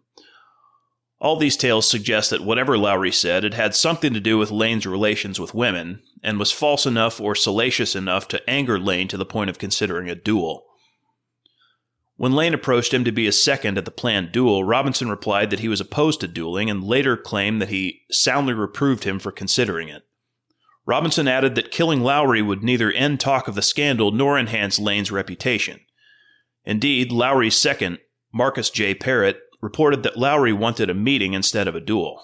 Lane was insistent on the matter. The battle was set for 8 in the morning, but Lane managed to postpone it until 11. That day, the convention began business as it had the day before. At 10, Lane made what Robinson called a characteristic speech that lasted almost an hour. When he was done, Lane gathered up his coat and hat and walked out. One of the delegates then announced that a hostile meeting was about to take place involving some of the members and put forward an expulsion resolution against the participants. The reason for such a resolution seems confusing, for according to Robinson, it was offered by one of Lane's allies. Robinson alleged that the resolution was a way for Lane to back out of the duel without giving in to Lowry. At that point, as the fight was about to begin, Robinson resigned as Lane's second in favor of Southerner James F. Legate. Legate told Lane that there would have to be a fight or Lane would have to withdraw his challenge. The tale becomes further confused because, according to Robinson, Lowry, whom the night before had not wanted a duel, now insisted upon one. Lane then backed down and withdrew his challenge. According to Kendall Bales, the duel ended when Lane and Lowry agreed to an equivocal document in which Lowry said his comments were intended as confidentially spoken to Parrott, without pretending to vouch for their truth or to injure Colonel Lane. Parrott and Legate accepted that statement as satisfactory, and everyone was to consider the affair honorably and finally settled. End quote. While all that politicking was going on in the Free State movement, the atmosphere was continuing to heat up at the ground level. Atchison, a new Kansas town about 50 miles or so up the Missouri River from Kansas City, like its namesake, the Senator, was becoming notorious for its pro-slavery fanaticism. And even so, that didn't stop certain fanatical Yankees from not only continuing to live there, but also being outspoken about their politics to the point of rashness. In August, a New Yorker named J.W.B. Kelly had words with Atchison slave owner Grafton Thomason after criticizing him publicly for not giving his deceased slave a proper burial. This is Goodrich quoting an article in the Lawrence Herald of Freedom. In response to Thomason, Kelly said, quote, that he did not speak to men who owned Negroes. Mr. Thomason did not wait for a further expression from him, but seized the independent individual and nearly wore him out against the ground. A friend of Kelly's attempting to interfere was, by one blow from the powerful fist of Mr. Thomason, landed backwards on the other side of Jordan. Kelly was knocked down and pounded with stones about the head and face until he was rendered entirely blind and his head cut up in the most shocking manner. End quote. It seems Kelly learned his lesson and promptly left town when ordered the next day, and a circular was published warning other Aid Society members in town to leave or suffer similar or worse consequences. But not all abolitionists got the message. The very day Kelly left town, the Reverend Pardee Butler rode into town to speak to a different Kelly, Robert S., editor of the Atchison Squatter Sovereign and business partner to John Stringfellow. Butler himself wrote, quote, "The threats of the squatter sovereign had been so savage and barbarous that I wanted to carry back to my friends in Illinois some evidence of what was going on. I went, therefore, to the squatter sovereign printing office to purchase extra copies of that paper. I was waited on by Robert S. Kelly. After paying for my papers, I said to him, 'I should have become a subscriber to your paper some time ago, only there is one thing I do not like about it.' Mr. Kelly did not know me and asked, 'What is it?' I replied, 'I do not like the spirit of violence that characterizes it.' He said, 'I consider all free soilers rogues, and they are to be treated as such.' I looked at him for a moment steadily in the face, and then said to him, 'Well, sir, I am a free soiler, and I intend to vote for Kansas to be a free state.'" End quote. And this is something that really gets me about guys like Butler. They just can't seem to resist telling everyone their opinion at every possible opportunity, even at risk to their own life. I don't know if this is a characteristic of Yankees in general or just of Butler. Seems to me like it probably was a characteristic of Yankees in general, or maybe just Americans in general, and that Butler had even more of it than most. Butler could easily have just gone into the newspaper office, bought a few papers, and sent them to his friends in Illinois like he said he wanted to do, but he couldn't resist telling Kelly, the newspaper editor, that he was a free soiler. And then he walked around town for a couple hours, loudly telling people how right he was and how wrong they were about slavery, and condemning the beating of J.W.B. Kelly from the day before. I mean, look, there's a time and a place for speaking your mind. I'm not saying people shouldn't say what they believe or even sometimes be loud and outspoken about their beliefs. All I'm saying is that it's not that hard to predict outcomes in certain situations. I mean, if a white person just walked through Harlem yelling the N-word everywhere, it's not that hard to predict what would happen. And if he somehow survived and complained afterward about his treatment, I think most people would say, "What are you complaining about? You knew exactly what would happen when you did that." Most people would probably even say that he kind of deserved what he got. And what we have here is Butler rides into Atchison, fully aware of how rabidly pro-slave it is, fully aware of the fact that J.W.B. Kelly had been beaten to a pulp the day before for expressing an anti-slavery opinion, and he just walks around town provoking people. To me, it doesn't even matter whether his position was right or not. At this point, he was just playing with fire, and he deserved everything he was about to get. His plan was to stay at a hotel overnight and catch a steamboat down the river in the morning. Once he was done riling up the whole town for the night, he checked into his hotel, and the next morning was met with the completely predictable reaction from the townspeople. He writes, quote, "I heard someone call my name and rose up to go downstairs, but was met by 6 men, bristling with revolvers and bowie knives, who came upstairs and into my room. The leader was Robert S. Kelly.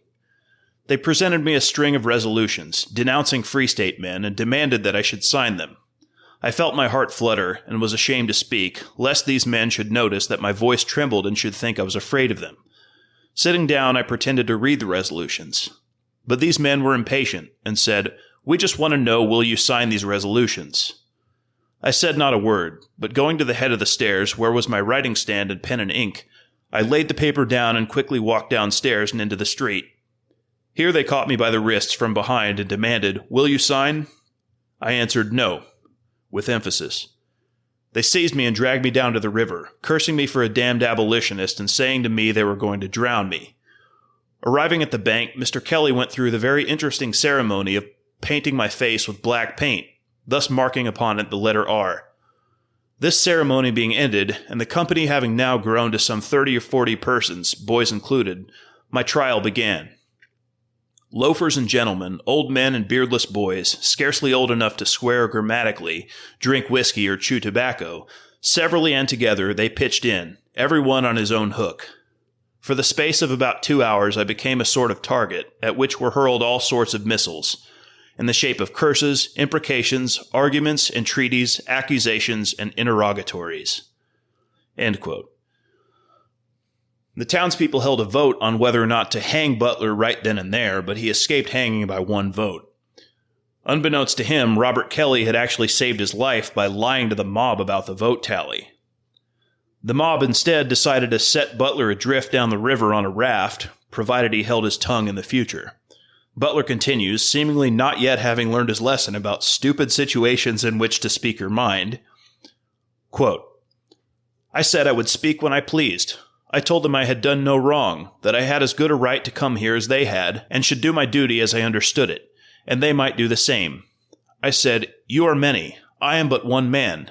Dispose of me as you think best. I ask no favors of you. When the raft was completed, I was ordered to take my place on it. I said, Gentlemen, if you do not take my life, and Providence permits, I shall come back to Atchison. They said, If you come back to Atchison, we will hang you. They offered to show me the very tree on which they would hang me. They took a skiff and towed the raft out into the middle of the Missouri River. As we swung away from the bank, I rose up and said, If I am drowned, I forgive you. But I have this to say to you. If you are not ashamed of your part in this transaction, I am not ashamed of mine. Goodbye. Floating down the river, alone and helpless, I had opportunity to look about me. I had noticed that they had put up a flag on my raft, but had paid no attention to it. Now I looked at it, and it charged me with stealing Negroes. The picture on the flag was that of a white man riding at full gallop, on horseback, with a Negro behind him. The flag bore this inscription, Greeley to the rescue. I have a nigger. The Reverend Mr. Butler, agent for the Underground Railroad. This flag I pulled down, and made a paddle of the flagstaff. The river was rapid, and there were in the river heaps of driftwood, called rack heaps, dangerous places into which the water rushed with great violence. But from these I was mercifully saved. And though I could not swim, I landed a few miles below Atchison, without harm or accident. End quote. Another free soiler, Ohioan Samuel Walker, also had words with a group of men he took to be Missourians that summer. He'd already had one run-in with Missourians on a steamboat up the river from St. Louis when the captain kicked him and his family off the boat at Boonville, barely over halfway to Kansas City. He was able to buy oxen and a wagon to continue the trip, and sometime later, while still in Missouri, one of his daughters slipped under the wagon and broke her leg. He knocked on the door of the nearest house, which turned out to be that of a pro-slave Baptist minister, but was refused entry on account of his anti-slavery sympathies. And for the rest of his trip through Missouri, he was unable to find any house that would take in his injured daughter for a night. Walker and his family eventually completed the trip and settled outside Lawrence. He wrote that in the summer of 1855, quote, I was at work one day on my cabin when a body of about 150 mounted men came in sight. As they came nearer, I saw that they were border ruffians. The leader advanced near me and wanted to know where in hell I was from. I told him I came from Ohio. God damn you, was his rejoinder. You had better go back there quick. He would give me 2 weeks to get out, as he was coming up at the expiration of that time to drive all the damned nigger stealers from the territory. As soon as the Missourians were out of sight, I dropped my axe and started around the settlement to let my friends know what was up. I traveled all night afoot, and the next day 86 men met at my cabin. We organized ourselves into a military company. End quote. It seems nothing came of that particular incident, but the atmosphere was a powder keg regardless. The hatred was mutual on all sides, including between the Eastern and Western Free Staters. Goodrich writes, quote, Probably no more diverse population ever came together anywhere in America than that which converged on Kansas in the 1850s. Along with the normal flow of Irish, German, and English immigrants were added Puritan New Englanders, Deep South planters, yeomen from the Old Northwest, border state hemp growers, Jewish merchants, African slaves, and reservation Indians. Among them all, however, none viewed the land and its occupants with more surprise, shock, and very often revulsion, and none were themselves seen as more alien to the new country than the northeastern Yankees. Unlike most who came to Kansas, a sizable minority of New Englanders saw the territory as a temporary home at best, a brief battleground to be endured until Kansas had been saved from slavery and the scene of action shifted elsewhere. Consequently, it was with no small amount of irritation and impatience that the well-educated idealists tolerated their earthy neighbors. With a cold, superior mien that could cut deeper than a Missourian's curse, the haughty New Englanders were at first contemptuous of the habits and mannerisms of their fellow free soilers from Illinois, Indiana, and Ohio. Their quaint mode of building homes with chimneys on the outside, their haphazard fencing of fields, their primitive concepts of democracy, their irreverent religious conduct, their vulgarisms and rustic language and phrases such as powerful bad, mighty weak, and right smart. Eastern eyebrows raised at the ungoverned appetites of both sexes at the table, and fine ladies were shocked when young Western women smoked, chewed, spit, and referred to their husbands as the old man. In a paternal, impatient way, the Yankees were always quick to correct their ignorant, errant brothers and sisters on the right way of doing things. End quote. And then he quotes Josiah Miller of the Kansas Free State, which was the more moderate of the two Free State newspapers in Lawrence at this time, the more radical abolitionist one being the Herald of Freedom. Just keep in mind this is from an anti-slavery newspaper editor, and I quote this to illustrate the feelings of Western Free Staters toward the Eastern Yankees. Miller writes, quote, "We have no sympathy with that class of people who pin themselves to a small portion of God's footstool and stick there until their whole souls and minds become contracted into the narrowness of a nutshell. They know nothing of human nature outside their own selfish and contracted hearts. The Eastern immigration of this place come to Kansas for the purpose of instructing the Western people how to build up a model New England state. They're advised from headquarters to avoid the use of all Western vulgarisms and to cherish their New England habits and customs. They like the Immigrant Aid Company because it sends out a large body of New Englanders so that they can have their own society, etc. They work themselves into a belief that Western men, and especially Missourians, are of an inferior order of people, unfit for social intercourse, and unless a man agrees with them in all their particular notions about building up a model state, he is charged as a Missourian, as this is the worst epithet, in their opinion, they can apply to anyone they dislike. We would now sincerely advise these wise men of the East of the fact that the great majority of the settlers of Kansas are now and will be Western men. This being the case, these refined gentlemen may just as well make up their minds at once to consider Western men as human beings and conclude to associate with them." End quote. It seems that opinion was warranted. Here's an example from a New York Tribune correspondent of how the Yankees viewed Westerners, especially Missourians. Quote, "They are a queer-looking set, slightly resembling human beings, but more closely allied in general appearance to wild beasts. An old rickety straw hat, ragged shirt, buttonless corduroys with a leather belt, and a coarse pair of mud-covered boots constitute a full dress. They never shave or comb their hair, and their chief occupation is loafing around whiskey shops, squirting tobacco juice and whittling with a dull jackknife. They drink whiskey for a living, and sleep on dry goods boxes. They generally carry a huge Bowie knife and a greasy pack of cards. They are generally about 6 feet high, spindle-shanked and slab-sided. It would be an insult to the brute creation to call them brutes. They are down on schools, churches, and printing offices, and revel in ignorance and filth." End quote. With all this hatred on all sides, fueled by cultural differences, religious commitments, and vicious media rhetoric, it seems almost miraculous that the situation hadn't erupted into open warfare already. But Kansas Territory was a powder keg, and all that was needed was a spark to set it off. To frame this incident we're about to talk about, I want to call your attention back to those 1 or 2 incidents from the fall of the previous year. Not quite a year ago at this point in the story, where 1 or 2 unnamed pro-slavery settlers were killed by Free Staters. Those incidents passed mostly without notice in the territory, let alone in the wider nation as a whole. The killing of Free Stater Charles Dow would turn out much differently. As the new governor, Wilson Shannon, was still trying to get his bearings in his difficult new post, a land claim dispute at the settlement of Hickory Point near Lawrence boiled over into violence. Monahan writes, quote, "Serious trouble came sooner than Shannon expected. 10 miles south of Lawrence, in the timber area, property lines were difficult to determine.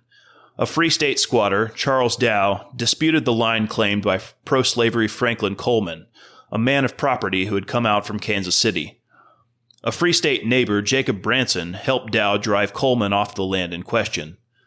Later in the day, November 21st, as Dow walked from a nearby blacksmith shop, he met Coleman on the road. What passed between them is not known, but Dow's body was found 30 yards beyond the meeting place, his back riddled with shotgun slugs, Coleman's ammunition. The murder of a Free State man by a pro-slavery settler created more excitement than the killing of the pro-slavery man by the Free State settler last November. The intervening months had taught Free State men to hate all pro-slavery Missourians. Moreover, Eastern philanthropists promised to back Free State resistance. To avenge Dow's death, they grabbed their guns and threatened vengeance. Coleman and his pro-slavery neighbors, some 15 families, packed their wagons and whipped away to Shawnee Mission, determined to get help and return to their homes. News of the murder was carried by spurring riders to other Free State communities. 100 men congregated at the fateful scene. Only 2 of them from Lawrence, Sam N. Wood, the little Ohio Quaker who had responded to Robinson's belligerent 4th of July speech, and Sam F. Tappan, correspondent for the Boston Journal and New York Times. These young newspaper reporters had come to make news as well as report it. End quote. 2 things I want to point out about that. First, the killing itself was, by all accounts, not political. Coleman killed Dow over a land dispute, not over the issue of slavery. I haven't found any record of how long Coleman and Dow had lived next to each other, what their relationship was like before the claim dispute, or how aware they were of each other's views on slavery. It's very possible that their political views contributed to the general bad blood between them, but the killing itself was more about the property line than anything political. Second, the way the media will influence public perception of the incident. The Free State press seized on this instantly as an egregious example of unprovoked pro-slavery aggression towards Free Staters. The territory was overall much more keyed up for a fight at this point than it had been the previous year. The previous year, there hadn't been an extra-legal Free State government complete with militia forming in Lawrence and Topeka, for example. The previous year's victim had been pro-slavery, but this one was Free State, and the New England-led Free State movement looked to be much more aware of the nature of this conflict than the Missourian faction. They understood they were in a war of optics and propaganda, and at some level it didn't matter what the actual facts on the ground were. It mattered what the general public believed about the facts on the ground. And so the incident became, in the public eye of Free Staters in Kansas as well as the wider North, simply an act of unprovoked aggression by a pro-slavery settler. Coleman turned himself in to Governor Shannon at Shawnee Mission and claimed self-defense in the shooting, which seems a little sketchy given that Dow had been shot in the back. He also sought a warrant for the arrest of Dow's friend Jacob Branson, who he claimed had threatened retaliation for the killing. Goodrich picks up the story from there. Quote, soon after the murder, pro-slavery cabins in the area were engulfed in flames, with frightened families fleeing toward Missouri for their lives.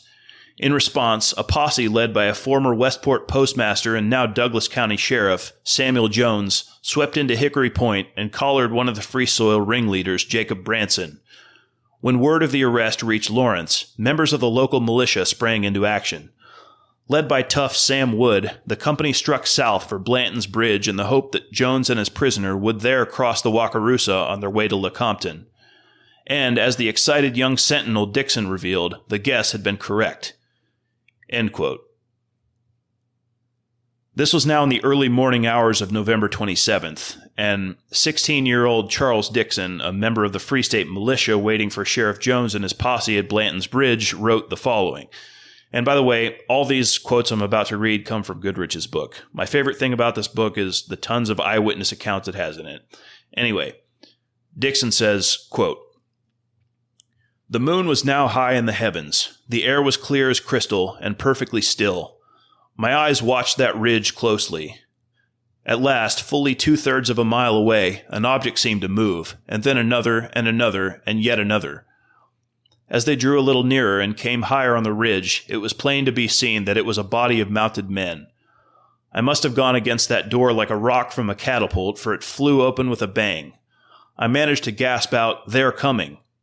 It was all I could say, but its effect was electrical. Immediately after my announcement, the light went out. Pell-mell, we rushed out of the house. There, standing bunched up in the shadow of the building so we could not be seen by anyone approaching from the south, we awaited in absolute silence the coming of the party. End quote.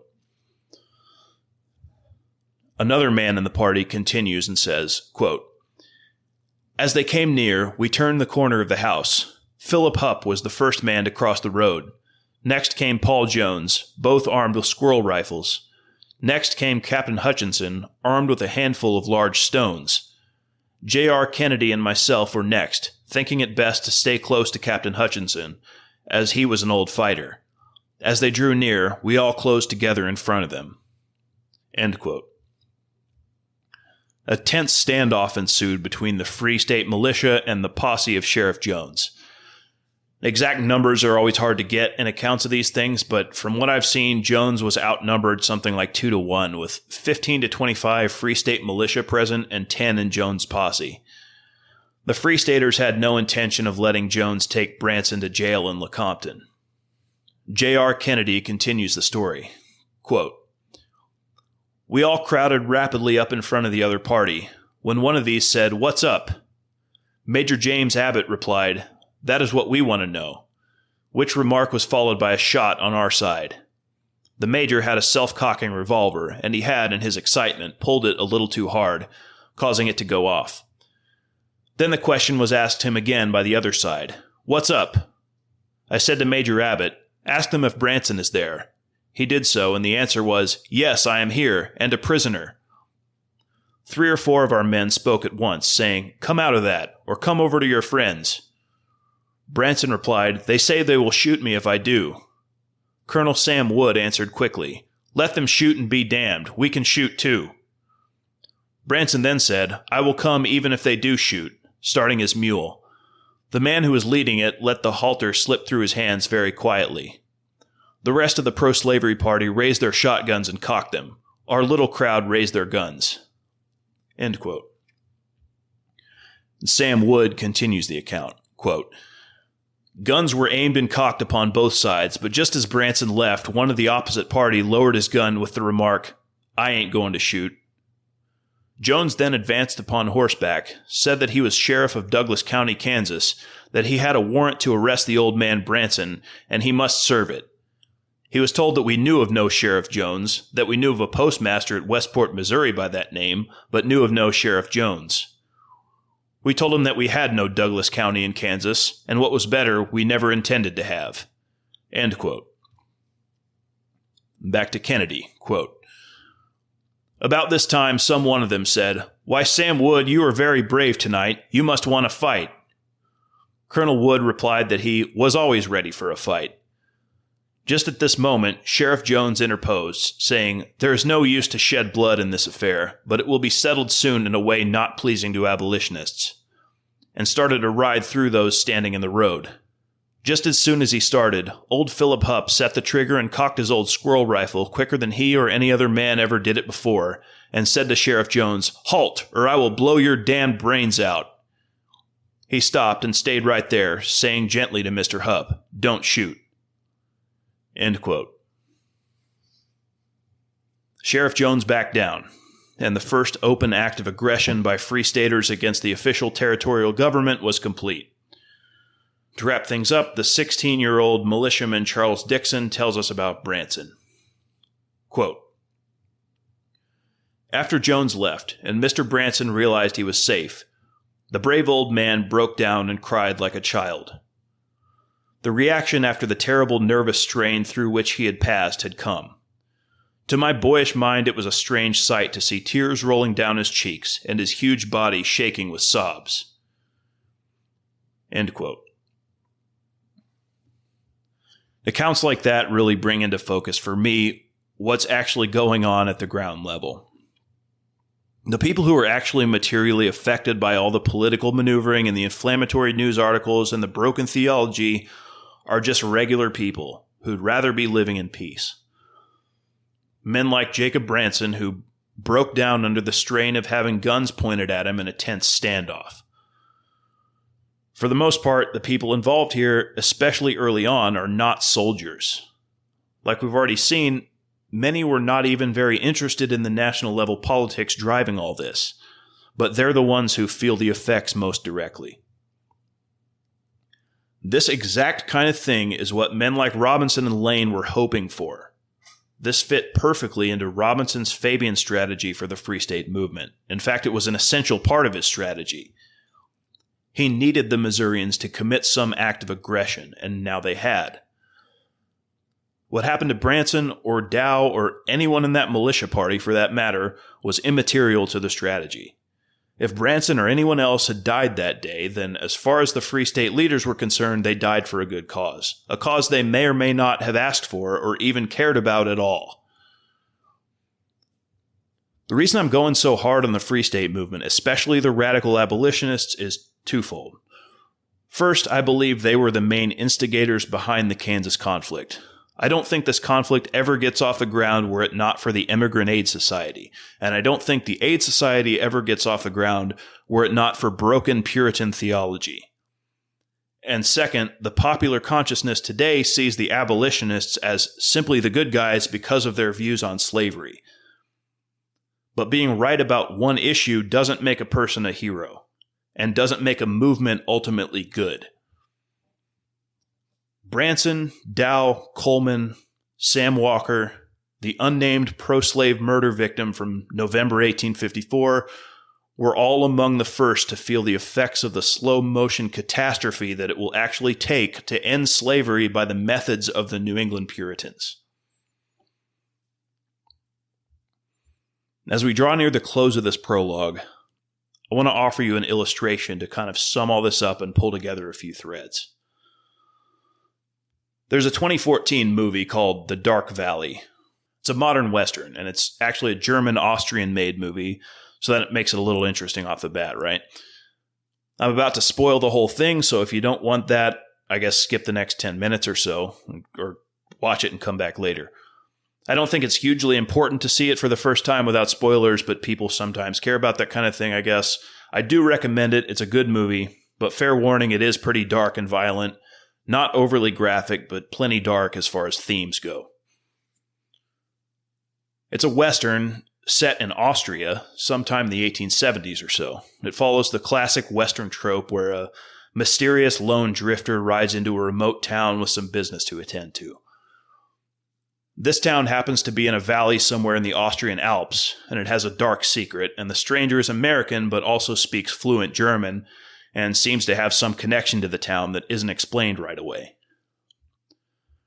What's revealed over the course of the story is that the town is ruled by a tyrannical old man named Brenner and his 6 sons, and for a couple of generations now they've been claiming the right of prima nocta over the whole valley, which means, of course, that whenever there's a local wedding, Brenner or one of his 6 sons gets first dibs on the bride. Well, the stranger, named Greider, is here to set everything right and put a stop to all that. And of course, there's a young couple in the village about to get married soon who don't want to have to deal with it, and that adds some urgency to things. Greider covertly takes out 2 of the Brenner sons, along with the priest who's been supporting and condoning this whole practice. Then Greider's connection to the town is revealed. Turns out he's the son of a woman who rebelled. It's revealed in a flashback that 20-some years ago, Greider's mother and her new husband tried to flee the valley rather than submit to prima nocta. They hid out in an inn, but the innkeepers were paid off by Brenner and gave them up. The husband was crucified as punishment, but the wife, who was by then pregnant, escaped and fled across the pond to America. So now Greider, raised in America by an Austrian mother, is back in her hometown to take care of unfinished business. He takes on the remaining 4 Brenner sons in a 4-on-1 gunfight outside of town and kills them all with the help of his trusty Winchester repeating rifle, while the 4 brothers are all armed with single-shot or double-barrel breech loaders. Then he figures the hard part is over, and now all that's left is to go back into town and take out the bedridden old man, Brenner. And if this was a classical Golden Era Western, that's probably how it would end. You know, the bad guys are all dead, the townspeople are free, the good guy rides off into the sunset. But this isn't a classical Golden Era Western. When Greider gets back to town, he's surprised and ambushed by the local blacksmith, who we've barely seen up to now. Because it turns out, as evil and terrible as the Brenners were, most of the local population is completely under their thumb, and some are loyal enough to them to actually fight for them. It's like mass Stockholm syndrome or something. Greider is wounded and almost killed by the blacksmith, but Lucas, the groom of the young couple mentioned earlier, helps him out and shoots the blacksmith dead. Grider goes into Old Man Brenner's house and confronts him as he lies sick in bed. And we get the final reveal of the movie, which is that Grider's mother didn't completely escape. Brenner got to her first. Old Man Brenner is actually Grider's father, and the 6 Brenner sons Grider has already killed were in fact his own half-brothers. Well, Grider finishes the job and kills his father because this isn't the kind of movie where the righteous hero spares the villain's life out of some moral qualm about killing an unarmed man. Grider ends up bedridden for weeks from infection of the wound he suffered at the hands of the blacksmith, but he eventually recovers, and when the snow melts in the spring, he rides out, never to be seen again, leaving the people of the valley to an uncertain future without their former tyrants. In the end, as everything wraps up, Lucy, the bride of Lucas, who's been providing some voiceover narration throughout, explains the attitude of the villagers toward Grider. Quote, "Nobody said a thing, although there were many who wanted to chase him away, or do worse. Old Brenner had sowed his seed in every family, and freedom is a gift that not everyone likes to receive." End quote. I had seen this movie years ago, but watched it again recently while in the middle of work on this episode, and I realized it's absolutely perfect for symbolism. What we have is an American who rides into a place to take care of what he sees as a clean, simple injustice. It's a foreign place that's not his, but he does have a connection to it that he's not fully aware of. He doesn't find out that he's Brenner's son until the very end. What he does know is that he can see a clean, simple, victim and oppressor situation. And like all Americans, his impulse is to say, well, all we need to do is kill the oppressors and then everything will be better. But Grider's motive was never about helping the townspeople. Remember, he's a foreigner to this place. He's never lived in the village. He doesn't know anyone there. He has no idea how they feel about the situation or whether or not they actually want to be liberated. The first people he meets when he rides in are the Brenner sons, who are psychopathic and power drunk, and then Lucy and Lucas, who are the 2 clearest examples of people who definitely do want to be liberated. But that's it. He never gets to know anyone else in town. He just assumes Lucy and Lucas are representative of everyone's attitude, because in his eyes, why wouldn't everyone want to be liberated? And again, that's because his motive was never really to help the townspeople. His motive is vengeance against the Brenners for what they did to his mother and the man he formerly thought was his father. If he can help the townspeople along the way, great, but at root his motive is more personal and less noble than that. For that reason, he completely fails to consider the real-world consequences of his actions for the people who will actually have to deal with the fallout. He's a lone Western gunslinging drifter. Just as he's never lived in the village before, he'll never live there in the future either, so the fallout won't affect him.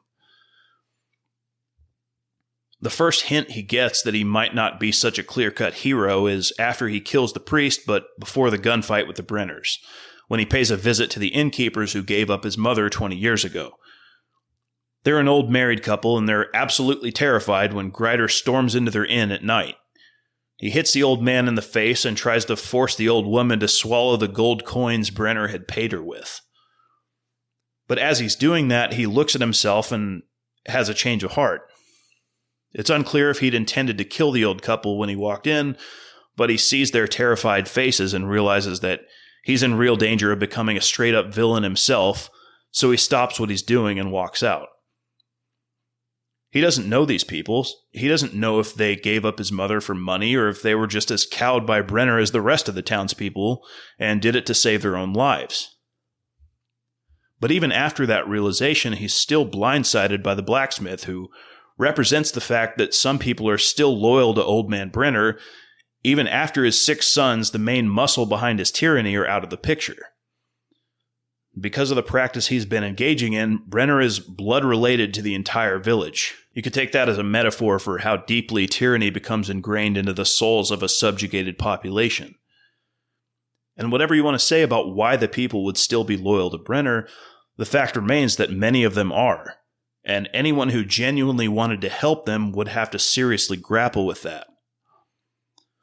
But Grider is blinded by that pesky American devil of false dialectics, as well as his own drive for revenge, and he'll solve the problem in his good old-fashioned American way of just killing the bad guys.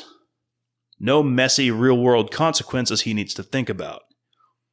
Even the guns in this movie are symbolic of that idea. Grider is the only one with a Winchester repeater, and everyone else is armed with single-shot or double-barrel rifles or shotguns, so like every good American, he has the clear firepower advantage.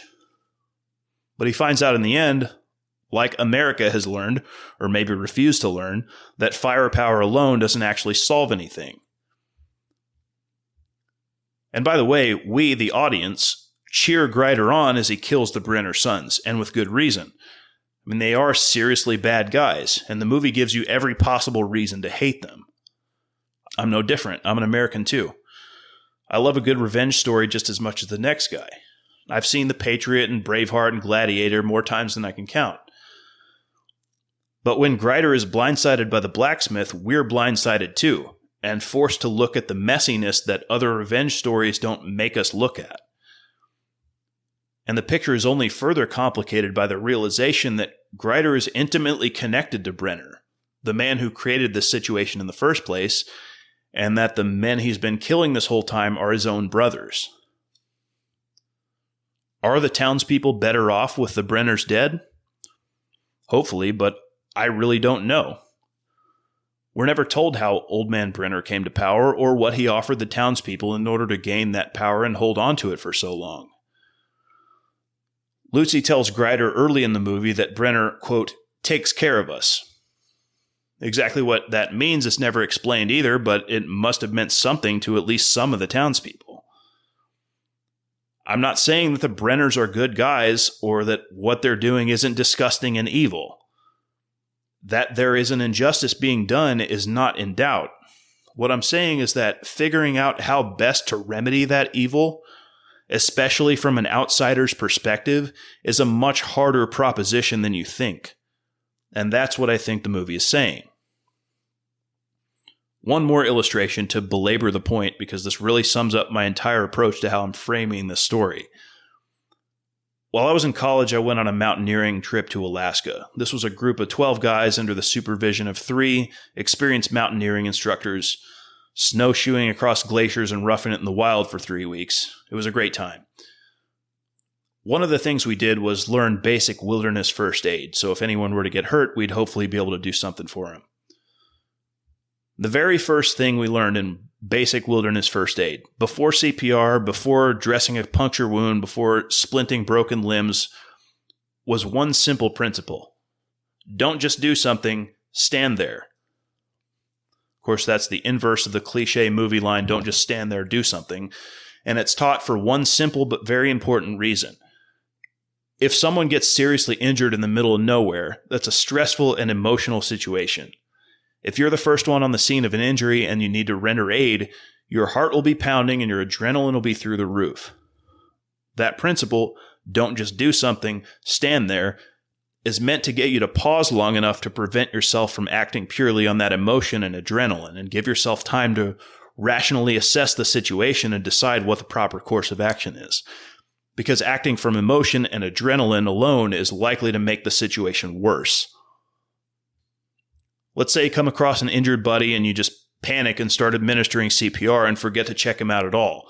But it turns out he doesn't actually need CPR, but he does already have 5 broken ribs, and your chest compressions are just making that injury way worse.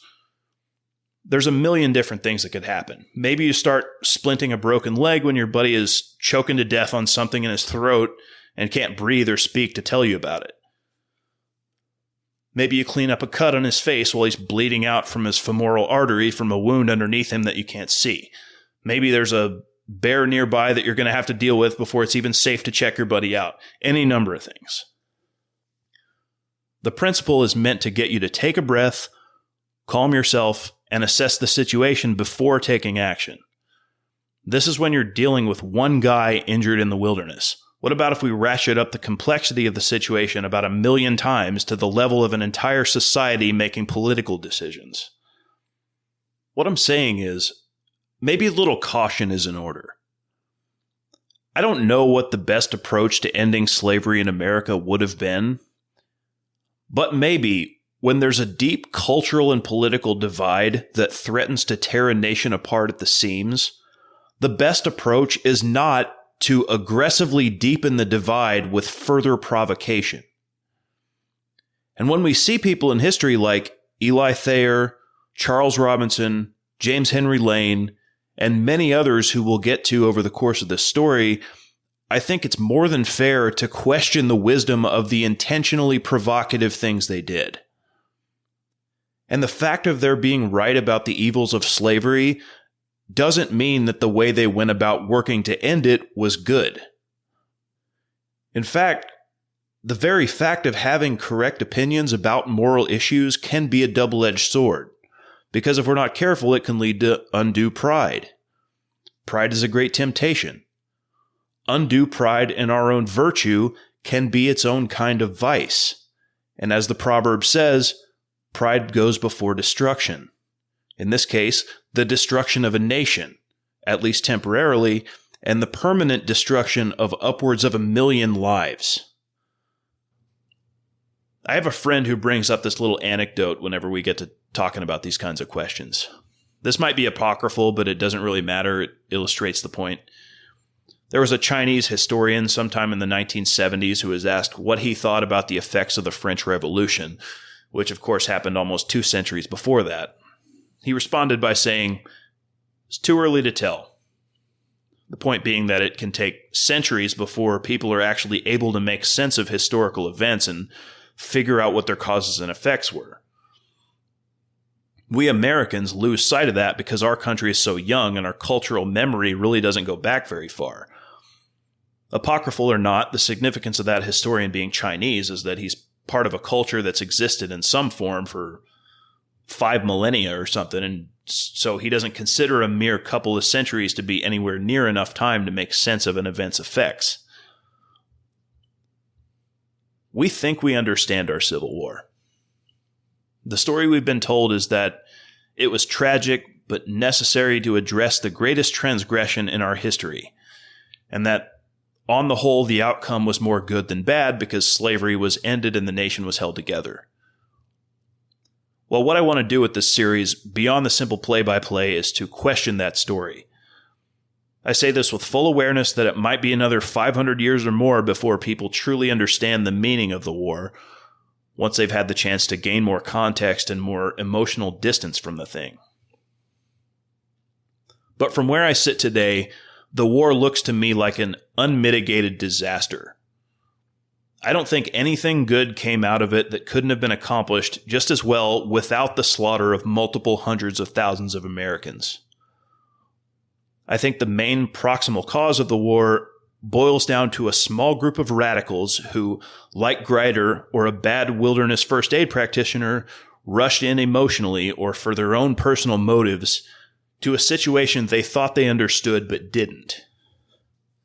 And Kansas and Missouri, followed soon by the rest of the nation, would pay with blood for those mistakes. But it takes two to tango, of course. The New England abolitionists couldn't have started a war all on their own. Shortly after the rescue of Branson, Sheriff Jones sent the following dispatch to Governor Shannon. Quote, "Last night, I, with a posse of 10 men, arrested one Jacob Branson by virtue of a peace warrant regularly issued, who, on our return, was rescued by a party of 40 armed men, who rushed upon us suddenly from behind a house upon the roadside, all armed to the teeth with Sharp's rifles.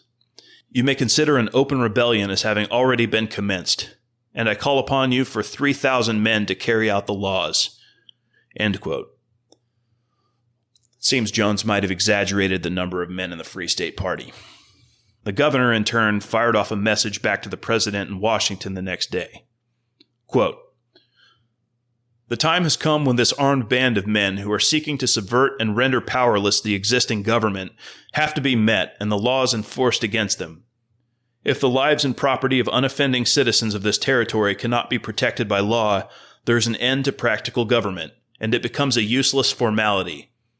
The excitement along the border is running wild. This feeling and intense excitement can still be held in subordination if the laws are faithfully executed. Otherwise, there is no power here that can control this border excitement, and civil war is inevitable.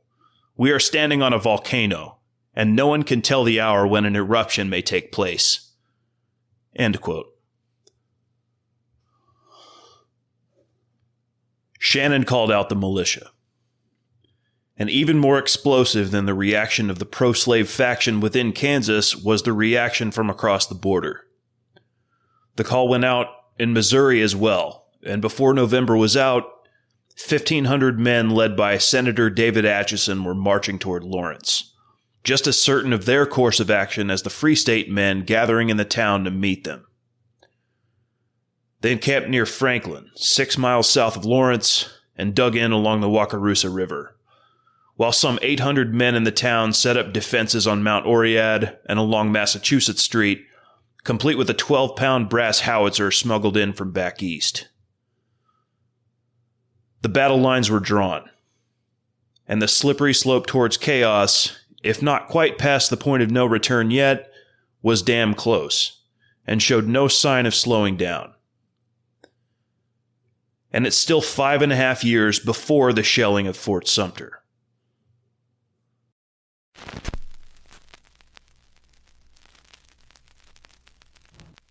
Rock of ages left for me, let me hide myself in thee.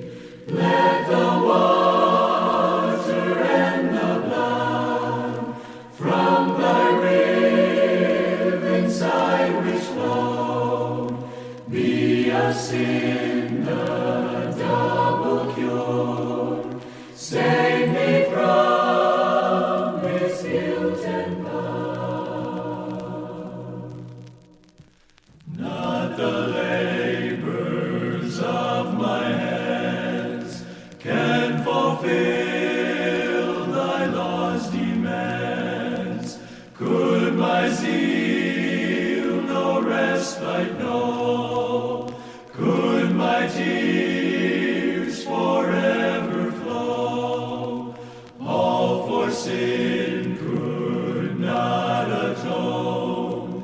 Thou must save, and thou alone. Nothing in my hand I bring, simply to thy cross I cling. Naked come to thee for dress, helpless look to thee for grace. Fall I to the fountain fly, wash me, Savior, or I die. While I draw this fleeting breath, when mine eyes shall close in death, when I soar to worlds unknown, see thee on thy judgment throne. Rock of ages cleft for me, let me hide myself in thee.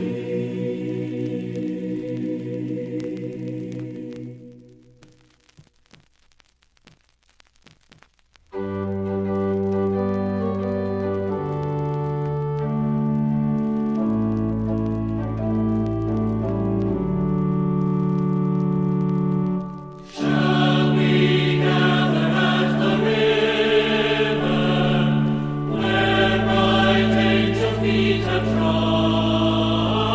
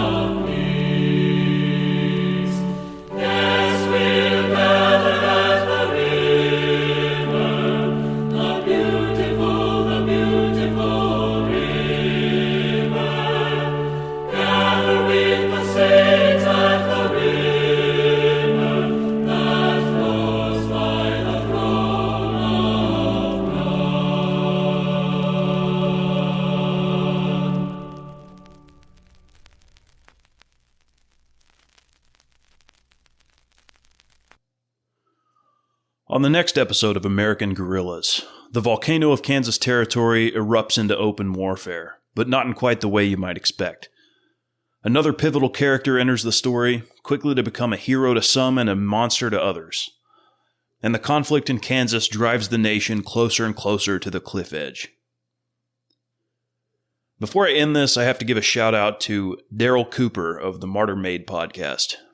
Not that he needs a shout out from me, but I think it's always good to give credit where it's due regardless, and Martyr Made has been my main inspiration for doing this show. I don't know Daryl or anything, he'll probably never hear this, but on the off chance he does, thank you, Daryl, for the inspiration, and thank you even more for the excellent work you've been putting out for close to a decade now. And to my listeners, if you like long-form history and you somehow haven't found Martyr Made yet, you need to fix that right now. I recommend starting with the series called God's Socialist on Jim Jones and the People's Temple. For my money, that's the best thing Daryl has done, but you really can't go wrong with any of it.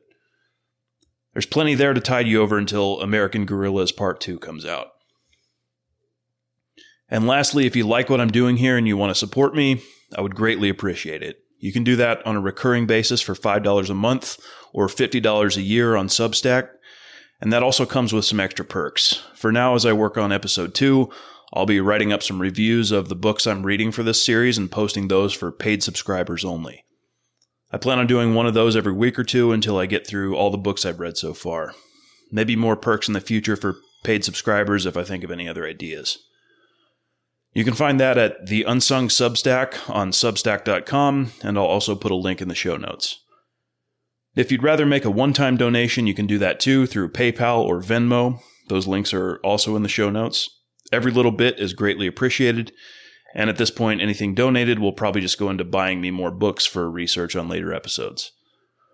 Like I said in the intro, I've already done the bulk of the research for episode 2, so that shouldn't take too much longer to get out.